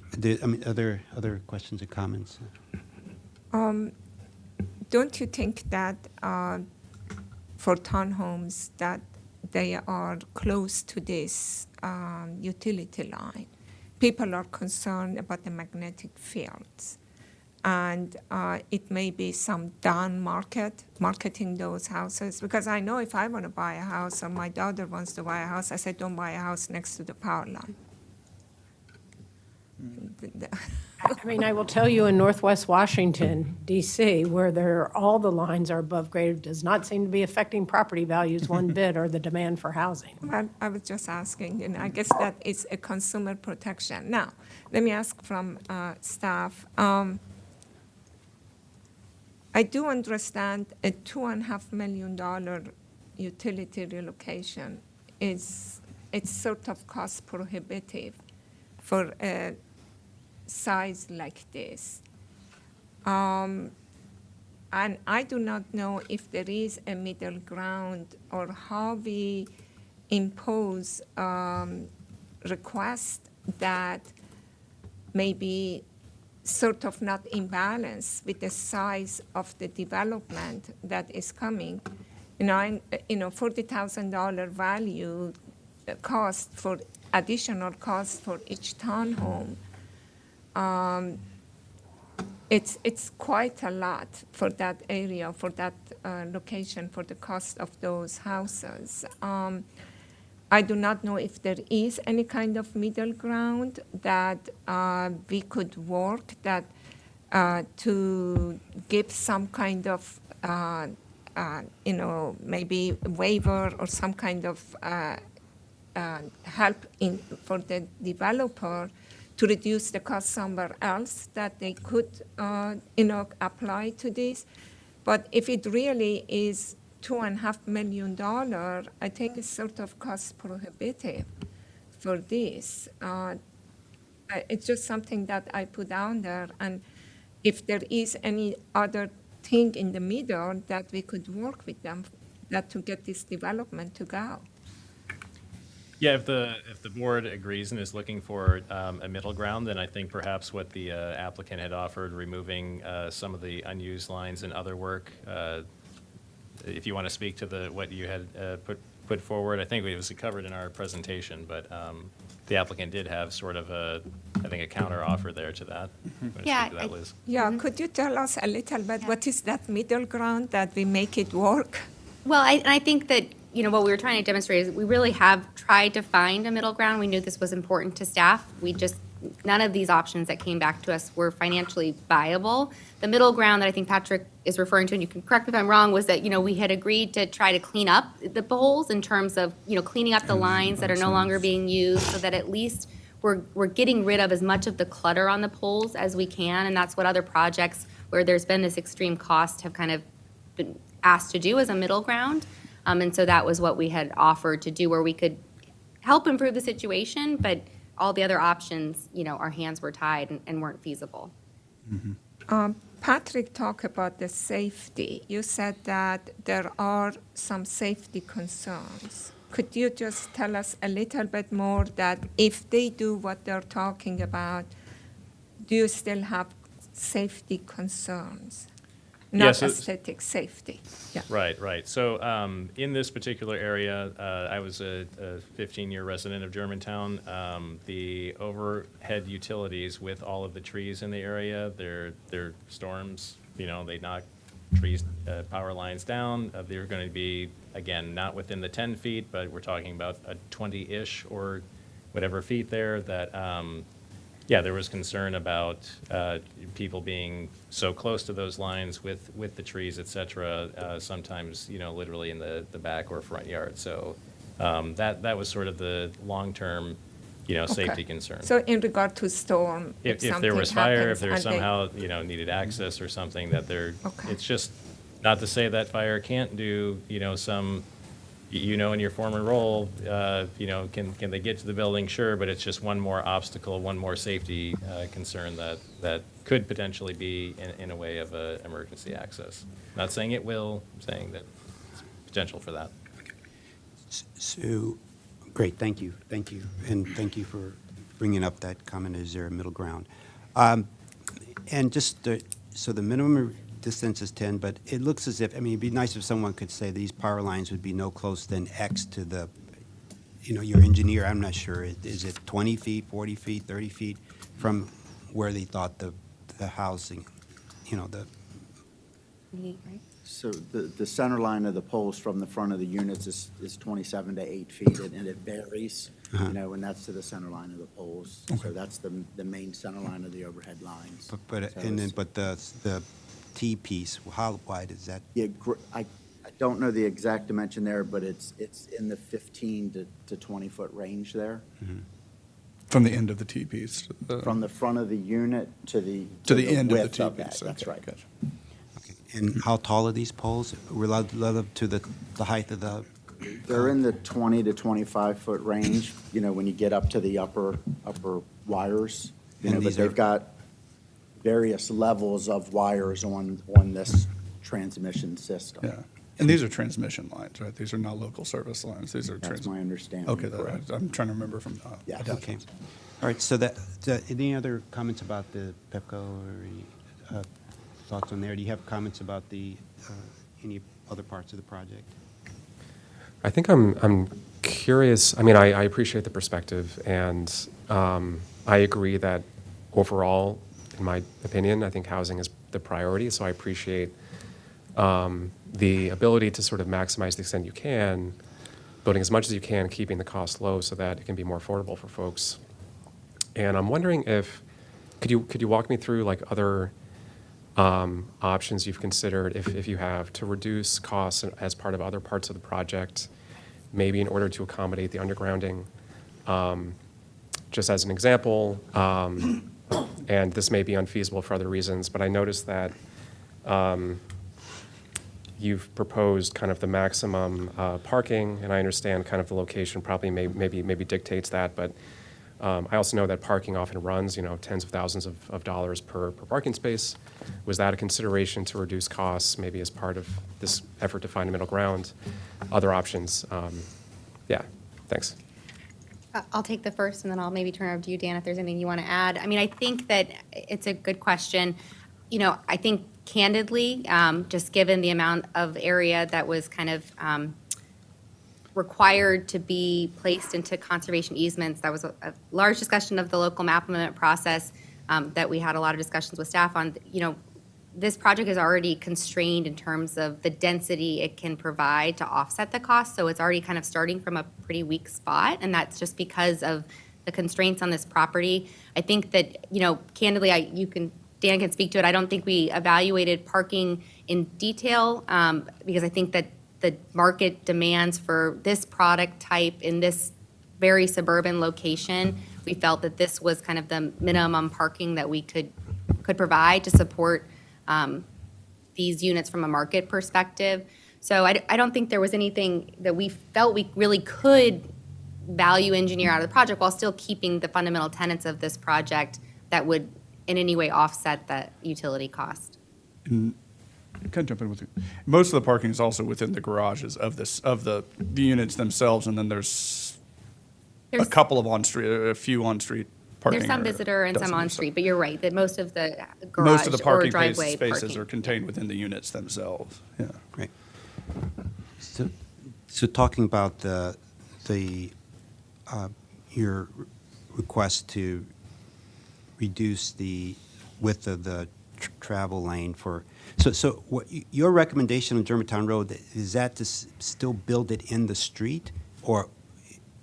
No, we came up with that proposal that we had shared allows us to use very strategically placed retaining walls to not disturb the environmentally sensitive features in order to accommodate it within the existing right-of-way. So it wouldn't be removing the vehicular turn lane, it would be behind the existing curb. We would be able to get a 6-foot buffer with an 8-foot path at the minimum, and then we would widen that path to 11 feet as soon as it was feasible once we get past those environmental constraints. But it would be behind the existing curb. So originally, the proposal was in the street, but now, That was proposal one, and then we heard that was not acceptable to staff, and so we came back with proposal two, understandably relatively recently, where we came up with this solution that allowed us to keep it behind the curb, giving them the side path they want as opposed to an on-street bike lane with a buffer through the use of these retaining walls. But it would still result in this turn lane, which staff did not want this turn lane, correct? Correct. We would ideally want that turn lane removed for a variety of reasons, most importantly for both vehicular and non-vehicular safety. Yeah. So what did State Highway, in the DRC, did they weigh in on this? What was there? Is this a state highway? We have jurisdiction over here? No. This is a state road. We haven't advanced to the level of state highways. We would need a design to take to them to reflect on that. Unfortunately, we don't have a design. We don't have any numbers, and staff can't produce that. We don't have the means. Are they in agreement to remove the right turn lane? We have done this in the past in other applications, so it is a fairly frequent thing that we do. It's our common practice. Even state highways is no longer in the practice of implementing slip lanes. We would need to see designs to be able to take that forward and get a final say. Mm-hmm. Right. Is kind of jumping a little bit. Is it possible? And I was trying to ask to do a conditional condition, and I'm asking because if State Highways says it's okay to take the lane, and we have to wait till we get designs to that point, then the 11-foot path in the complete streets situation. Otherwise, default to the 8 and 6. Is that possible? 8 foot with the 6-foot buffer, with the retaining walls. I think that's the 8 and a 6-foot buffer with the not on street bike lane is the retaining wall proposal. That's okay. Sorry, could you repeat? Yeah, no, that was. Sorry, I'm trying to articulate this in a way that is not incredibly confusing. Is there a way to put in there that the board's first choice is an 11-foot complete streets as standard with the side path, conditioned upon whether or not the state approves taking that street lane, which I think would be my preference, and then the second option is a proposal that's the retaining wall with the 8 and 6, the 8-foot path and the 6-foot buffer, if we can't get the street, if we can't take the area from the street, and then we Then have go to to default to a proposal number retaining two? wall. Then default to proposal number Then two? proposal number two, is that, and, sorry, that question first, and then I'll ask another question, so. Obviously, a staff's approach would be to stick to our condition, and in the past, we've been very successful in getting these improvements implemented. Yeah. You know, my best guidance would be if that falls through, then we would request an amendment. However, at your direction, we could provide a condition that does have that contingency. The one issue that we have faced is that does take away some of our leverage to push as hard as we can to get the improvements that we want. Opening the door to having a second option has in the past made that second option much more likely as the final option. Can I just make a couple comments about this issue? The elimination of the slip lane would be approximately 250. Sorry, just to clarify, just to make sure everyone's clear, we're not arguing about elimination of the slip lane. It's the elimination of the lane along Germantown Road. The deceleration. Yes, sorry, would be approximately 260,000, and that sort of relates to the conversation we were just having. Also, to put things in perspective, you know, I would note that I'll call it a shared use path between Bethesda and Friendship Heights, which are probably the two most densely populated areas of the county, is approximately 8 feet in width. And I bike it every single day, up and back during rush hour, because I ride my bike to work. There's maybe 3 people total that I pass going to work, maybe 3 people going back, and 8 feet is more than sufficient. That's why the complete streets and the functional bike master plan says that as a default, 8 feet is acceptable. I mean, I think there's riders behind the podium. 11 feet is a very, very wide path. In an ideal world where money's no object, you know, maybe it's the ideal, but 8 feet is more than comfortable for two-way traffic riding a bike. Right. So given all the other constraints and burdens that this property is, you know, facing, I think in the spirit of, is there a middle ground here? We thought that proposing the 8-foot as opposed to the 11-foot was sort of a middle ground type of approach that meets the county's objectives. Right. Can I ask another question as a middle ground again? I don't know, it's unkosher question, but I'm gonna ask it anyway. There is an off-site requirement of $380,000, okay? And that would give us 2 alternatives that you have suggested. That one is to provide the 11-foot path on the west side of the Maryland 118 to some extent that's sort of not really connected to anything. Is that any way possible that that off-site cost goes to removal of the lane on Maryland 118 and give us the 11-foot and also the road diet that you are looking for without making the townhouses more expensive? It's an unkosher question. I just said I I think, to rephrase it, I think what you're saying is can we use the off-site Yes. money to compensate the on-site improvements? Well, to compensate removal of the lane around Maryland 118. That's I what think- I'm asking. Okay, yeah, I think the simple answer is that hasn't been our practice, and that's not something that we can recommend, that the off-site improvement cap is for off-site improvements and would not qualify for frontage improvements.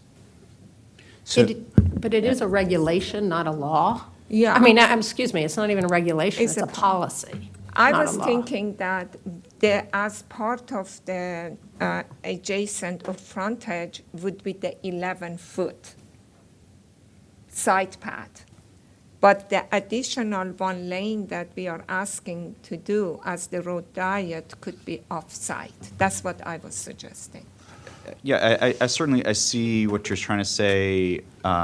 Staff's recommendation would be not to take that approach. I do think that would set a bad precedent that we would start to see some creep in this application, other applications of trying to conflate the offsite improvements with frontage improvements, and they really are two separate buckets. The offsite improvements are really mitigation for area-wide deficiencies, whereas frontage improvement is really, that's we have almost a much higher standard for frontage improvements, that we do want to get the highest possible and best possible solution along the frontage, and that's irregardless of trying to meet any kind of mitigation standard. This is just trying to meet the pure intent of the master plan, whereas the offsite improvements, they're really quite strictly for mitigation. So to transfer what is a mitigation for a problem and say it's a frontage improvement, that really is two very different buckets. Yeah.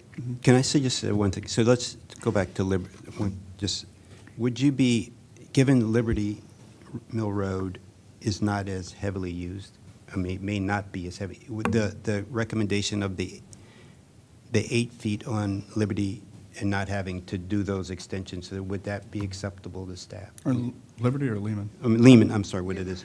Yeah. The southernmost, what is Southern Border Road? The southern border road, was that what Lehman, you had recommended 11 feet there too, right? Correct, 11 feet. Yeah, so I'm just trying to, just big picture, for the amount of work, we want, this is a 61 unit development. It's a huge site, a lot of site work it's not anyone's fault, but it's just got a lot of environmental constraints. And we're asking, ideally if this were many more units, maybe the undergrounding utilities, but we're asking for a lot of other improvements on this property. So I was wondering, how do we get the project done, approved, which will be I think it'll be great for the county, right? And could there be some compromise on some of these other pieces? And so I'm just saying, if there were, could the 11 on Germantown, but 8 on the Lehman Farm Road, would that be, acceptable to the staff, right? We're trying to get this project approved because the county needs it, and I think there a way it can mostly meet your requirements, but also move this project forward. So my recommendation, and we talked about, is to do Lehman at the 8. We would push to do the Germantown at the 11-foot with the DID, and then and to not underground the utilities. So that way, I think that would be, in my point of view, a good compromise in order to make this deal work. And I don't know what some of the other board members think about that. Oh, Josh, go ahead. No, I was just going to say, I think I appreciate that approach, and I was actually going to suggest something similar to that. It seems like the cost savings from not undergrounding could then be used to, at least support some of the costs of both the road diet and the 11-foot side path along Germantown. I think it opens up, it still doesn't quite, so I'll just kind of leave. I think that's a good compromise there. And then we have the additional, I guess, question we have to resolve, which is the offsite money and kind of how that's going to be used. It sounds like there was some conversation that still needs to be had about exactly where that's going to be. It sounds like staff was interested in the west side of Germantown, sort of bordering or adjacent to the property site. I think there's some reason to maybe support, or at least discuss, whether that improvement could be used to the north of Clopper Road, in the interest of extending it, not on the east side, but on the west side, and perhaps some sort of intersection configuration to allow for safe crossing, so that you could sort of do, admittedly, what is somewhat of an awkward jut, but a jut, to connect from safe path to safe path. But in general, I support the compromise you described. But I think we have at least one additional point to consider about how to use that offsite money. I do have an insight. So when PEPCO says it's infeasible, right? And so they say the cost, and they can't even give a cost estimate because it's infeasible. How can we calculate and say that the developer is going to have extra money to do something different when Pepco says it's infeasible. Can I just Well, I think quickly we're- clarify? yeah. They said it was infeasible not from a cost perspective to relocate to Germantown Road. It was infeasible because SHA will not allow them to add utility poles along any of their state routes anymore. So they wouldn't even provide a cost because it's just not, there's no way that It was they not could an even option. do it. Yeah. So sorry to. No, it's okay. Thank I you. think I That's was good. also, I was kind of referring to the potential cost saving of not undergrounding the line, which was separate from the proposal that Pepco was saying was infeasible. Okay. Yeah, over 2 million costs is what was So described. it wasn't a cost thing, it was highway administration. Right, they and didn't want to or provide a Department of cost for Transportation. something that could never happen, so. No worry. I think is someone here from the State Highway Administration or Department of Transportation? No, that's not you. Okay. James, did you have something to say? I think we've covered most actually about what I was going to go to with like not requiring the undergrounding. I think Lehman with the 8-foot path that's currently existing and in relatively decent shape is probably acceptable. Georgetown is the one that really needs the improvement, it looks like. Germantown. Georgetown, and Clapper Germantown. Road. Yeah. Germantown Road, thank you. There's too many roads with G's and towns. And my brain is a little fried. But yeah, so I think that's where we're going, but the offsite, I think. And the only thing is that north, it looks like there is a cemetery on the other side. If you go west and north, if we're looking to where to put the offsite now. So we might want to not. It is there on that northwest. It looks like there's a cemetery, and that yeah, brings in a yeah. whole other can of problems at this point. There's a lot of talk on Germantown Road. I just want to make sure the direction the board is heading is that there would be the existing 8-foot on Lehman that would remain. There would be the improvement, the 11-foot on Germantown and Clapper Road. And then there would, so far, it sounds like leaning away from requiring underground of utilities. Correct. Leaving them above the ground.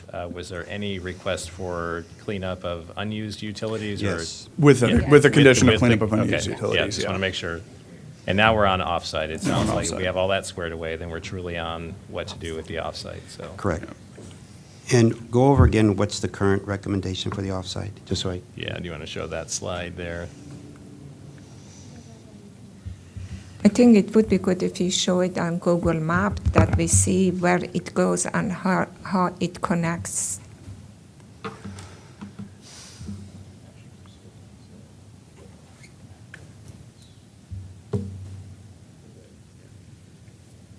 And this was staff's understanding was to place it on the west side, the opposite side of the application area. We should mention that typically for these applications, we have this settled well in advance of the planning board hearings, so we have to apologize that it's got to this point. And we have had some clearly fundamental disagreements on what should be an offset improvement and what should not be, so that's why there is still some uncertainty here, but our understanding was to have it placed on essentially the opposite side of Germantown Road.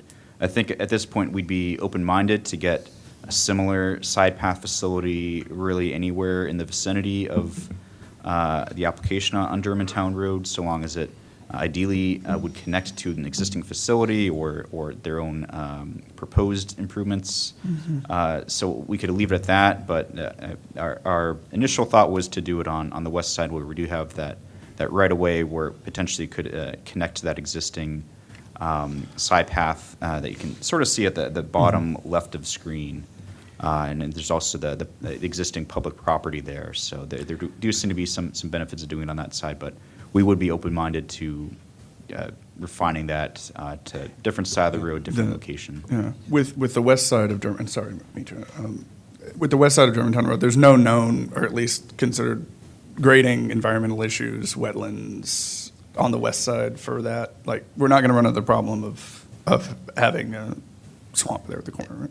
At this point, that hasn't been studied in any way. Typically, we would have this well-studied, well in advance of the hearing. Unfortunately, we are not at that stage. Okay. so can we just keep it, but you're recommending that same 11-foot, but changing the whole, but what is Germantown Road on that side of the street? Is it the same width, and there's no necking down of the street there, is it? We would not be doing a road diet on that side of the streets. This would strictly be just the path. Okay, there's And no nothing- change in the curb and gutter, there's no change, nothing like that on, just whatever on that side of it? It would strictly be the path. Can we leave it, because the price is $325,000? Can we leave it between you and the applicant? I don't know if it's possible, to find out that what is the best solution Right. that makes sense to you and they can implement it for that $325,000 offsite. And you, if you agree, we are okay with that. If I could, I mean, you're correct. We have an obligation for a certain amount of money, so the money's not the issue. I think what we were thinking when we saw this for the first time was where Commissioner Linden was going, which is recognizing that in these types of areas, connectivity is challenged, and you're not going to get great connectivity for a very, very long time. So why not locate it somewhere where you start to get more connectivity, and putting it on Yes. both sides of the same street Yes. doesn't make sense. Exactly. Either north on either side or maybe south Yeah. on Lehman Farm Road. Yeah, that's exactly what I'm suggesting, that we leave it because they know where the connectivity needed around offsite, and put it in place that makes sense and is more usable and provides more connectivity. Yeah, can the applicant offer something? Because I don't think we should leave it nebulous and for us to like go figure out. I really think you need to decide where it's going to be today. So if this is not acceptable, I thought we had a phone call where we thought this was acceptable. Something was acceptable. So can you please explain what that is? Yeah, what we had thought, based on that phone call that we were discussing, was the way the condition was worded was that it was either going to be north of the intersection with Clopper on the west side, or it was going to be south of Lehman Farm Road on the east side. And I think during that discussion, Chris had mentioned that you guys wanted to switch it to the east side, and we raised concern, the east side being north of the intersection with Clopper, and we raised concerns that there wasn't right-of-way there. And so I thought that's the point we were talking about, east or west, north of the intersection of Clopper. And the way the condition was worded was that as an alternative, or you were extending the network with a widened path south of Lehman Farm Road with an extension on the east side. That's what the applicant was envisioning in terms of putting that money to provide that greater connectivity. Can I ask one just quick related follow-up to that? And I apologize if you've already been over this. I'm sure you have, or it's possible it's in the staff report too. But could you at least refresh my memory, like sort of stepping back at a higher level?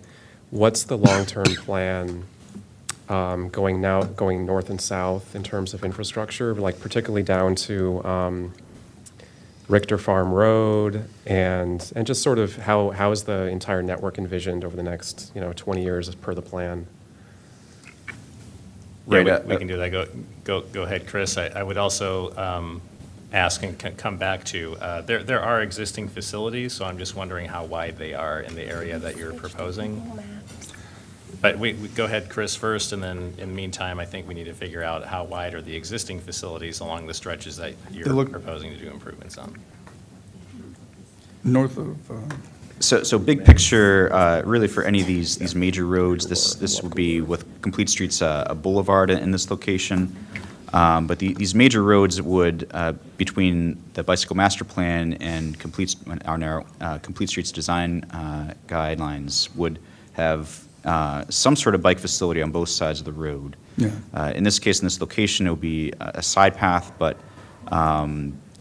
big picture on Germantown Road, you would have a side path on both sides of the road, extending all the way to central Germantown, to the town center, all the way to south, a couple miles to the south on screen. And a similar condition on Clopper Road, that would be a similar designation on Complete Streets.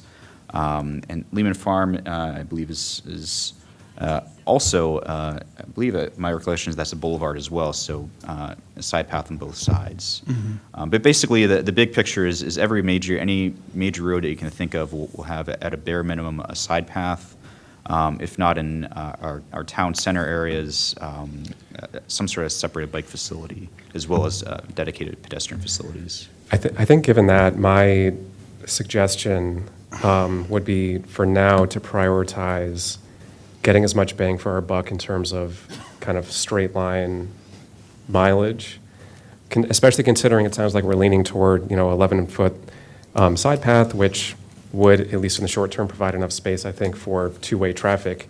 I very much agree that, like, on both sides of the road, that's best practice. That should be the goal moving forward. But considering that we're relying on these applications to do so much of the heavy lifting for us, I think in the near term, if we want to actually produce anything resembling a connected network, going north-south or east-west on Clopper, I think we should take advantage of this opportunity to put those $300,000 to extending it either south or north. And, it sounds like north, maybe there's a bit of a tricky issue with maybe cemetery, other things, but perhaps south could be another option, south of the site.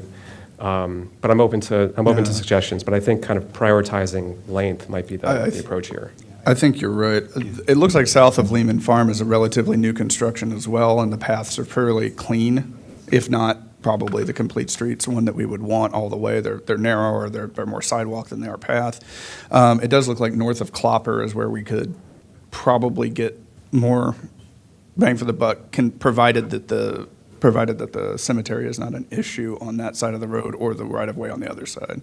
I think north of Clopper, because that looks like a four-foot sidewalk that's pretty overgrown, if I'm not mistaken. I don't think we should design this on the dais, no. really. No. If I, Sorry, This should be up to staff, so you had asked us to make a decision, but giving it back to you, Sure, we're sure. proving, the offset, what you wanted, but you have to put it where you think there's the biggest bang for the buck. I think we're really close. If we can just clarify, are we talking on Germantown Road, west side, from Clopper Road to Father Hurley? And then if there's a conflict with the cemetery or anything, we can work with you on 8 feet or something there for that pinch point, and then otherwise provide an 11-foot the rest of the way. Is that? So I think, Patrick, Nick Driven with Lenhart Traffic, for the record. I think what we were looking at, kind of piggybacking on Commissioner Linden's comments, east of Germantown Road, south of Lehman Farm, that section is certainly not 11 feet. It's not up to the current complete street standards, and I think that there's opportunity there to create this connectivity that we've discussed, in designing a complete streets compatible shared use path. From where to where? Can we understand the length? From south of Lehman Farm Road, again on the east side of Germantown, to. Can you show it on this map? Are we talking Richter Farm? I mean, where are we going from there? I think that the way the condition actually was worded now, which it gave us that flexibility to go north of Clopper, and we can change east to west, and go south of Lehman, provides that flexibility for us to evaluate that as the condition was worded, by just changing, the only change being basically from the staff recommended condition originally was changing on the west side north of Clopper instead of east side, and that would give us the opportunity to evaluate those with staff subsequently as to what's the best bang for the buck in terms of expanding the existing path to continue the 11-foot south of Lehman, or going on the opposite side of Germantown north of Clopper and putting in an 11-foot path there. Can we put like a radius of 1 or 2 miles in this center of intersection of Clopper and 118? We give them a radius that you look, because if we make it specific and something doesn't go right, you have to come back to us. But if we make it flexible enough. If I understand the LATR guidelines correctly, it's within a radius area. It's prescribed already, the radius within which we have to follow. All right, so. And there is language in the condition that says, or comparable off-site bike and pedestrian improvements, so that if either of those two specific ones we're discussing isn't feasible, staff does have the flexibility as the condition is written to put that money towards another comparable improvement. Okay, that makes sense. Mr. Butler, are you okay with that? So it's Yes, as long as, I guess my only hesitation now that we're there is that I want to make sure that the dollar amount is also met. So if they do that and they're well under, then there could be. Well, south of Lehman Farm, there looks like it's fairly clear, and there's not a whole lot of like deconstruction that would have to be done. You might be able to go far that way, but that's also a pretty. It's probably close enough based on all the. It's close entirety enough, of but the further you go down that road, the closer the sidewalk gets to the road, which is one of the things that prohibits or at least diminishes my desire to be on that sidewalk or to ride on that path. So there I think are better places than directly south of Lehman Farm to put that money to improve the connectivity, given that that's there's a lot of give right there. There's a lot of give between the road and the sidewalk. So as long as we have a radius around there seems to be several places fairly close that could be improved with To the take offset. care of your concern, you had a second alternative, but that was safety improvement to the intersection. So if the construction of the path was way under 352 or under 352,000, the difference could be put into safety improvements to the intersection that you discussed. Yeah, I think the language and, understanding gives us all that to work through. Okay, so it's south of Lehman or north of Clopper, but in the MAC, you're spending at least $352,000, and you guys will negotiate how that money is spent. Are we agreement on that? Yeah. So, and then the other motion, the other piece is we're not undergrounding the lines, but we're cleaning up the lines, right? 8 foot on Lehman, 11 foot on Germantown, right, and Clopper. Do we? Yeah, and we appreciate the board's balancing of all of this, and we appreciate the suggestion in terms of the compromise. The one thing we would still ask is if that condition for Germantown be conditioned upon SHA approval, so that we don't have to come back and go through a whole amendment if they deny that. I understand that staff is concerned that weakens their position, but going through another amendment does cost a lot of time and money. Well, but I want to be mindful of the staff. I understand what you're saying, but any negotiating we have on our side, we want to be able to work with you and work with them to push them to get that. And if they don't, please come back. We'll make sure it comes as fast as possible, okay? So At the risk of pushing it, is there a way to make it so that we wouldn't have to come back to the board to modify that condition, and we could do it as a director level amendment? I mean, coming back to the board, you're looking at least 4 to 6 months in terms of delay to the project to come back to modify a condition. Matt, what do you They do think? administrative. I think that the borderline between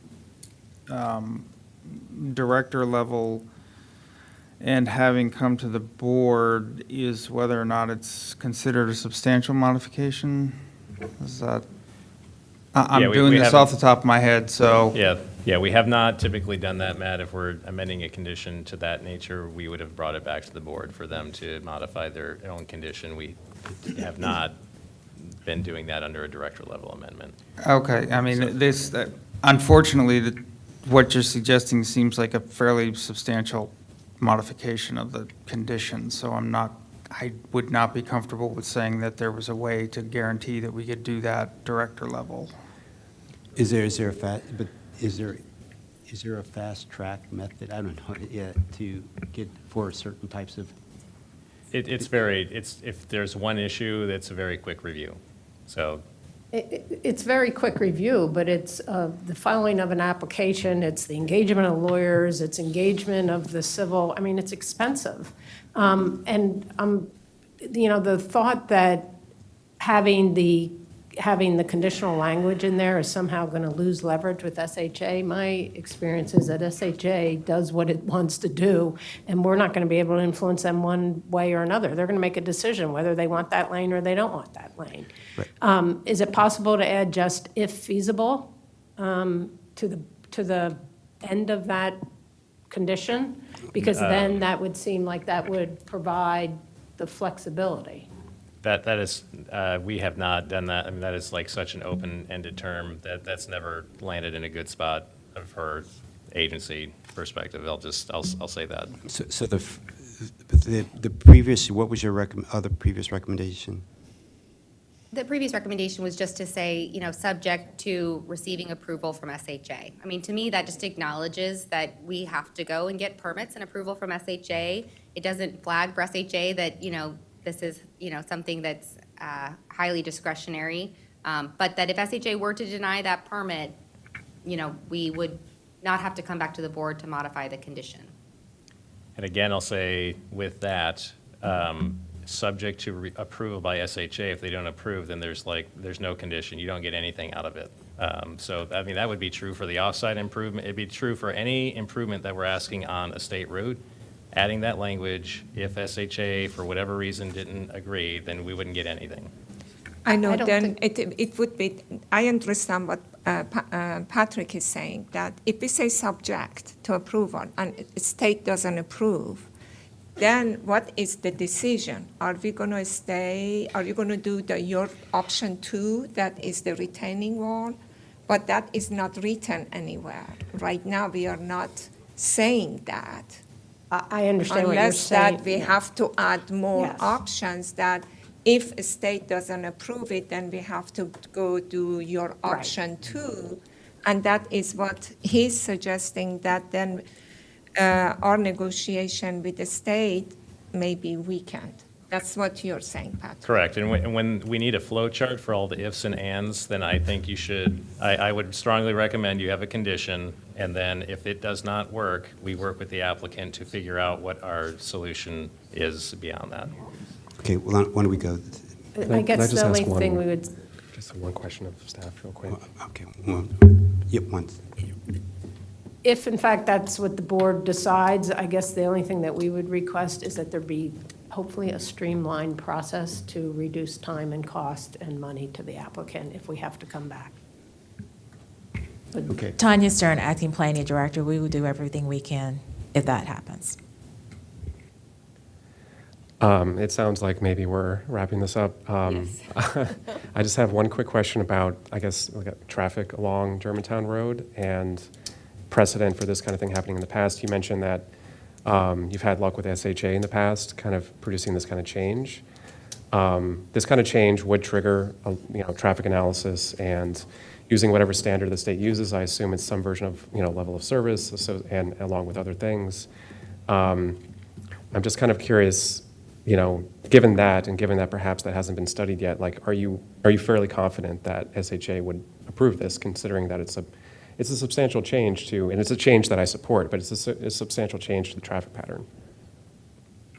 We're confident enough to move this forward. Unfortunately, as I mentioned, this has been a request of this application for 4 or 5 years.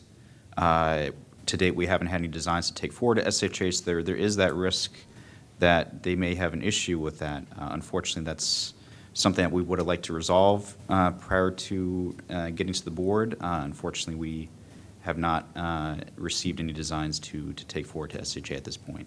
What about the road diet? A state have to go to the public and make a public meeting. They cannot just make a decision, because this is actually, we are not just talking about removing the turn lane. We are actually talking about taking one lane away, and that's a good portion, probably up to Lehman and then further down. So they probably need to go have a public meeting, and they may have some public opposition on this. I'm not, to be honest, familiar with the SHA public process. My understanding is that this does serve that public meeting, and that we would be the governing body to determine what happens at the frontage of this property. And this this would be our staff guidance of what to do. Okay, so do we have a motion? James, could you? Mr. Chair, I'm sorry. There was one other item that we only got DOT's letter yesterday, and I don't think this is a big issue, but DOT's letter dated July 12th with respect to Liberty Mill Road says that the planning board must make a finding that the road may function as a tertiary street. The DOT standards, and there's someone from DOT here, but if there's 75 or less units on a road, it can function as a tertiary road. I don't think it's an issue, but the planning board needs to make that finding. So can staff confirm that? We have a representative of DOT. Can you come up and clarify, please, Rebecca?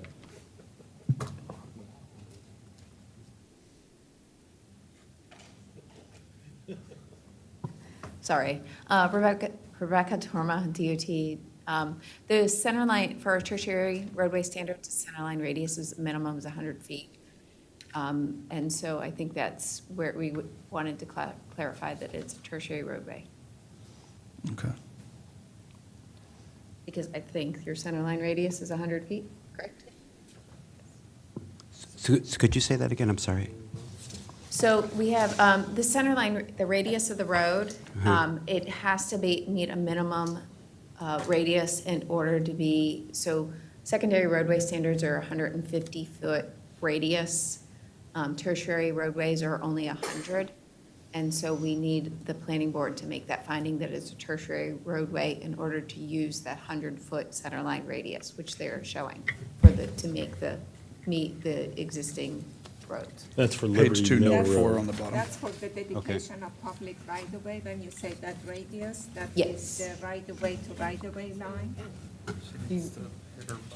Turn your Can you mic show on. the plan, please? Oh, you're talking about, when you say that So 100, the road curves like that, it curves. oh, and you're each- talking about the The curve. radius, yeah. The yeah. Liberty Okay, Mill Road okay. curve. So that's not the Yes. right-of-way. Okay, got it. Yes, So it has to be, yes. It At has- least- It's supposed to, because they're using a 100-foot center line radius, it needs to be, you need to make a finding that it's a tertiary roadway standard. okay. And so you have made, we're clear it's a tertiary road? Yeah. Okay. Is that tertiary? Okay. All right, anything else before we move this? No, and my apologies for bringing that up at the Okay. 11th hour. Okay. Okay, so there are three things. There's the All right. the bike lanes, right? There's the Undergrounding. The DID. The undergrounding, the Lehman width of the path, the frontage on Germantown Road, and the undergrounding of the things, plus the tertiary Okay. road Could sign. What are you You're going to make a motion. are you making a motion? I'm going to in a second, yeah. All Just right, clarifying so- what we're making a motion for. Okay. We need to do preliminary and site separately. Is that correct? Yes, please. Okay. Then in that case, let's go ahead and make a motion to approve preliminary plan number 1, 2021-0210, with the conditions from staff and the discussion we've had today, including not undergrounding the utilities, an 11-foot path along the frontage of Germantown Road, retaining the 8-foot path on Lehman, a future determination of where to put the off-site improvements, and I'll leave. Do we need to determine that it's a tertiary road within this motion? I think you have. I think Okay, that's then we'll put a fine. tertiary road in there too, just for fun. And 11 Also feet on 11 copper. foot on Clopper. Supposed to remove some of And the condition, the condition for the utilities to be to also to remove excess and clean up the power lines as And well. and So- 11 foot on Clopper, right? So, And 10 foot on, and the Clopper is retaining the current condition on Clopper. so, point of clarification, the motion is to not underground the utility lines, and the staff recommendation was to underground, Correct. correct? And so our motion is saying not to Approve the underground. staff recommendations with the following exceptions. With the following exceptions. All right, thanks. And I just want to clarify one last time, it was 11 foot on Germantown Road and 11 foot on Clopper. Correct. Which I believe, whatever the Existing current staff 8-foot requirement on Lehman, Clopper yes. was, the condition on Okay. Clopper, right? Was it 8 or, Right. was it 11 or 10? 11. 11 on 11. those two, 8 on Lehman. Yeah. Do we have to clarify anything else about the offsite? Yeah, um, offsite. Yeah, I was going to say with the offsite to be determined by negotiation, is that No. acceptable, or do we need specifics on when and where? We said, Yeah, as reflected in your conversation, I think we had everything we needed to move forward. correct, which was south of, South of Lehman South of Road or Lehman, north of Clopper, north west or of east. Clopper. right, great. The off-site improvements stay as is in the staff report. As stated in the staff report, you're not accepting the changes that we presented today. That's what it is. The changes on the slide, the red Right, line changes. right, we're not accepting You're those. not accepting those changes. The applicant and we have agreed to what's on the staff report. Right. And to use the entire 350, whatever, 52,000. Did Matt and you guys, Does that you guys cover got everything? As far as I can tell, yes. Do you want to reread them, or you got it? You good? I think we're good. Okay, all right, so, I'm not going to Aye. make anyone go through that again. all right. I second that. All in favor? Aye. Aye. Aye. All right, thank you very much. Well, we got one, hold on, we got site plan. Yeah, we want, yeah. We got to approve the site. Mr. Chair, one thing, just for the record, before we get to the site plan motion, I've done this for a long time now, and I've never seen an attorney who's had 5 separate agenda items in one day in front of any planning board or body or commission anywhere ever, so I wanted to congratulate Ms. Harris on setting what has to be some sort of record. Anyway, please proceed. Thank you. That's a pretty good, I also move that we make a commendation for that. That is quite a long day of printing before us. Thank you. All right, in that case then, move to approve site plan number 8, 2021-0130, with conditions of staff, with the exceptions that we discussed previously that I don't feel like listing all over again. Second. All in favor? Aye. Aye. Aye. Thank you so much, thank you. Thanks, everyone. We'll take a 5-minute break. Thank you.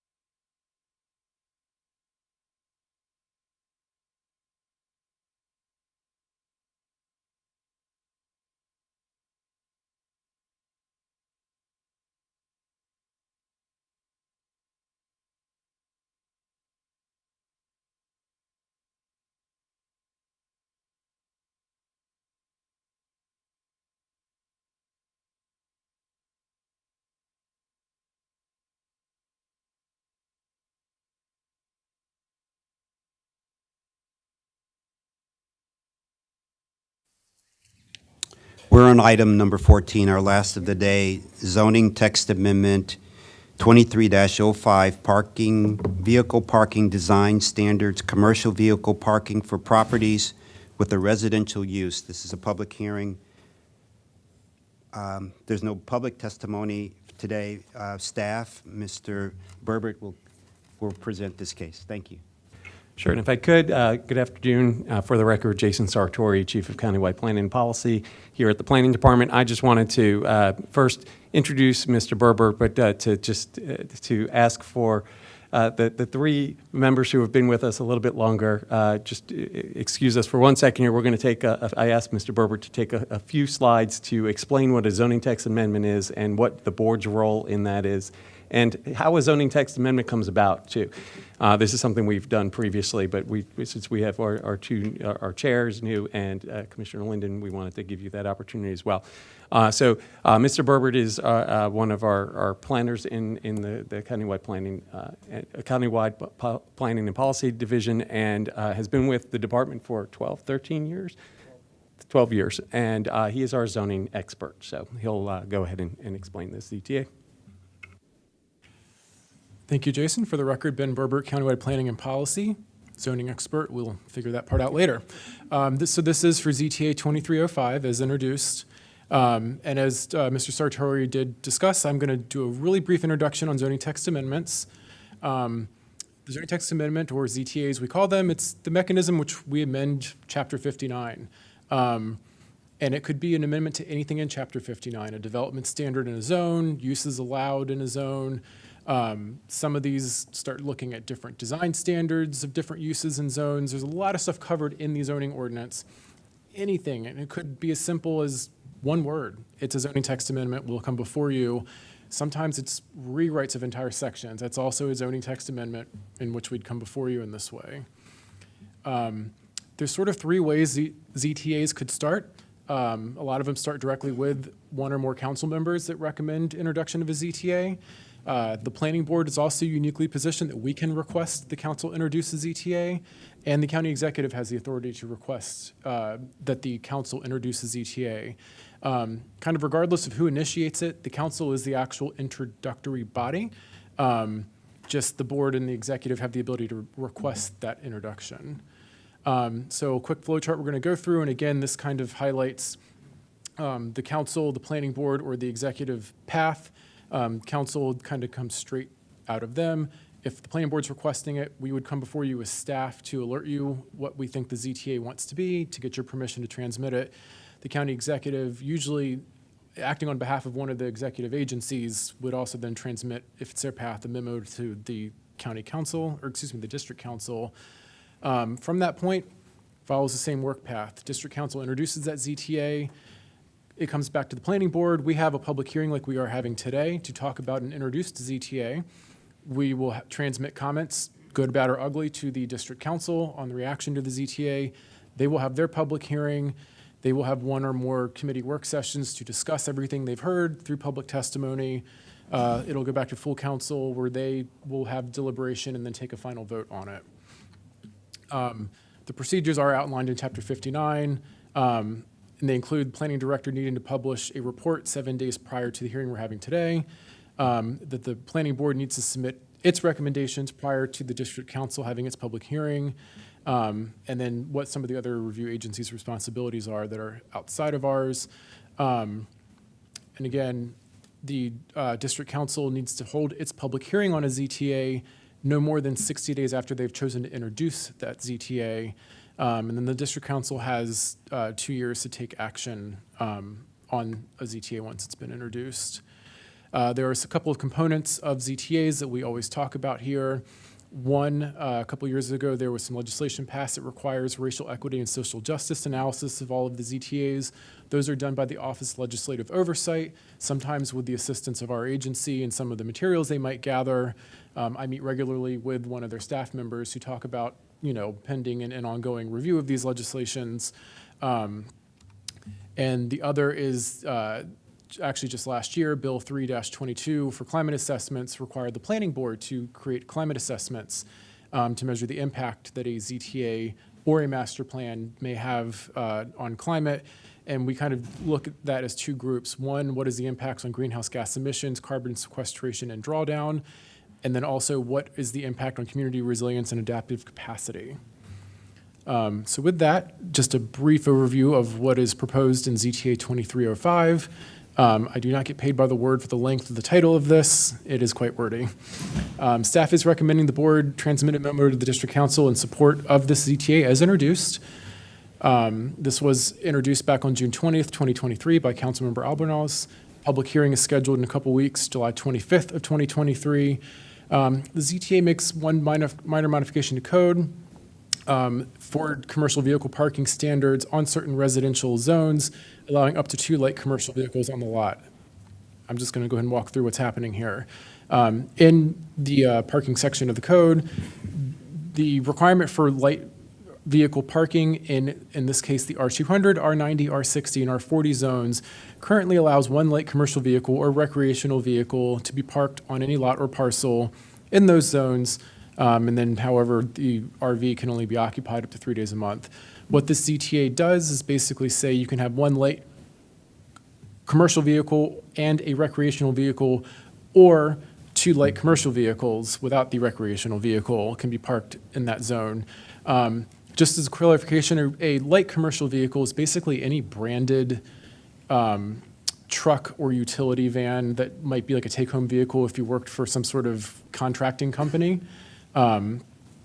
So again, if you think back, the cover slide, it had a picture of a small box truck and a utility van with a company logo on it. That's what we consider light commercial vehicles. They actually tend to be smaller in size than a recreational vehicle is, which is part of why staff thinks this is not a big deal to make this change. It's not allowing any more bulk of vehicle on any private driveway. It's just changing the mix-up of the bulk of the vehicles. Regarding the climate assessment that staff prepared for this, we found that there's an unpredictable and a minor to very insignificant negative impact to greenhouse gas emissions and sequestration,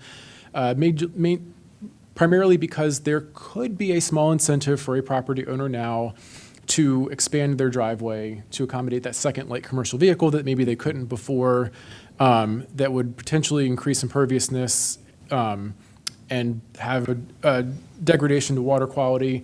We also think this is not going to be a lot of people that would do it, which is why we think it's very minor and it's very unpredictable because we really have no idea of knowing where this would happen geographically. We also found there could be a small positive impact on adaptive capacity, just because this would potentially make it easier for families that are employed in the service sector to be able to have flexibility of bringing their work vehicle home, helping with their employment and their ability to get around. So with that, staff, again, recommends the board transmit a recommendation supporting this ZTA as introduced. That concludes my presentation, and I'm happy to take any questions. I have a question. Have you looked to define what a light commercial vehicle is?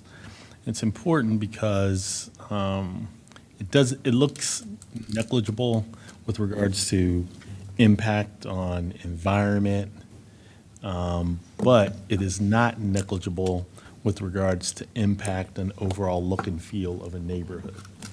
And so I've litigated this issue, and unfortunately,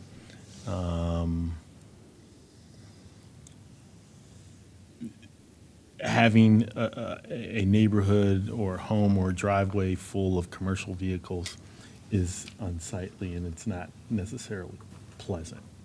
And so can you give us a definition and or a look of a light commercial vehicle that is supposed to be part of this zoning text amendment? Sure. It looks like Mr. Sartori might be pulling up the definition, and I will refresh on the screen examples that qualify as light commercial vehicles based on our code's definition. And while he's pulling that up, can you, for my, I wasn't around when this first came about, but could you, what drove this zoning text amendment? There were some people calling other, residents saying this or that person had too many vehicles or something in their driveways, or just out of curiosity, what drove this? From my understanding, we met with a land use attorney and that land use attorney met with a couple of other representatives at council staff and executive staff. I don't think their clients had been cited, but their clients had expressed a desire to have more flexibility for parking their light commercial vehicles. Because you can only have one per lot, the default then becomes to park it in the street. I think they were hearing concerns that the fire department was now not able to navigate some of the streets because these commercial vehicles are wider normally than a traditional car would be in the street. And it was sort of this idea of how do we accommodate families that might have, you know, 2 or more individuals in that household that all work in these different service industries. And again, I harken back to the neighborhood I live in, where there are tons of these parked all over the street because they can only have one in the driveway itself, which I think doesn't actually solve the aesthetic issue necessarily because they're still proliferating everywhere. Is there a way to legally bring them on the lot? And so that was the question that was asked, and this was, I think, the solution that was come up with talking to a couple of council members and that particular land use attorney that, you know, was proposed to put forward. I can communicate to you my personal professional experience in this, and had a client who's in the service industry, and he's well-intentioned, but he had more than one light commercial vehicle and dual axle vehicle on his property. And it became a nuisance to the neighborhood in which he lived because it was uncharacteristic for the neighborhood, and his ingress and egress out of the neighborhood at particular times of the day became a nuisance to the neighborhood and something that neighborhood wasn't accustomed to. And funny story is the person who wrote the citation and investigated him might be based out of this office, or I saw him coming in and out of the office, and he ran up to me and said, "Hey, Mr. Bartley, you remember me?" And I go, "Yeah, I remember you." He actually wrote the citation and actually testified in court against my client who had more than one commercial vehicle on his lot. I forgot the gentleman's name, but I saw him here and he came up and introduced himself. So I can just answer the question about the definition real quickly. In the zoning code, a light commercial vehicle is defined as any motor vehicle or trailer used for carrying freight or merchandise or used in the promotion of any commercial enterprise that is not a heavy commercial vehicle and not used as an office or containing any entry for transactions. A light commercial vehicle is not a recreational vehicle, a motor vehicle owned or operated by the county or other government agency, or a machine or vehicle for agricultural use. And then for further reference, a heavy commercial vehicle is a tandem axle or semi-trailer vehicle that carries freight and is greater than 10,000 pounds in weight. Rated for a load capacity of 1 ton or more, is 21 feet in length and more than 8 feet in height. So the light commercial vehicle would be smaller than that, but they don't have specific size references for the light commercial vehicle.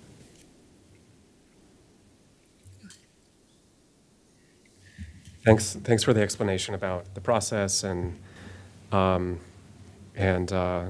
reasons behind this. I think it probably, from my opinion, it seems like it makes sense. I think there's also a potential safety benefit of bringing larger vehicles off the street into driveways if the lots have them, better sight lines, safer to walk and sort of come out of a driveway, or, you know, there's all sorts of issues. I'm sure we've all experienced different issues with that in different neighborhoods, so I think that's kind of another benefit associated with this. I will just say briefly, I don't think that this is a huge concern kind of on the macro level, but I think that from a climate assessment standpoint, one of the issues that kind of comes to mind for me, at least, when we think about, at least to use your example, like this could potentially allow folks to bring more vehicles home with them, which is more convenient for them. Maybe there's economic benefit. I think there's potentially a climate impact to that too, if it leads to more driving, more vehicle miles traveled. My guess is that more often it's folks parking on the street currently that are going to move it onto the lot.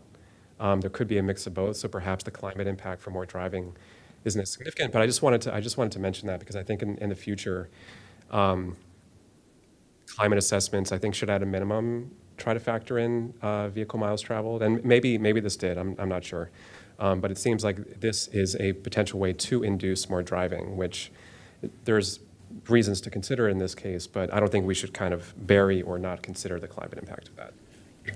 Appreciate that. And it might be worth us actually going back before the board as a future item to very briefly brief the new members on what our climate assessments do and don't do. I think when we were looking at master plan climate assessments, we definitely want to dig deep into data and understanding some of that.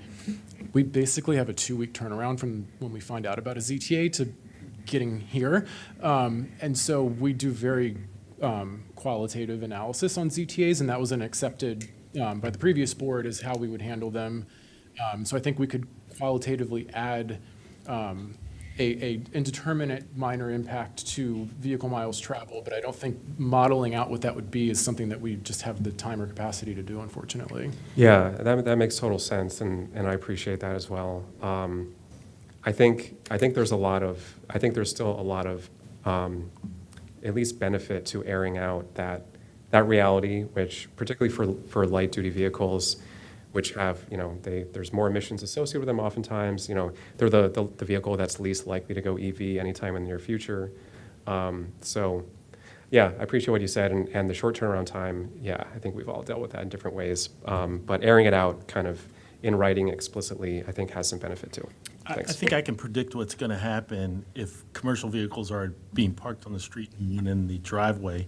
What will end up happening is there will be 2 parked in the driveway, 1 on the street. There's going to be 3 vehicles there, and it's going to be a nuisance and a traffic issue for the neighborhood. So if I can just jump in, just to address a couple of comments, Tanya Stern, Acting Planning Director. Just as Ben noted, I think it would be helpful for us to provide another briefing to the board, particularly because we have 2 newer members, about our methodology for doing climate assessments. And just very briefly, the county council passed a law last year that requires climate assessments, that requires the Office of Legislative Oversight to do climate assessments for bills, and then the planning board to do them for ZTAs and master plans. The law specifies the types of essentially analysis that we are to do, the different things, not in a lot of detail, but it specifies the types of issues that we're supposed to look at. OLO has their methodology for doing bills. We worked with a consultant and also with a stakeholder group of environmental advocates to develop our methodology for doing these for ZTAs and master plans. So we definitely appreciate the feedback. The law also requires both the board and OLO every couple of years to revisit their methodologies and make any changes. But I think just for all of your understanding when you see us talk about the climate assessments that we've done, I think it might be helpful to go back and kind of do that groundwork. And I think I guess one thing I would add, Commissioner Bartley, in terms of your last comment, my understanding of what the intent of this ETA is essentially to allow those who may have these types of vehicles who may already be parking on the street to park them in their driveway if they have one. And so it's not so much necessarily they're going to have more vehicles. I mean, that's not necessarily, we don't know, but I think it's really about trying to free up the on-street parking spaces and to move these onto people's properties, their own driveways. That's essentially what the premise is behind this. Well, this creates a confusion for me because there are HOAs that do not allow commercial vehicle to be parked. So when you say that bring it to driveway, I think HOA applies when it comes to the driveway and say no commercial vehicle on the driveway. Is that correct? Because it's a private property, correct? I mean, typically, and Ben, please jump in, if the HOA has a specific restriction, then it's the HOA's restriction would apply. And but most of the HOAs, they do have restrictions about these commercial vehicles. And what the property owner, I know it because I'm the president of HOA for my, and I have complained from my members that people park it in the public right-of-way, and HOA does not have anything to do with the public right-of-way, but we could tell them that you cannot put it on your driveway because driveway is private. So people put it under in the subdivision road that is public, and we cannot do anything about it. So I still believe that that could continue and not going to change as much as that, you think that it's going to push people to move it, except places that they don't have HOAs or this provision doesn't exist. So, James, you have any comments? Okay, I'm in favor of this. I want to anecdotally say something that you talked about: equity, diversity, inclusion. So, in my former job, we built affordable housing and a lot of new developments. And one of the things we came up with, ran into, is that you build these structured parking garages now, and you have so many space, and you say, well, maybe so many spaces per unit. But many of our residents have service industries or construction industries, and they do have a light vehicle, and so. But not, so we also had to, from a equity diversion, the diversity inclusion, like, they're working residents and they need a place to park their vehicle. And if they, for some reason, they have a truck or light vehicle, their home is their home and we have to find a place. So I'm just straight, the whole point about you have to think about all folks, all people, and there are a significant group of people that also drive these vehicles. So that's all my point, but I'm supportive of this, and if any more discussion? I can go ahead and move to submit the staff recommendation and comments to District Council in support of ZTA 2305. Seconded. All in favor? Aye. Aye. Okay. The ayes have it. Thank you. This ends the July 13th Planning Board meeting. Thank you.